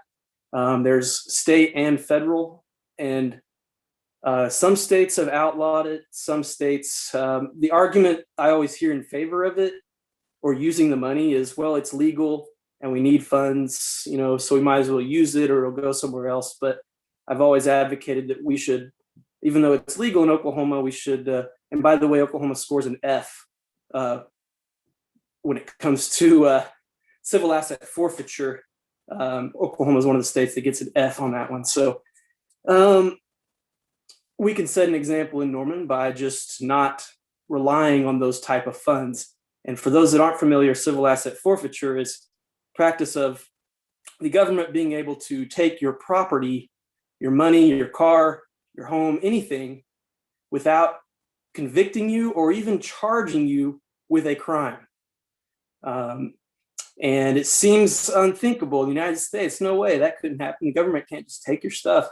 But civil asset forfeiture allows for the government to literally do that, to take your property, and you don't have to be charged or convicted. And you might have to hire an attorney and spend thousands of dollars trying to get your stuff back. So it's not as big of an issue of governments relying on it in bigger cities where there's a bigger tax base. But in rural areas, small towns, counties, it is a real growing problem in the United States that I find highly unethical. So minimum wage increase, as Mayor Clark mentioned, the legislature a few years ago did preempt local governments on being able to propose an increase to the minimum wage. They also made it so that citizens cannot even initiate a citizen petition to increase the minimum wage either. So that's how extreme they went with that. The police positions in PSST. So PSST, just to clarify, didn't authorize 170 police officers. It authorized 42 police officers, 41 over a span of 7 years. And then it has the SROs, half of them, and then mechanics, dispatchers, and I'm always forgetting the other one. But the all positions except for the dispatchers, which you can't fulfill until the Emergency Operations Center is constructed, and then the SROs we can't fulfill until MPS is ready to agree to funding their half of it. So other than that, the police positions in the police department from the PSST, that's been fulfilled. That obligation has been filled. COVID-19 budgets, I do look forward to continue having conversations about how the city of Norman will be using any future COVID-19 funds. We don't, as was mentioned, we don't know from the federal government what the guidelines are for what we'll be able to use it for, what the restrictions are. So we'll continue to having those discussions. I would also remind everybody that the University of Oklahoma does have its own police department. So when you mention that we're a college town, we've got a college, and the OU campus has its own police department. It's just for anybody that wasn't aware. Affordable housing, it is a shock. I know to most that we would have a shortage of 9,000 affordable housing units. And I don't know that a lot of folks understand what affordable housing means really. And that, if you're paying more than 30% of your income towards rent, then you're not living in affordable housing. And 30%, is not a lot. I mean, it's a lot to as part of a budget, but when it comes to dollars in rent, it doesn't have to be that much really in Oklahoma for you to go over that 30% and you're still only maybe spending $600-700, but that's a lot here to spend $700 a month on rent for a 1-bedroom apartment. Maybe it doesn't have a washer and dryer, a dishwasher, so you got to go to the laundromat and do all that, and you got to pay all the bills on top of that. And so affordable housing, I think all cities in the country are really struggling with this one. And it's a conversation we've got to continue having. And it's something we're going to have to figure out a way to put our budgetary dollars behind at some point, because it's very difficult to incentivize the construction or development of affordable housing without any kind of financial incentive, at least based on what I've seen in other areas when governments have tried to do this. And so, so that's really, I am interested in the reserve fund too for municipal Wi-Fi. If we legally can do that, since it's considered a utility, can we establish a fund, a reserve, a savings for it in case federal funding comes available for this type of thing?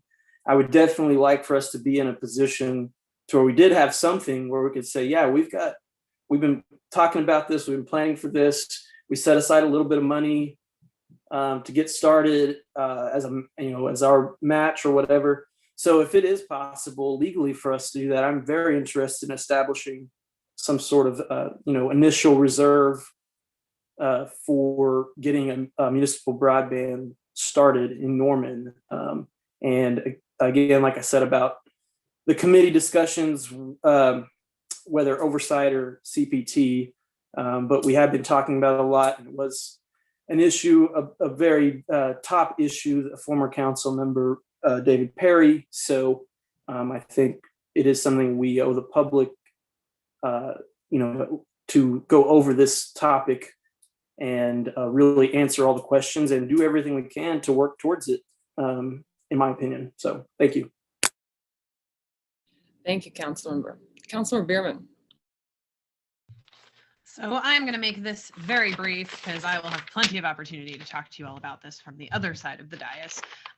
Just to reiterate a couple things, I happen to agree with Councilmember Holman that I think we should eliminate the use of civil asset forfeiture funds if we no longer like the way they are acquired. The funds can be adjudicated. The person doesn't have to be. The funds can be found guilty, the person not.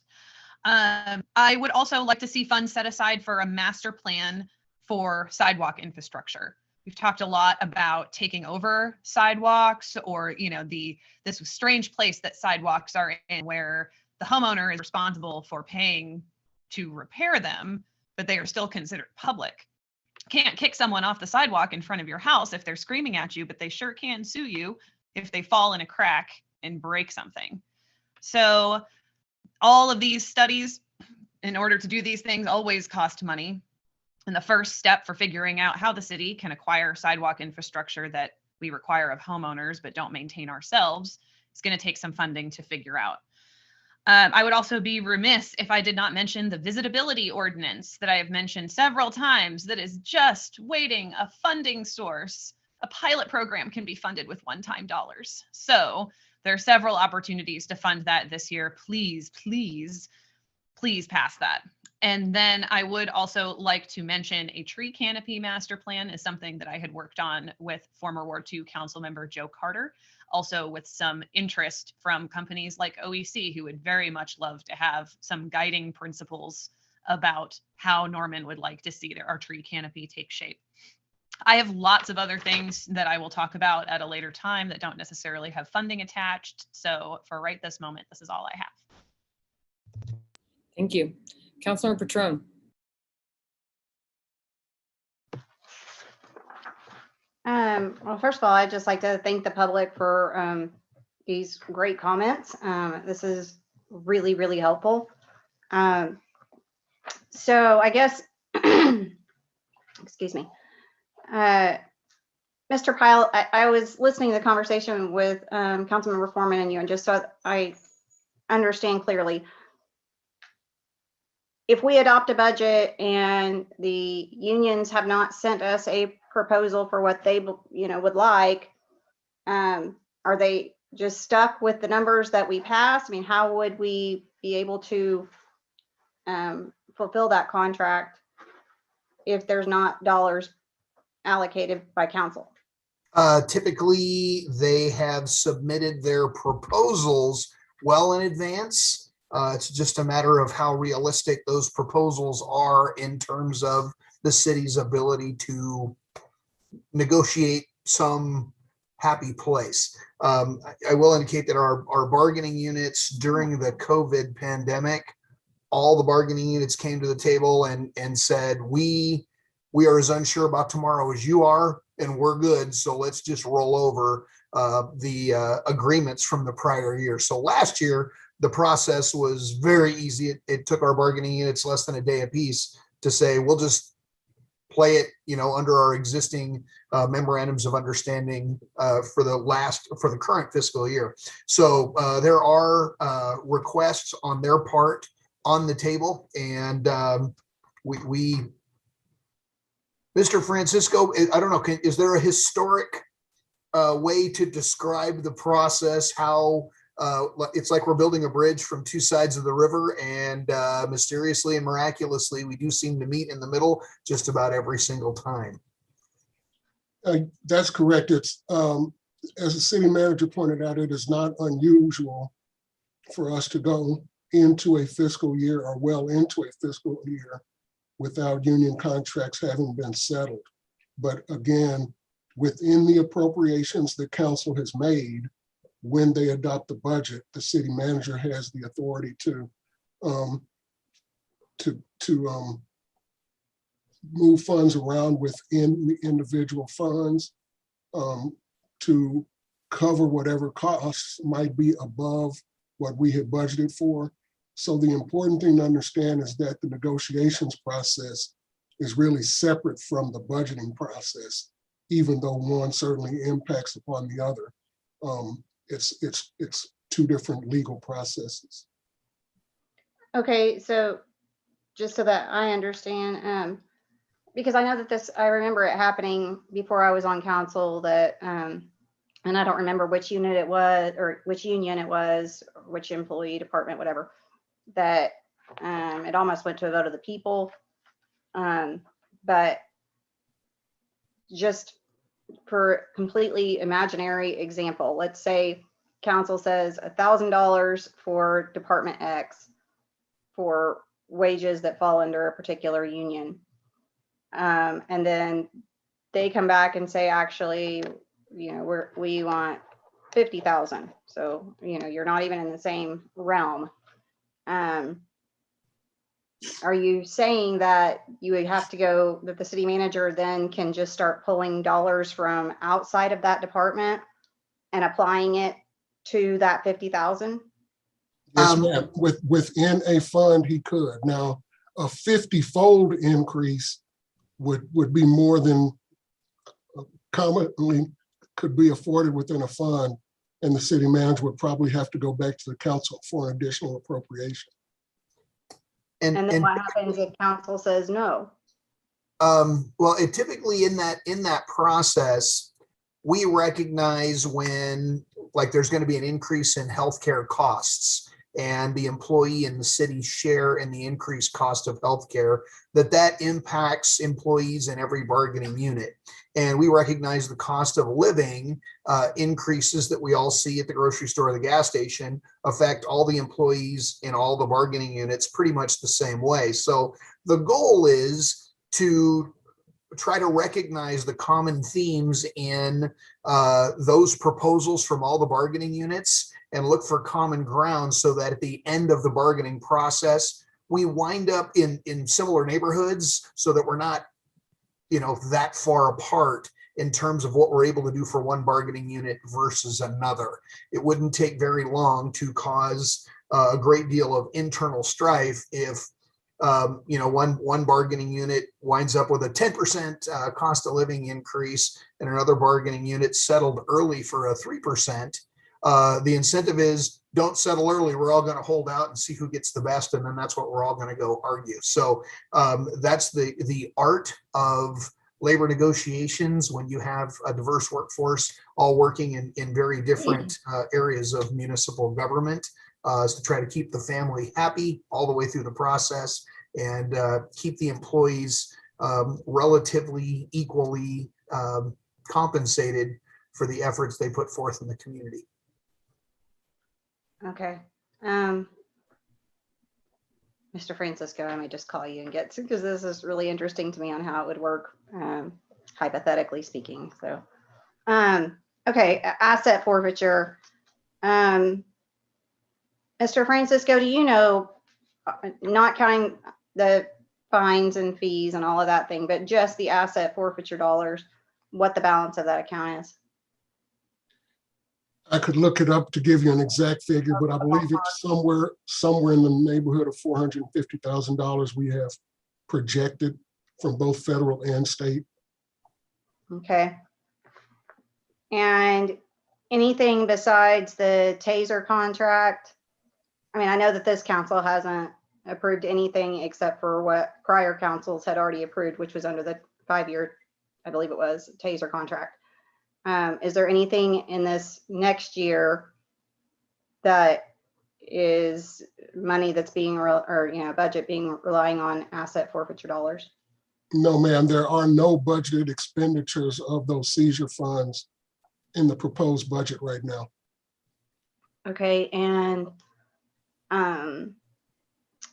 If, let's see, is city legal here? Yes. There you are. So I know that Stephen has definitely advocated that that be a, we join the rest of the country. The Supreme Court, even the conservatives, especially on the Supreme Court, have signaled that they're likely to be doing away with this practice.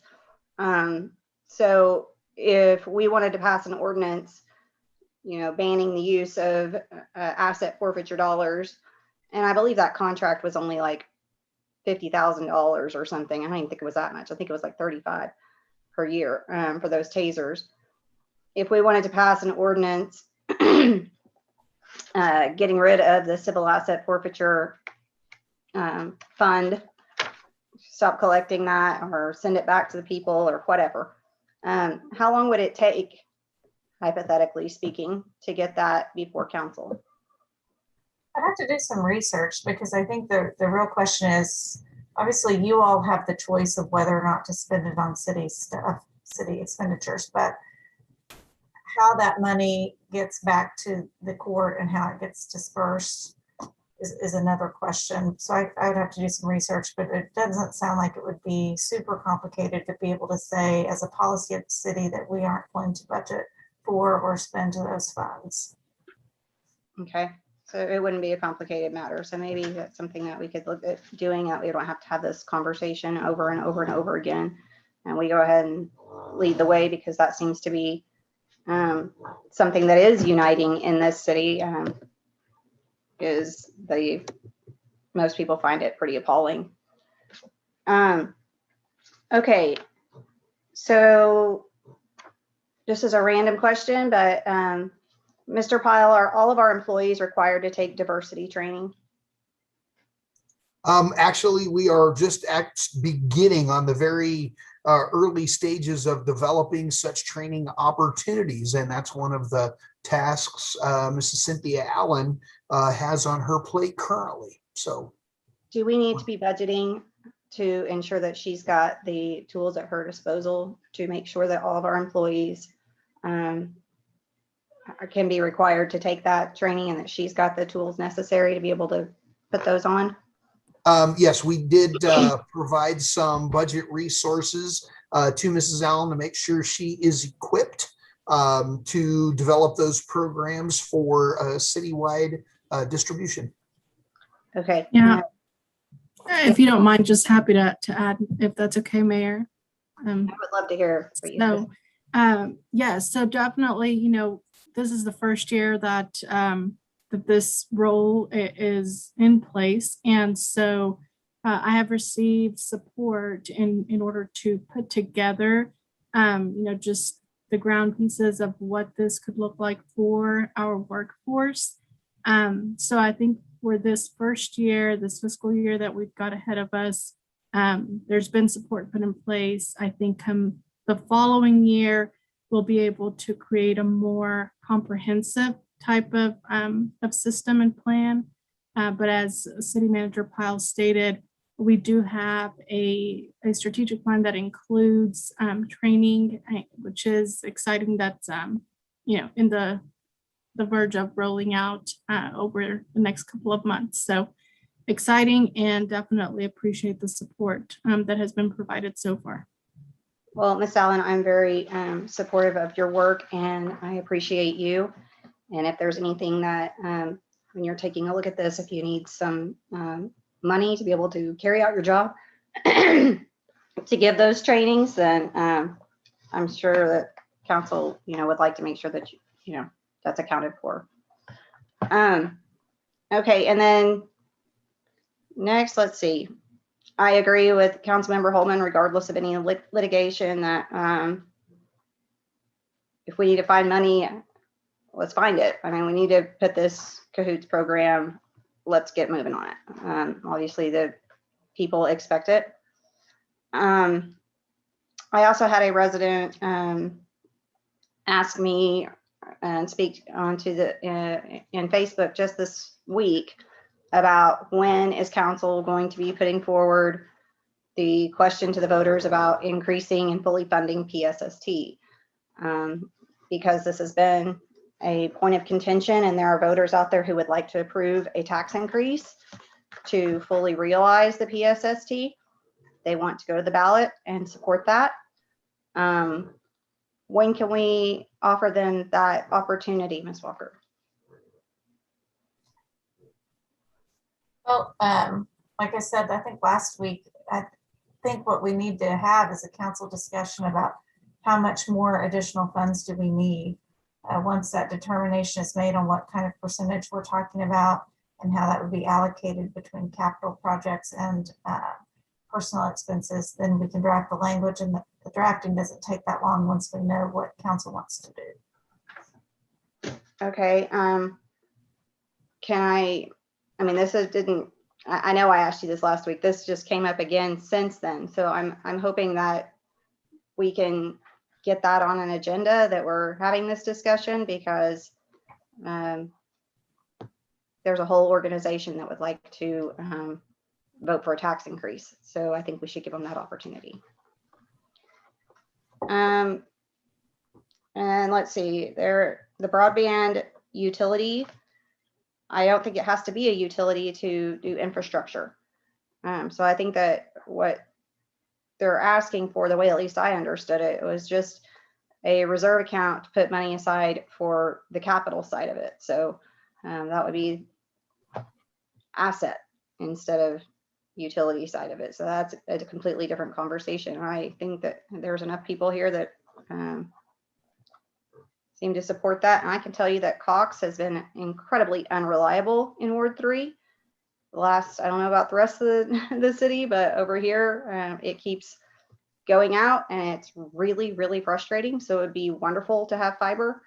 And I would be supportive of putting some money into a reserve.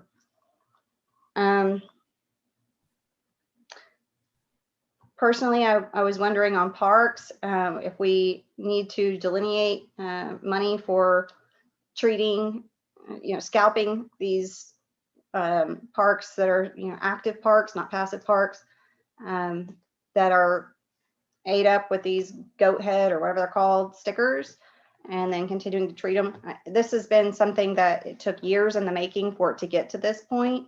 And the people that I've spoken with have said it's going to be, almost like a religious experience on the city's part to try to get rid of them. So if we need to make that a line item as a priority, Mr. Pyle, I would really, really appreciate it, because as it is right now, and I so appreciate that you could send, and Mr. Foster sending people out to help, and I am so grateful for that. But I know that it's not going to be a one-time thing. We're going to have to really stay after it to where they're usable again. And I hope that council will be supportive of reclaiming our parks from the stickers. We'll bring you some recommendations on that specific task. I know our parks maintenance crew, they see exactly what your constituents were seeing. Yeah, what council needs to allocate in money if that needs to happen. Let us know. I'm fully supportive of the visitability ordinance, Councilmember Bierman, and as well as the pollinator program, the signs, and the Canadian River. I know my ward would love to see that project become a reality. So that's it for me. Thanks. All right, thank you, Councilmember. I don't see any other hands up. I will throw out some quick comments from me. I'm very interested in exploring municipal broadband, be it burying the utilities for better infrastructure, or at least having a conversation about what municipal utility would look like. We all know our challenge with utilities, but the $100,000 is, like, from what I've looked into, like literally a drop in the bucket. I feel like it was what we did when we tried to fund the senior center with each little piece that we put aside. But the ARP funds could be a game changer, but we definitely need to talk about that further. Speaking of utilities, it's probably time we start the stormwater conversation. Don't want to scare you all. I know it's close to bedtime, but hey, just being realistic. And something else I would like to explore is family-friendly policies for the city of Norman. I believe not only is it crucial to making sure that women who have been completely removed from the workforce this past year, back to the level of from the 1980s of where we are, it's insane. But it's also a recruitment issue. I think that this generation, now that we've shown the world, we can all work from home and we need help with childcare and all sorts of issues. I want to see if there's a way we can do things differently and perhaps lead the way in the state of Oklahoma on those kind of family-friendly policies that will make it easier for families to have a fulfilling, not only career, but family experience while working for the city of Norman. And I think it will help, again, attract and retain young talent. So I would like to see some, and I'm happy to try and find some examples on what we can do. I know that having Ms. Allen here has been helpful in a variety of ways of making our staff more diverse and inclusive, but I think we can do more. So those are just a few of my thoughts at this point. It is running late, and the last comment I will make is a big thank you to all of the residents that came and spoke so often. And Councilmember Holman speaks about this all the time. We have hearing and practically beg people to come, and no one shows. So we do the best we can, but now it's on us to listen to the feedback that we're giving. So let me check my notes. Our next our public budget hearing is May 25th. So mark your calendars to continue this discussion. And we talked about access to residents. It's still kind of hard to have these in-person meetings. Like we historically have had board meetings quite often, but you can always email us. I read them. I don't always have the time to respond to them, but it's very, very helpful. So don't think that we're not wanting your comments and not listening to them. I'll entertain a motion to close the public hearing. So moved. Second. Thank you. The motion on the floor is to close the public hearing. Madam Clerk, will you please call the roll? Councilmember Bierman, Aye. Councilmember Patron, Aye. Councilmember Hall, Aye. Councilmember Nash, Aye. Councilmember Foreman, Aye. Councilmember Holman, Yes. Councilmember Peacock, Yes. Mayor Clark. Yes. The motion passes unanimously. The public hearing is now closed. Thank you. Now, miscellaneous discussion. This is an opportunity for citizens to address City Council only. Remarks should be directed to the council as a whole and limited to 3 minutes or less. We do have a few people signed up for miscellaneous. Our first speaker is Stephen Ellis.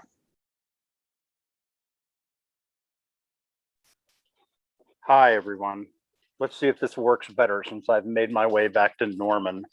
My comment is basically this. I mean, when you look at the way the budget is constructed right now, I think we're seeing that the Norman police, in a way, are kind of pricing themselves out of their own budget. You know, as long as the sort of internal service costs are going up that much, that's a way functionally of adding to the cost per police. So the police budget, if we want to, you know, keep it at the even the same level of policing, we're going to have to have more and more money. And I think we're also learning that there are things that the Norman police do that probably don't require uniformed police who have guns and qualified immunity.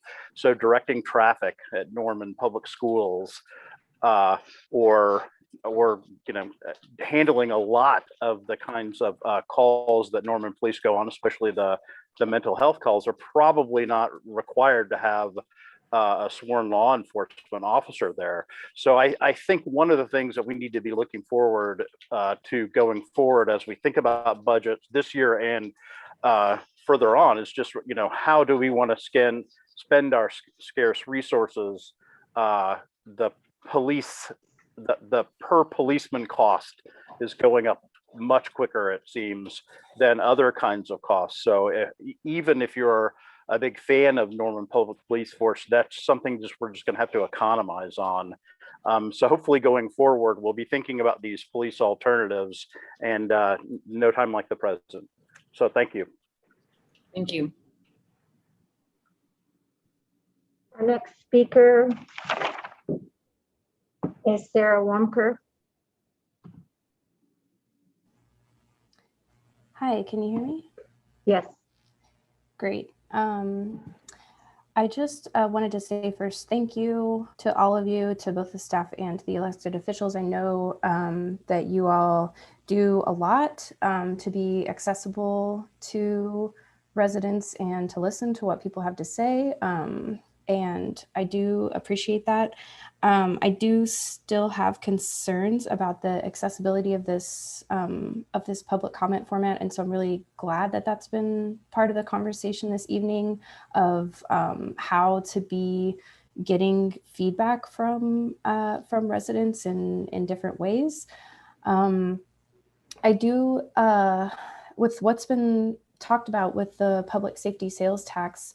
I did want to bring up that I believe, yes, there probably are a lot of residents who want to increase that tax amount so that the things that were in that public safety sales tax plan can be fully funded.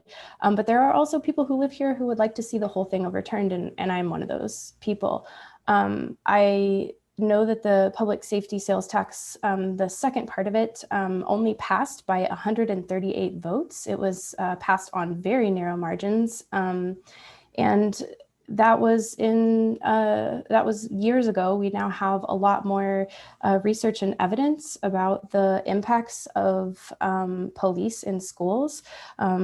During the past year, over 25 schools across the United States have chosen to end their contracts with police based on irrefutable evidence of systemic racism in these programs.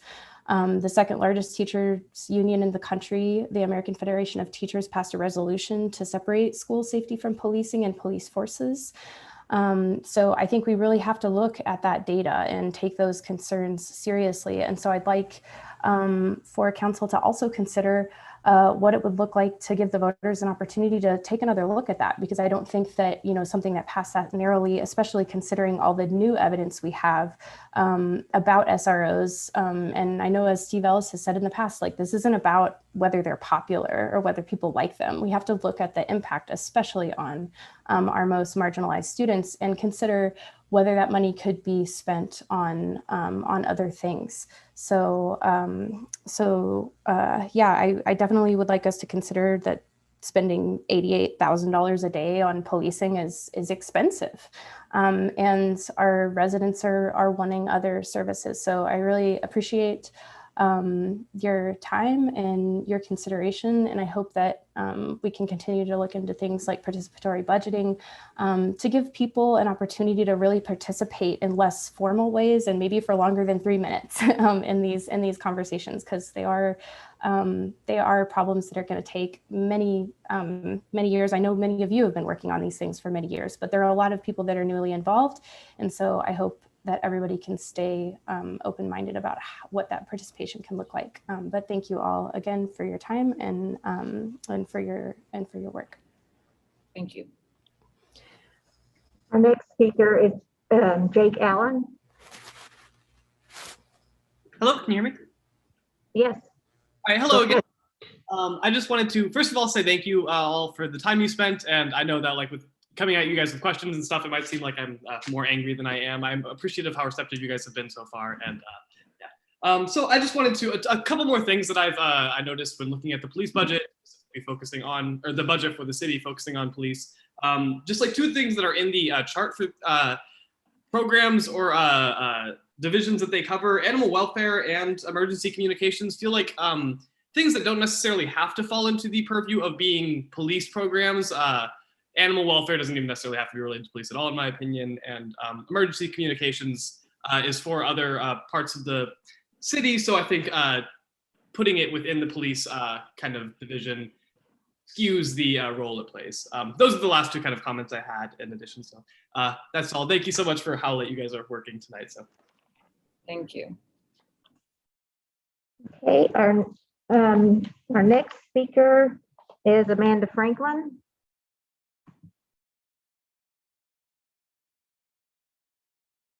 Go ahead and unmute your mic, Amanda, and begin when you're ready.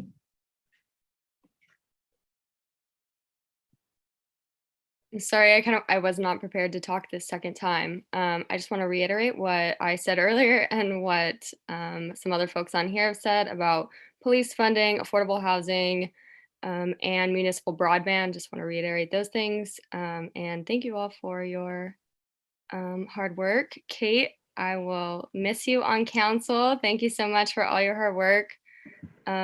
Lee, thank you for going out to Bishop Creek with Brandy. I really appreciate you taking the time to do that and to connect with those folks and just really be out there seeing what they need. So I really appreciate that. STH, I really appreciate all of the things that you've said today too, kind of reiterating our needs for affordable housing, police reform stuff, and yeah. So thanks y'all. That's all I got to say. Good night. We now go to Julie McCurdy.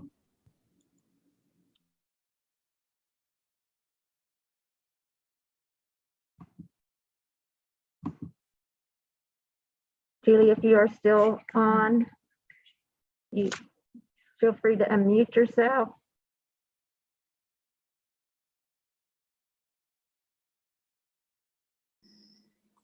Yes, I'm here. Can you hear me? Yes. Go ahead. As far as the budget, I was just looking at some other information and I was just noticing, looks like there is, let me find it here. Okay, so where are we in a line with Tulsa and Oklahoma City as far as budget for the police? I feel like we fall short in our budget for the police. We have, our population is 126,952 people, and Moore only has 63,261 people in their population, and they have more police per person in their population. So I'm not understanding if our, if the population is growing here, why are we defunding our police?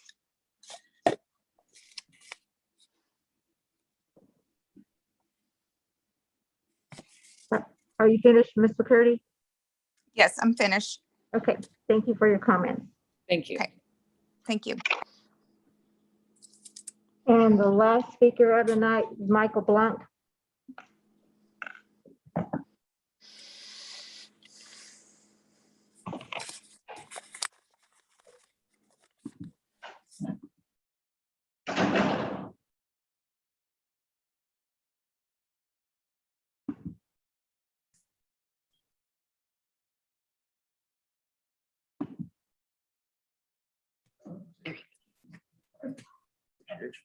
Appreciate you. Can you hear me, folks? Yes, go ahead. Okay, real quick, over a couple things. One, I'd like to again thank our city council for letting us have this kind of budget process. I'm glad to be participating. I hope we finally started to make Mr. Holman proud. That being said, one other small thing. So I was watching last week's video because I was here for most of that. It left before the actual budget discussion. Turns out I too am an end of the fiscal year baby. Birthday's on the 30th. Fun date. Yes, sir. Yes, sir. So, and then I also like to take a moment, we look, I know we've dealt with a lot of divisive issues in town recently, but something I think that we should all be able to agree on, no matter where you are in a political spectrum, is most people, like at least growing up in Oklahoma, seem to normally not be super enthusiastic about the state government kind of encroaching into oversights into how towns and communities run themselves.